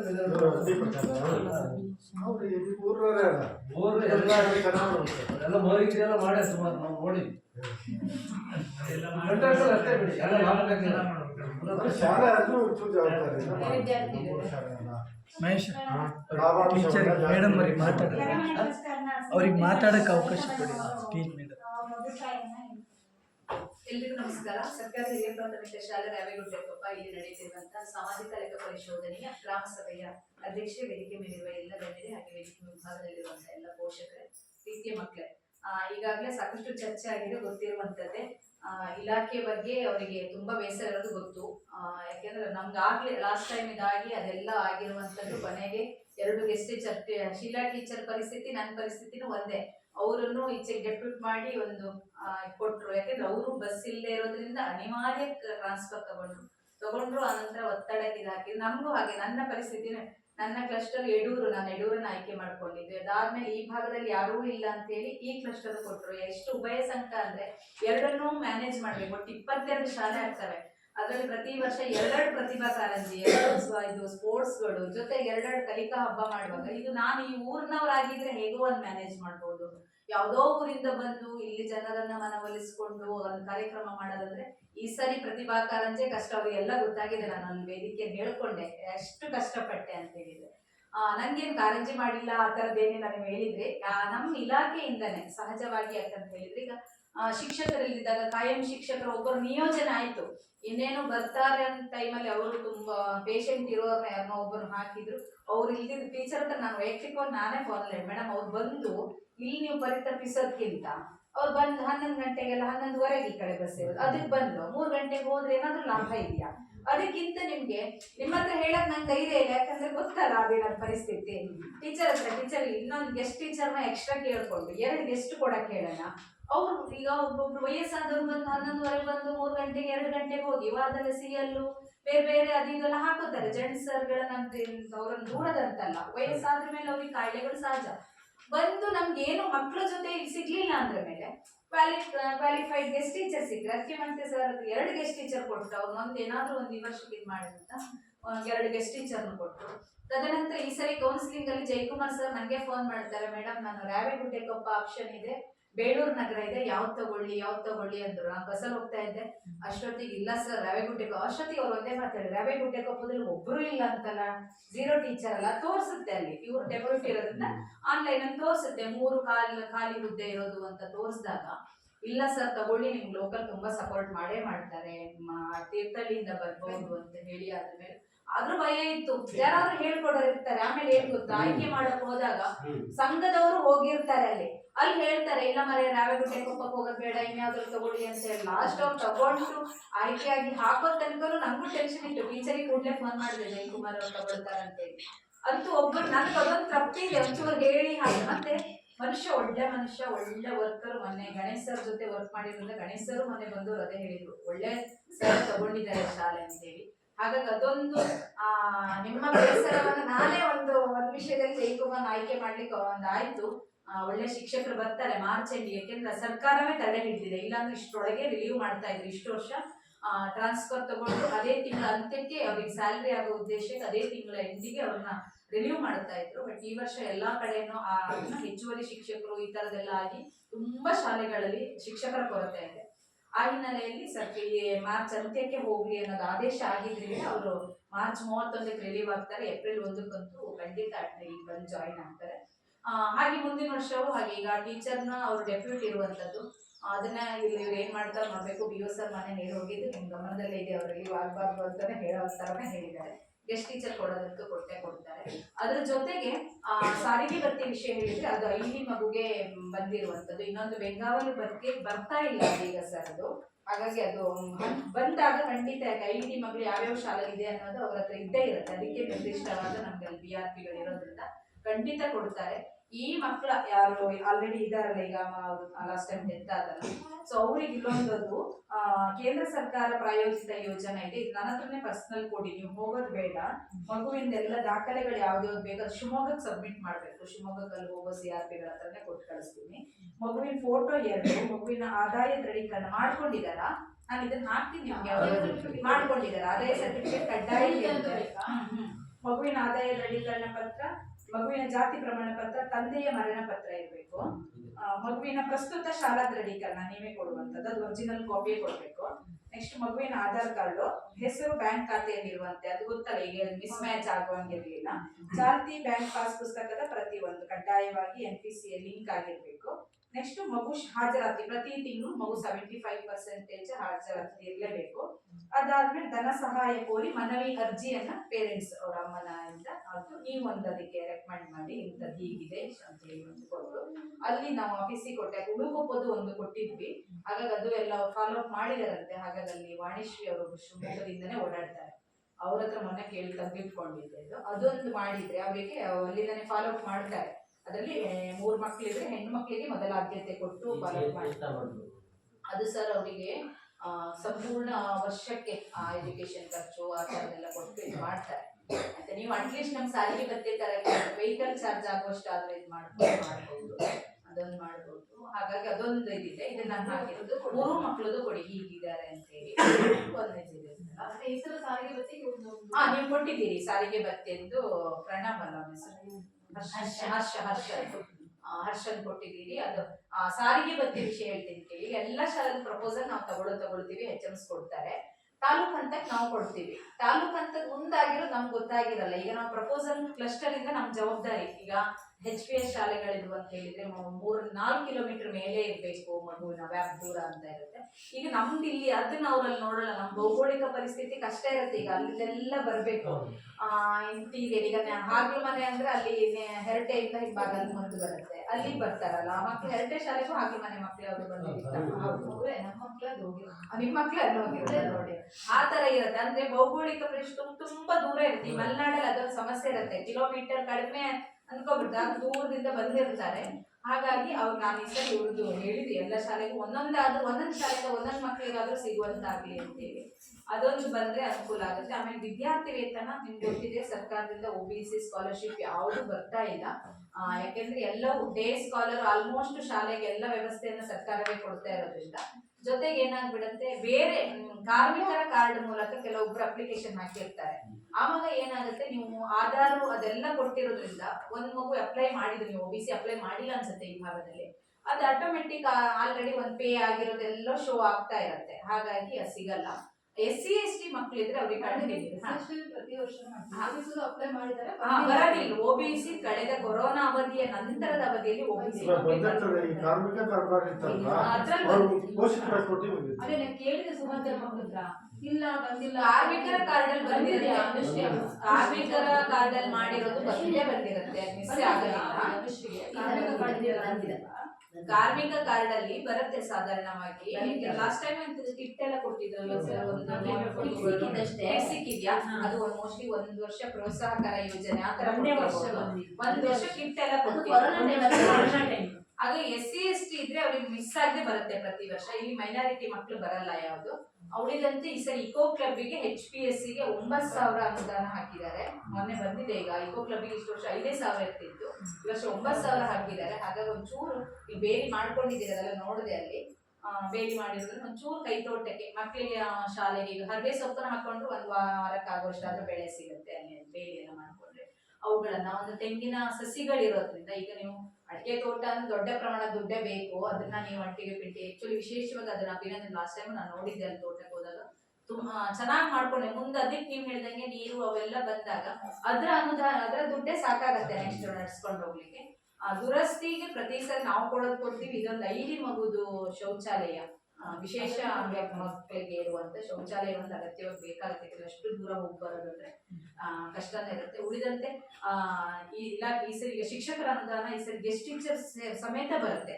ನಿಮ್ಮ ಶಾಲೆಗೆ 3 ಪೋಸ್ಟ್ ಅಂತ ಹೇಳಿದ್ರೆ 3 ಜನಕ್ಕಾಗೋಷ್ಟು. ಲಾಸ್ಟ್ ಟೈಮ್ ಬಂತು ನೋಡಿ, ಎಲ್ಲ ಒಂದಿಷ್ಟು ವಸ್ತು ಲಾಸ್ಟಿಗೆ ಕೊಟ್ಟರು.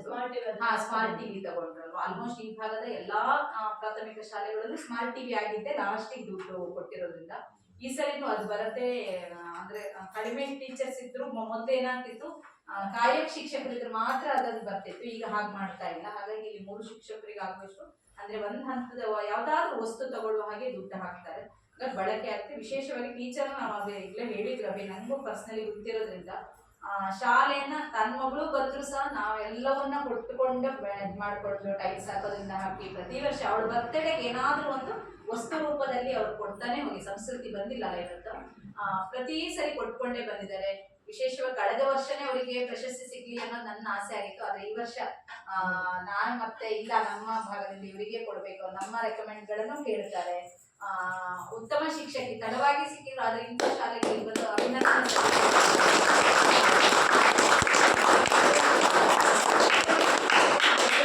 ಕೆಲವೊಮ್ಮೆ ಯಾರ್ಯಾರೋ ಆಯ್ಕೆಯಾಗಿ ಹೋಗ್ತಾರೆ, ಅವಾಗ ಏನೋ ಆಗತ್ತೆ. ಆದ್ರೆ ಇಂಥವರಿಗೆಲ್ಲ ಸಿಕ್ಕಾಗ ನಿಜವಾಗಿಯೂ ಅದ್ರ ಮೌಲ್ಯ ಜಾಸ್ತಿ ತುಂಬಾ ಆಗ್ತದೆ. ಖುಷಿ ಇದೆ. ಹೌದು. ಅದೊಂದು ನಮಗೂ ಖುಷಿ, ಹೆಮ್ಮೆ ಅಂತಾರ. ಜೊತೆಗೆ ಅವ್ರ ಮನೆಯವರು ಶಾಲೆ ಅಂದಾಗ ತುಂಬಾ ಸಪೋರ್ಟ್ ಹೌದು. ಮಾಡ್ತಾರೆ. ಅದನ್ನ ಇವಾಗೆಲ್ಲ ಮಧ್ಯ ಮಕ್ಕಳು ಸಿಕ್ಕಾಕೊಳ್ಳೋದು. ಕೆಲವೊಮ್ಮೆ ಯಾಕೆ ಗೊತ್ತಾ, ನಾವು ಶಿಕ್ಷಕರು ಮಾಡಿರೋದನ್ನ ಶ್ಲಾಘಿಸಲೇಬೇಕಾಗತ್ತೆ. ನಮ್ಗೆ ಇವ್ರು ನನ್ ಭಯನೂ ಇರುತ್ತೆ ಅಂತ ಇವ್ರ ಜೊತೆ ಹೇಳ್ತಾ ಇದ್ದೆ, ಅಪ್ಪ ನನ್ ಭಯ ಬರೋದು ಯಾವೆ ಅಂದ್ರೆ, ಈಗ ಬಂದವರೆಗೆ ಇವ್ರು ಹೇಳಿದ್ರೆ SDMC ಸಭೆ ಯಾವಾಗಿರುತ್ತೆ ಅವಾಗ ಬರಕ್ಕಾಗಲ್ಲ. ನಾವೆಲ್ಲಾದ್ರೂ ಯಾಕಂದ್ರೆ ಈ ಭಾಗದಲ್ಲಿ ಬಸ್ಸು ಇಲ್ಲ. ನಾನು 60-70 ಕಿಲೋಮೀಟರ್ ದೂರದಿಂದ ಮನೆಯಿಂದ ಬರ್ತೀನಿ. ಈ ಬಸ್ಗಳು ಇರಲ್ಲ. ಇಲ್ಲಿ ಬಂದಾಗ ಯಾವ್ದಾದ್ರು ಒಂದು ಬಸ್ಸಿಗೆ ಬಂದ ತಕ್ಷಣ ಹೋಗುವಂಥದ್ದು. ಮಧ್ಯಾಹ್ನ ಮೇಲೆ ಅಡುಗೆಯವರು ಸಿಗಲ್ಲ ಅವ್ರ ಹತ್ರ ಮಾತಾಡಕ್ಕೆ, ಹಂಗಾಗುತ್ತೆ. ಮನೆ BO ಸರ್ ಹತ್ರ ಕಟ್ಟ ಹೋಗ್ಲೇಬೇಕು ಸರ್ ಅಂತ ಹಠ ಹಿಡಿದೆ. ಯಾಕಂದ್ರೆ ನಾವು ನೀರು ತೊಟ್ಟು ನಿಮ್ಗೆ ಗೊತ್ತಿರಬಹುದು, ಆಚೆ ಡ್ಯಾಮ್ ಆಚೆಗಿದೆ ಶಾಲೆ. ಬೆಸ್ಟ್ SDMC ಅಲ್ಲಿ ಆಯ್ಕೆ ಆಗಿದೆ. ಅದನ್ನ ನೋಡ್ಲಿಕ್ಕೆ ಬಂದಿದ್ದಾರೆ. ಈಗ ನಾಳೆ ಅಥವಾ ನಾಡ್ದು ಜಿಲ್ಲಾ ಹಂತದ ಅಧಿಕಾರಿಗಳು ಬರ್ತಾರೆ ಡ್ಯಾಮ್ ಆಚೆ ಶಾಲೆಗಳು. ಅಲ್ಲೂ 11 ಮಕ್ಳಿರೋದು, ಅಲ್ಲೂ ಒಬ್ಬರೇ ಶಿಕ್ಷಕರು, ಅವ್ರಿಗೊಬ್ರು ಬೇರೆ ಶಾಲೆಯಿಂದ ತೋರ್ಸಂಗ್ ಮಾಡಿ ಗೆಸ್ಟ್ ಟೀಚರ್. ಆ ಮಾಸ್ಟ್ರು ಇನ್ನೊಂದು ಶಾಲೆ, ಅಲ್ಲೆಲ್ಲ ಸಮಸ್ಯೆ ನೋಡ್ರೆ ನೀವ್ ಎಂತ ಹೇಳ್ತೀರೋ, ಒಂದೇ ಮಾಸ್ಟ್ರು 2 ಶಾಲೆ 3 ದಿನ ಮಾಡ್ತಾರೆ. ಆದ್ರೂ ಮಕ್ಳ ಕಲ್ಲಿ 2 ಗೆಸ್ಟ್ ಟೀಚರ್ನ ಪೋಷಕರೆಲ್ಲ ಸಪೋರ್ಟ್ ಮಾಡಿ. ಅಂದ್ರೆ ಈಗ ಬಂದಿರೋ ಶಿಕ್ಷಕರು ಸಂಬಳಕ್ಕಾಗಿ ಯಾರು ಬರ್ತಾ ಇಲ್ಲ, ಅವರೆಲ್ಲರೂ ಮಕ್ಳಿಗೆ ಕಲಿಸ್ಬೇಕು ಅಂತ ಬಂದು ಕಲಿಸ್ತಾ ಇದ್ದಾರೆ. ಅವಾಗಲೇ ಸರ್ ಹತ್ರ ಸರ್ ಒಂಚೂರಾದ್ರೂ ಹೋಗಿ ಬರೋಣ, ರಾವೇಗುಡ್ಡೆಕೊಪ್ಪ ಪರಿಸ್ಥಿತಿ ಹೀಗಿದೆ ಅಂತೇಳಿ ಕಡೆ ಸೀದಾ ಇಲ್ಲಿಗೆ ಬಂದ್ವಿ. ಅಲ್ಲಿಂದ ಇಲ್ಲಿ ಬಂದು ಇಲ್ಲೊಂದ್ ಸ್ವಲ್ಪ ಟೀಚರ್ ಹತ್ರ ಇದು ಮಾಡ್ಕೊಂಡು ಹೇಳ್ಕೊಂಡು ಹೌದು. ಯಾಕಂದ್ರೆ ನಮ್ಗೆ ಆಸೆ ಇದೆ, ನಮ್ಗೆ ಇಂಥ ಶಾಲೆಗಳನ್ನ ಇದು ಮಾಡ್ಬೇಕು, ಏನಾದ್ರೂ ಆಗ್ಬೇಕು. ಆದ್ರೆ ಮೇಲಂತದ್ದು ನಮ್ ಕೈಯಲ್ಲಿ ಇರಲ್ಲ. ನಾವು ಸಭೆಯಲ್ಲಿ ಎಷ್ಟೇ ನಮ್ದು, ನೀವು ಗ್ರಾಮ ಸಭೆಯಲ್ಲಿ ಕೂಗಾಡ್ತಿರಲ್ಲ, ಅರಣ್ಯ ರೋದನ ಆಗುತ್ತೆ ಕೆಲವೊಮ್ಮೆ, ಹಾಗೆ ನಾವು ಅಲ್ಲಿ ಇದು ಮಾಡ್ತೀವಿ. ಆದ್ರೆ ಅವ್ರ ಅಧ್ಯಕ್ಷರು ಹೇಳಿದ ಹಾಗೆ ಯಾವುದೇ ಇದ್ರು ಚಟುವಟಿಕೆ ಏನಾದ್ರೂ ಆದ್ರೆ ಕ್ಲಸ್ಟರ್ ಇಂದ ಫಸ್ಟ್ ಬರೋ ರಿಪ್ಲೈ ರಾವೇಗುಡ್ಡೆಕೊಪ್ಪ ಶಾಲೆದಾಗಿರುತ್ತೆ. ಎಲ್ಲವನ್ನ ಮಾಡಿರ್ತಾರೆ ಟೀಚರು. ಎಷ್ಟೇ ಸಂಕಷ್ಟಗಳೇ ಹೆಣ್ಮಕ್ಳಿಗೆ ಇದಷ್ಟು ದೂರ ಹೋಗೋದು, 6:30 ಆನ್ಲೈನ್ ವರ್ಕ್ ಇರ್ಬೋದು, ಅದಕ್ಕೆ ಸರ್ಕಾರದಿಂದ ಬಂದಿರುವ ದುಡ್ಡುಗಳಿಗೆ ಸರಿಯಾಗಿ ವಸ್ತುಗಳನ್ನ ಇದು ಮಾಡುವಂತ, ಅದಕ್ಕೆ ಅವ್ರ ಮನೆಯವರು ಸಹ ಎಲ್ಲ ಕಡೆ ಹೋಗಿ ತರಲಿಕ್ಕೂ ಸಪೋರ್ಟ್ ಮಾಡ್ತಾರೆ. ಇದೆಲ್ಲ ಇದ್ದಾಗ ಮಕ್ಕಳನ್ನ ನಾವು ಸೇರಿಸುವಾಗ ಸಹಜವಾಗಿ ಎಲ್ಲ ನಾನು ನನ್ನ ಮಗಳನ್ನ ಸರ್ಕಾರಿ ಶಾಲೆಗೆ ಸೇರಿಸಿದೀನಿ. ಸಹಜವಾಗಿ ಕೇಳ್ತಾರೆ ಎಷ್ಟು ಜನ ಶಿಕ್ಷಕರಿದ್ದಾರೆ, ಶಿಕ್ಷಕರು ಪಾಠಕ್ಕೆ ಲಭ್ಯರಾಗ್ತಾರೆ. ಯಾಕೆಂದ್ರೆ ಒಬ್ಬರಿಗೆ ಇಲಾಖೆಯ ಕರ್ತವ್ಯ ನಿರ್ವಹಿಸುವಷ್ಟೇ ಕೆಲಸಗಳಿರ್ತವೆ. ಮಾಹಿತಿ ಕೊಡೋದು, ನೀವು ಹೇಳಿದಂಗೆ 100 ಗ್ರಾಮ್ ಅಕ್ಕಿ ಹಾಕಿದ್ರು ಅದಕ್ಕೆ ಲೆಕ್ಕ ಕೊಡ್ಬೇಕಂತ ಪರಿಸ್ಥಿತಿನೇ ಬಂದಿದೆ. ಯಾಕೆಂದ್ರೆ ಹೊಳೆ ಹರಿದು ಹೋಗುತ್ತೆ. ಆದ್ರೆ ನಾವು ಸರ್ಕಾರಿ ನೌಕರರಲ್ಲ, ಏನೂ ಮಾಡೋಂಗಿಲ್ಲ. ನಾವಿವಾಗ ಡ್ಯೂಟಿ ಮಾಡಿದೀನಿ ಅಂತ ನಾವು ಅಟೆಂಡೆನ್ಸ್ ತೋರಿಸ್ಲೇಬೇಕು, ಏನೂ ಮಾಡಂಗಿರಲ್ಲ. ಹಾಗಾಗಿ ಇದೆಲ್ಲದ್ರ ಜೊತೆಗೆ ಒಂದಿಷ್ಟು ಮಕ್ಕಳು, ಅಂದ್ರೆ ಯಾಕೆ ಇದನ್ನ ಹೇಳ್ತಿದೀನಿ ಅಂದ್ರೆ, 1ರಿಂದ 5ನೇ ತರಗತಿಯಲ್ಲಿ 12ಕ್ಕಿಂತ ಜಾಸ್ತಿ ಮಕ್ಕಳಿದ್ರೆ ನಿಮ್ಗೆ ಅಲ್ಲಿ 2 ಪೋಸ್ಟ್. ಒಂದೇ ಮಗು ಜಾಸ್ತಿ ಇದ್ರು ಸಾಕು, 12ಕ್ಕಿಂತ 13 ಇದ್ರು 2 ಪೋಸ್ಟ್. 6, 7ರಲ್ಲಿ 2 ಸೇರಿ 13ಕ್ಕಿಂತ 12ಕ್ಕಿಂತ ಜಾಸ್ತಿ 13 ಇದ್ರು 2 ಪೋಸ್ಟ್. ಅಲ್ಲಿ ನಿಮ್ಗೆ 2 ಕಡೆದು 13-14 ಬ್ಯಾಲೆನ್ಸ್ ಮಾಡ್ಕೊಂಡ್ರೆ 4 ಆಗ್ಬಿಡತ್ತೆ. ನಮ್ಗೆ ಮಾರಲ್ ರೈಟ್ ಇರುತ್ತೆ, ಕೇಳಕ್ ಹೋಗಿ ಇದೇ ನೋಡಿ ಕೊಡ್ರಿ, ಎಷ್ಟು ಇದೆಯಲ್ಲ ನಿಯಮ ಅಂತ ಹೇಳಕ್ಕಾಗುತ್ತೆ. ಆವಾಗ ಸಹಜವಾಗಿ ನಾವು ಅದೇ ಮಾಡ್ಬೋದು, ಇದೇ ಸರ್ ಕೊಡಿ, ಅವರೆಲ್ಲರೂ ವ್ಯವಸ್ಥೆ ಮಾಡ್ಕೋತಾರೆ ಅಂತ. ಇನ್ನೊಂದು ನಿಮ್ ಪರಿಸ್ಥಿತಿ ಇಲ್ಲಿ ಹಳ್ಳಿ ಆದ್ರಿಂದ ಓದ್ಕೊಂಡವ್ರೆಲ್ಲರೂ ಹೈಯರ್ ಸ್ಟಡೀಸ್ ಮಾಡ್ಕೊಂಡು ಸಿಟಿಗೆ ಹೋಗಿದ್ದಾರೆ ಒಂದಿಷ್ಟು ಜನ ಎಲ್ಲ. ಅದು ಇರೋರಿಗೆ ನೆಕ್ಸ್ಟ್ ಇಯರ್ ಇಂದ ನಮ್ಮ ಗಣೇಶ್ ಸರ್ ಡಿಗ್ರಿ ಹೋಲ್ಡರ್ಸ್ಗೆ ಅವ್ರದ್ದೇನು ತಗೊಳ್ತಿದ್ದಾರೆ, ಇವರೇ ಬಂದಿರೋದ್ರಿಂದ. ಹಾಗಾಗಿ ಅದೇನು ಸಮಸ್ಯೆ ಆಗ್ಲಿಕ್ಕಿಲ್ಲ ಅನ್ಕೊಂಡಿದ್ದೀನಿ. BEd ಆಗ್ಬೇಕು ಅಂತೇಳಿ, ಯಾಕೆ ತೀರ್ಥಹಳ್ಳಿಯಲ್ಲಿ ಮಾಡಿದ್ದಾರೆ ಅವರು. BCom ಆ ಥರ ಎಲ್ಲ ಆದಾಗ ಮ್ಯಾಥ್ಸ್ ಅವಿವೆಲ್ಲ ನೀಟಾಗಿ ಹ್ಯಾಂಡಲ್ ಮಾಡ್ಕೊಂಡು ಹೋಗ್ತಾರೆ. BSc ಆದವ್ರು ಸಿಗ್ತಾರೆ. ಈ ಥರ ಇದ್ದಾಗ ಈ ಭಾಗದಲ್ಲಿ ಆ ಸಮಸ್ಯೆ ಇದೆ. ನಿತ್ಯ ಟೀಚರು ಕಷ್ಟಪಟ್ಟು ಬರ್ತಿದ್ದಾರೆ, ಇವರದ್ದು ನಾಗಶ್ರೀದು ಗೊತ್ತಿದೆ, ನಡ್ಕೊಂಡೇ ಓಡಾಡ್ಕೊಳ್ಳೋದು. ಇಂಥ ಪರಿಸ್ಥಿತಿಯಲ್ಲಿ ಇಲ್ಲಿ ಬಂದ್ ಮಾಡ್ತಿರೋದ್ರಿಂದ ನಿಮ್ಗೆ ಅಭಿನಂದನೆಗಳೇ ಹೇಳ್ಬೇಕು. ಯಾಕಂತ ಹೇಳಿದ್ರೆ ನನ್ನ ಮಕ್ಕಳು ಸಪೋರ್ಟ್ ಮಾಡ್ತಿದ್ದಾರೆ.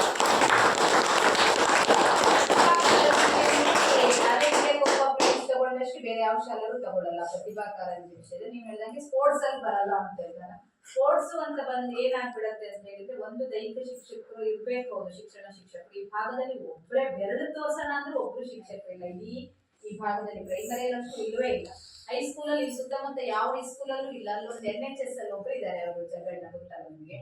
ಇಡೀ ಹೋಬಳಿಗೆ ಒಬ್ಬರೇ PMS ಇದ್ಕೊಂಡು ಎಲ್ಲಿಗಂತ ಹೋಗಿ ಕಲಿಸ್ತಾರೆ. ಆಮೇಲೆ ಮಕ್ಕಳಿಂದ ದೈಹಿಕ ಸಾಮರ್ಥ್ಯಗಳು ಈಗಿನ ಮಕ್ಕಳಲ್ಲಿ ದೈಹಿಕ ಸಾಮರ್ಥ್ಯಗಳೇ ತುಂಬಾ ಕಡಿಮೆ ಇದ್ದಾವೆ. ನಾವು ಮಕ್ಕಳನ್ನ ಅಷ್ಟು ಅತಿಯಾಗಿ ಮುದ್ದು ಮಾಡೋದ್ರಿಂದ ಓಕೆ, ಕೊಡುವ ಫುಡ್ ಇಂದಾನೆ ಇರ್ಬೋದು. ಯಾಕೆಂದ್ರೆ ಬೇರೆ ಹೋಲಿಸಿದ್ರೆ ಮೊದ್ಲಿಗೆ ನಾವೀಗ ಒಂದು 10-15 ವರ್ಷದಿಂದ ನೋಡ್ತಿದೀವಲ್ಲ, ಆ ಹಿಂದಿನ ಮಕ್ಕಳಿಗೂ ಈಗಿನ ಮಕ್ಕಳಿಗೂ ತುಂಬಾ ಡಿಫ್ರೆನ್ಸ್ ಇದೆ. ಓಡೋದಿಲ್ಲ, ಮಾಡಲ್ಲ, ತರಗತಿ ಕೋಣೆಗಳು, ಮನೆಗಳು, ಮಕ್ಕಳು ನಡೆಯಲ್ಲ. ಇವಾಗ ಮೊದಲೆಲ್ಲ ಕಿಲೋಮೀಟರ್ ಗಟ್ಟಲೆ ನಡ್ಕೊಂಡು ಹೋಗ್ತಾ ಇದ್ರು ಶಾಲೆಗೆ. ಸ್ಟಾಮಿನಾ ಬರ್ತಿತ್ತು ಅವ್ರಿಗೆ ನಡೆದು. ಈಗೆಲ್ಲ ಆಟೋ ಹತ್ತಿ ಮನೆ ಶಾಲೆ ಬರ್ತಾರೆ, ಇಲ್ಲ ಬೈಕಲ್ಲಿ ಕರ್ಕೊಂಡು ಹೋಗೋದು ಅವ್ರಿಗೆ ಕಾರಣ ಆಗಿರುತ್ತೆ. ಶಿಕ್ಷಕರು, ದೈಹಿಕ ಶಿಕ್ಷಕರು ಒಂಚೂರು ತರಬೇತಿ ಕೊಡ್ಲಿಕ್ಕೆ ಯಾರಾದ್ರೂ ಇದ್ರೆ ಅನುಕೂಲ ಆಗುವಂತ ಇದಿರುತ್ತೆ. ಇವೆಲ್ಲ ನೋಡ್ಕೊಂಡು ಚೆನ್ನಾಗಿ ಇರೋ ಮಕ್ಕಳಿಗೆ ಚೆನ್ನಾಗಿ ಸೌಲಭ್ಯ ಸಿಗ್ತಾ ಇದೆ. ಲಾಸ್ಟ್ ಟೈಮ್ ನಾಡಗೀತೆ ಹೇಳಿದಕ್ಕೂ ಈ ಸರಿ ತುಂಬಾ ಡಿಫ್ರೆನ್ಸ್ ಇದೆಯಲ್ಲ, ಎಷ್ಟು ಚಂದ ಹೇಳಿದ್ರು. ಅದೇ ಅವನೇನಂದ್ರೆ ಬದಲಾವಣೆ ಮಾಡ್ಕೊಳ್ಳಿ ಅಂತ ಹೇಳಿದಾಗ ಒಂದಿಷ್ಟು ಬದಲಾವಣೆ ಮಾಡ್ಕೊಳ್ತಾ ಹೋಗುವಂಥದ್ದು. ಅದು ಅಬ್ಸರ್ವ್ ಮಾಡ್ತೀವಿ ನಾವೆಲ್ಲರೂ. ಏನಾದ್ರು ಹೇಳಿದ ಬದಲಾವಣೆ ಆಗಿದೆ. ಪೇರೆಂಟ್ಸ್ ಇರೋದ್ರಿಂದ ಹೇಳ್ತಿರೋದು, ತಾಯಂದಿರ ಇದ್ದೀವಿ, ನಿಮ್ಮ ಮಕ್ಕಳು ಬರೀ ಬರೀತಾರಲ್ಲ ಮನೆಯಲ್ಲಿ, ನೀವು ಕೂತ್ಕೋಬೇಕು. ಅದನ್ನ ಎಲ್ಲ ಶಾಲೆಗೆ ಹೋದಾಗ ಹೇಳ್ತೀನಿ. ಯಾಕೆಂದ್ರೆ ಸುತ್ತಮುತ್ತ ನಾನು ಒಟ್ಟು 22 ಶಾಲೆ ಬರುತ್ತದಲ್ಲ, ಎಲ್ಲಾ ಕಡೆನೂ ನೋಡಿದ ಹಾಗೆ ಮಕ್ಕಳು ಬರೀತಾರೆ, ಸಿಕ್ಕಾಪಟ್ಟೆ ಬರೀತಾರೆ. ಮಕ್ಕಳು ನಾವ್ಯಾರೋ ಓದಿಸಿದಾಗ ನಿರರ್ಗಳವಾಗಿ ಓದಲ್ಲ ಕಾರಣ ಅಂತಂದ್ರೆ ಅವ್ರ ಮನೆಯಲ್ಲಿ ಬರೆಯೋದ್ ಮಾತ್ರ ಮಾಡ್ತಾ ಬಿಟ್ರೆ ಓದಲ್ಲ. ನೀವು ಓದಿಸ್ಬೇಕು, ಬರೆಯೋದ್ ಮಾತ್ರ. ಬರವಣಿಗೆಯಲ್ಲಿ ಎಲ್ಲಾ ಮಕ್ಕಳು ಫಾಸ್ಟ್ ಇರ್ತಾರೆ. ಯಾರೇ ಬಂದ್ರು ನಿರರ್ಗಳವಾಗಿ ಯಾವ್ದು ಕೊಟ್ಟರು ಓದೋ ಸ್ಥಿತಿಯಲ್ಲಿ ಇರ್ಬೇಕು. ಸಿಕ್ಕದೊಂದು ಏನೋ ಅಂದ್ಕೊಡ್ತೀವಿ, ಅವ್ರವ್ರ ಹಂತಕ್ಕೆ ಅನುಗುಣವಾಗಿ. ನಮಗೂ ಗೊತ್ತಿರುತ್ತೆ, ಬೇರೆ ಯಾರು ಬಂದ್ರು ಅವರ ವಯಸ್ಸಿಗೆ ಅನುಗುಣವಾಗಿ ಎಷ್ಟು ಓದ್ಬೇಕಂತ. ಹಾಗಾದ್ರೆ ನೀವು ಒಂಚೂರು ಅವ್ರಿಗೆ ಓದಿಸ್ಬೇಕು. ಮನೇಲಿ ಪೇಪರ್ ಕೊಟ್ಟಾದ್ರೂ ಓದಿಸ್ಬೇಕು. ಇದನ್ನ ಹೇಳು, ಮದ್ವೆ ಪತ್ರಿಕೆಗಳೊಂದು ಎಷ್ಟೊಂದು ಬಂದಿರ್ತವೆ, ಅದನ್ನ ಕೊಡ್ಬೇಕು. ಪಠ್ಯ ಪುಸ್ತಕನೇ ಅಂತ ಹೇಳೋದಲ್ಲ, ಏನ್ ಕೊಟ್ರು ಓದೋ ಗೊತ್ತಿರ್ಬೇಕು ಅವ್ರಿಗೆ. ಆ ತರದ್ ಕೊಟ್ಟಾಗ ನೀವು ಒಂಚೂರು ತಾಯಂದಿರು, ಎಲ್ಲರಿಗೂ ಕೆಲಸಗಳಿರ್ತದೆ, ಅರ್ಧ 1 ಗಂಟೆ ಕೂತ್ರು ಸಾಕು ನೀವು ಮಕ್ಕಳ ಜೊತೆ. ಬರೀ ಅವರು ಬರ್ಕೊಂಡು ಹೋಗ್ತಾರೆ, ನೀವು ಕೇಳಿರ್ತೀರಿ ಬರ್ದ್ಯಾ ಅಂತೆಲ್ಲ ಕೇಳ್ತೀರಿ, ಓದ್ಯಾ ಅಂತ ಕೇಳಲ್ಲ ಯಾವ ತಾಯಿನೂ. ಬರ್ದ್ಯಾ ಅಂತ ಕೇಳಿ, ನಂದೆಲ್ಲ ಹೋಮ್ವರ್ಕ್ ಆಯ್ತಮ್ಮ, ನಂದೆಲ್ಲ ಕಾಪಿ ರೈಟಿಂಗ್ ಆಯ್ತು ಅಂತ ಹೇಳ್ತಾರೆ, ಬ್ಯಾಗಿಗೆ ಹಾಕ್ತಾರೆ, ಮತ್ತೆ ಬೆಳಗ್ಗೆನೆ ಬರೋದು.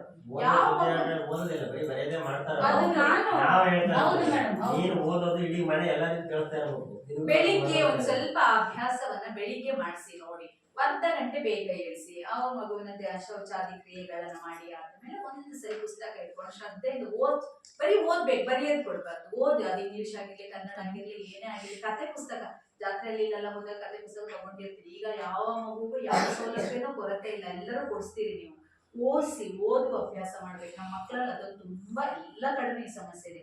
ಓದದೇ ಇಲ್ಲ ಅವರು, ಬರಿಯಕ್ಕ ಬೋರ್ಡಲ್ಲಿ ಹಾಕೊಟ್ರ ಎಲ್ಲವನ್ನ ಮಾಡ್ತಾರೆ.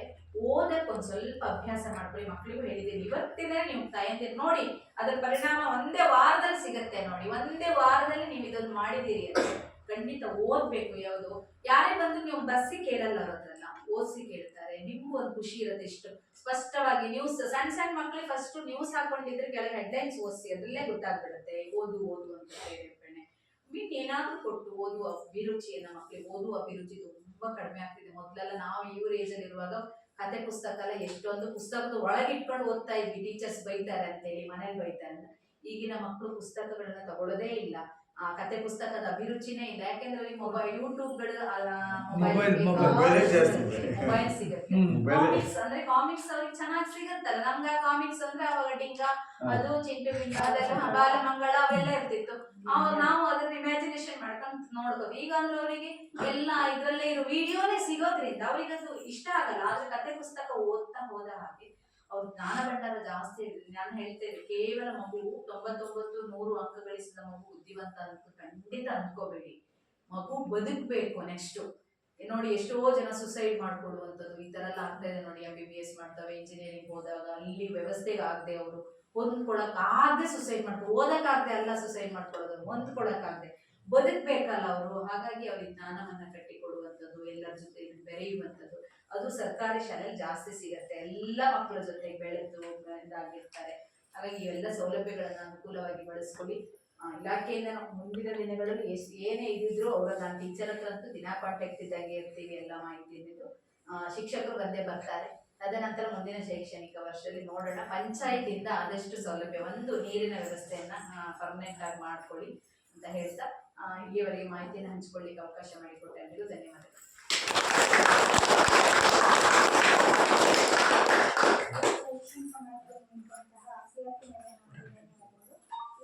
ಗ್ರಾಮಸಭೆಯ ಅಧ್ಯಕ್ಷತೆ ವಹಿಸಿದಂತಹ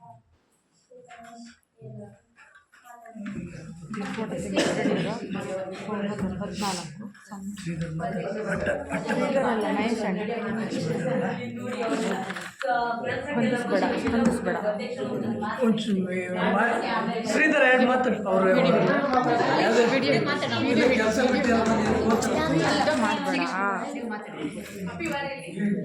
ವಿಶೇಷವಾಗಿ ಗ್ರಾಮ ಸಭೆ ಶಾಲೆಯಲ್ಲಿ ಸಾಮಾಜಿಕ ಲೆಕ್ಕ ಪರಿಶೋಧನೆ ಈ ಒಂದು ಪ್ರಕ್ರಿಯೆಯಲ್ಲಿ ನಮ್ಮ ಶಾಲೆಯ ವಿಶೇಷವಾಗಿ 20 ಶಾಲೆಗಳನ್ನು ವಿಶೇಷವಾಗಿ ಆಯ್ಕೆ ಮಾಡಿಕೊಂಡಿದ್ದಕ್ಕೆ ಅಭಿನಂದನೆ.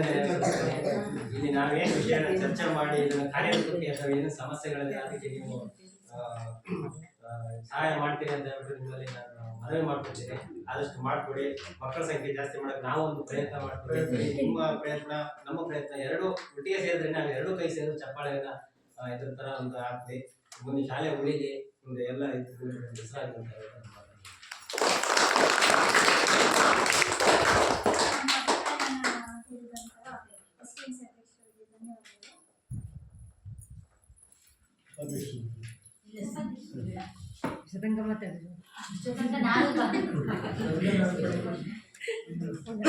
ಗ್ರಾಮಸಭೆ ಅಧ್ಯಕ್ಷತೆ ವಹಿಸಿದ್ದಾರೆ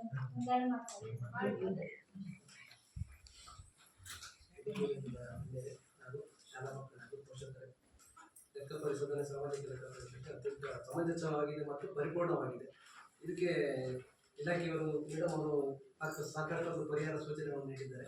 ಹಾಗೆ ನಾಗೇಶ್ ಸರ್ ಅವರು ಮಾರ್ಗದರ್ಶನ ಕೊಟ್ಟಿದ್ದಾರೆ. ಹಾಗೂ ದೇವೇಂದ್ರ ಸರ್ ಅವರು ಎಲ್ಲ ಮನೆ ಮನೆಗೆ ಹೋಗಿ ಮಾಹಿತಿಗಳನ್ನು ಸಮಂಜಸವಾಗಿ ಸಂಗ್ರಹ ಮಾಡಿ ಯಾವುದೇ ಲೋಪದೋಷಗಳಿಂದ ಮಾಡಿದ್ದಾರೆ, ಆತ್ಮಪೂರ್ವಕವಾಗಿ ಮಾಡಿದ್ದಾರೆ. ಅದು ನಮ್ಗೆ ತೃಪ್ತಿ ತಂದಿದೆ. ಅವರೆಲ್ಲರಿಗೂ ಅಭಿನಂದನೆ ಹೇಳ್ತಾ ನನ್ನ ಮಾತನ್ನು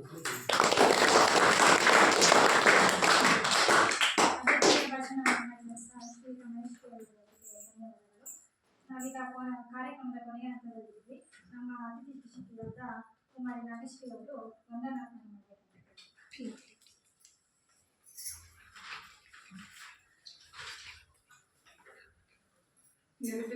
ಗ್ರಾಮ ಸಭೆಗೆ ನೆರೆದಿರುವ ಎಲ್ಲರಿಗೂ ನನ್ನ ನಮಸ್ಕಾರಗಳು. ಇಂದು ಈ ಸಭೆಯ ಅಂತಿಮ ಘಟ್ಟದಲ್ಲಿ ನಾವಿದ್ದೇವೆ. ಈ ಸಭೆಯ ಅಧ್ಯಕ್ಷತೆಯನ್ನು ವಹಿಸಿರುವಂತಹ ಶ್ರೀಯುತ ಮಹೇಶ್ ಕೆ ಇವರಿಗೆ ತುಂಬು ಹೃದಯದ ಧನ್ಯವಾದಗಳು. ಸಾಮಾಜಿಕ ಪರಿಶೋಧನೆಯ ವ್ಯವಸ್ಥಾಪಕರಾದಂತಹ ಶ್ರೀ ನಾಗೇಶ್ ಕೆ ಸರ್ ಇವರಿಗೆ ತುಂಬು ಹೃದಯದ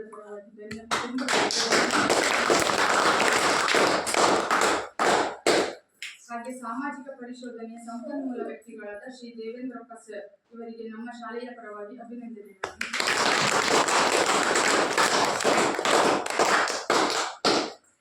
ಹಾಗೆ ನಮ್ಮ ಕ್ರಿಸ್ತನ CRP ಆದಂತಹ ಶ್ರೀಮತಿ ರೇಖಾ ಮ್ಯಾಮ್ ಇವರಿಗೆ ನಿಮ್ಮೆಲ್ಲರ ಪರವಾಗಿ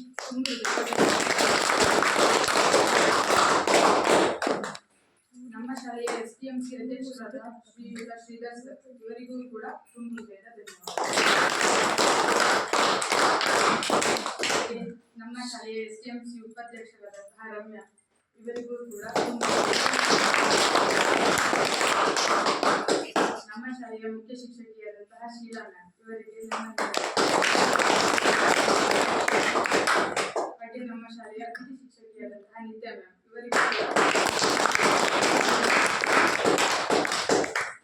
ಸಭೆಗೆ ನಿಂತಿರುವ ಎಲ್ಲ ನಮ್ಮ ಶಾಲೆಯ STMC ಸದಸ್ಯರು, ಪೋಷಕರು ಇವರೆಲ್ಲರಿಗೂ ನಮ್ಮ ಶಾಲೆಯ ಪರವಾಗಿ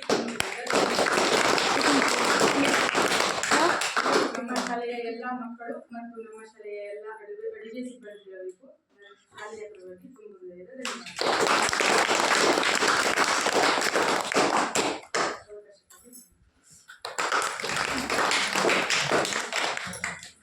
ಎಲ್ಲರನ್ನು ಹೊಂದಿಸುವ ಈಗ ಎಲ್ಲರೂ ಸೇರಿ ರಾಷ್ಟ್ರಗೀತೆ ಹಾಡಿದ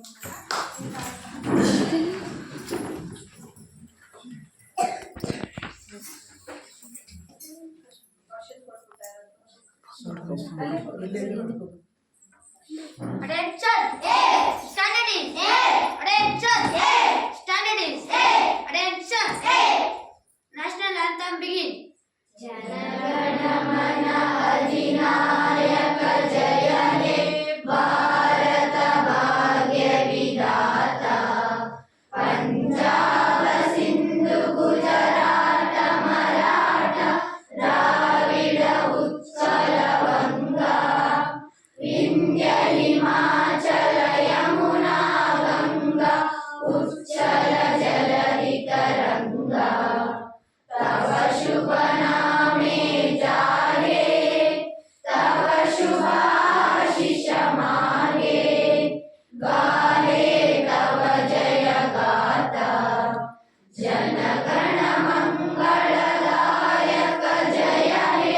ಭಾರತ ಭಾಗ್ಯ ವಿಧಾತ ಜಯ ಹೇ ಜಯ ಹೇ ಜಯ ಹೇ ಜಯ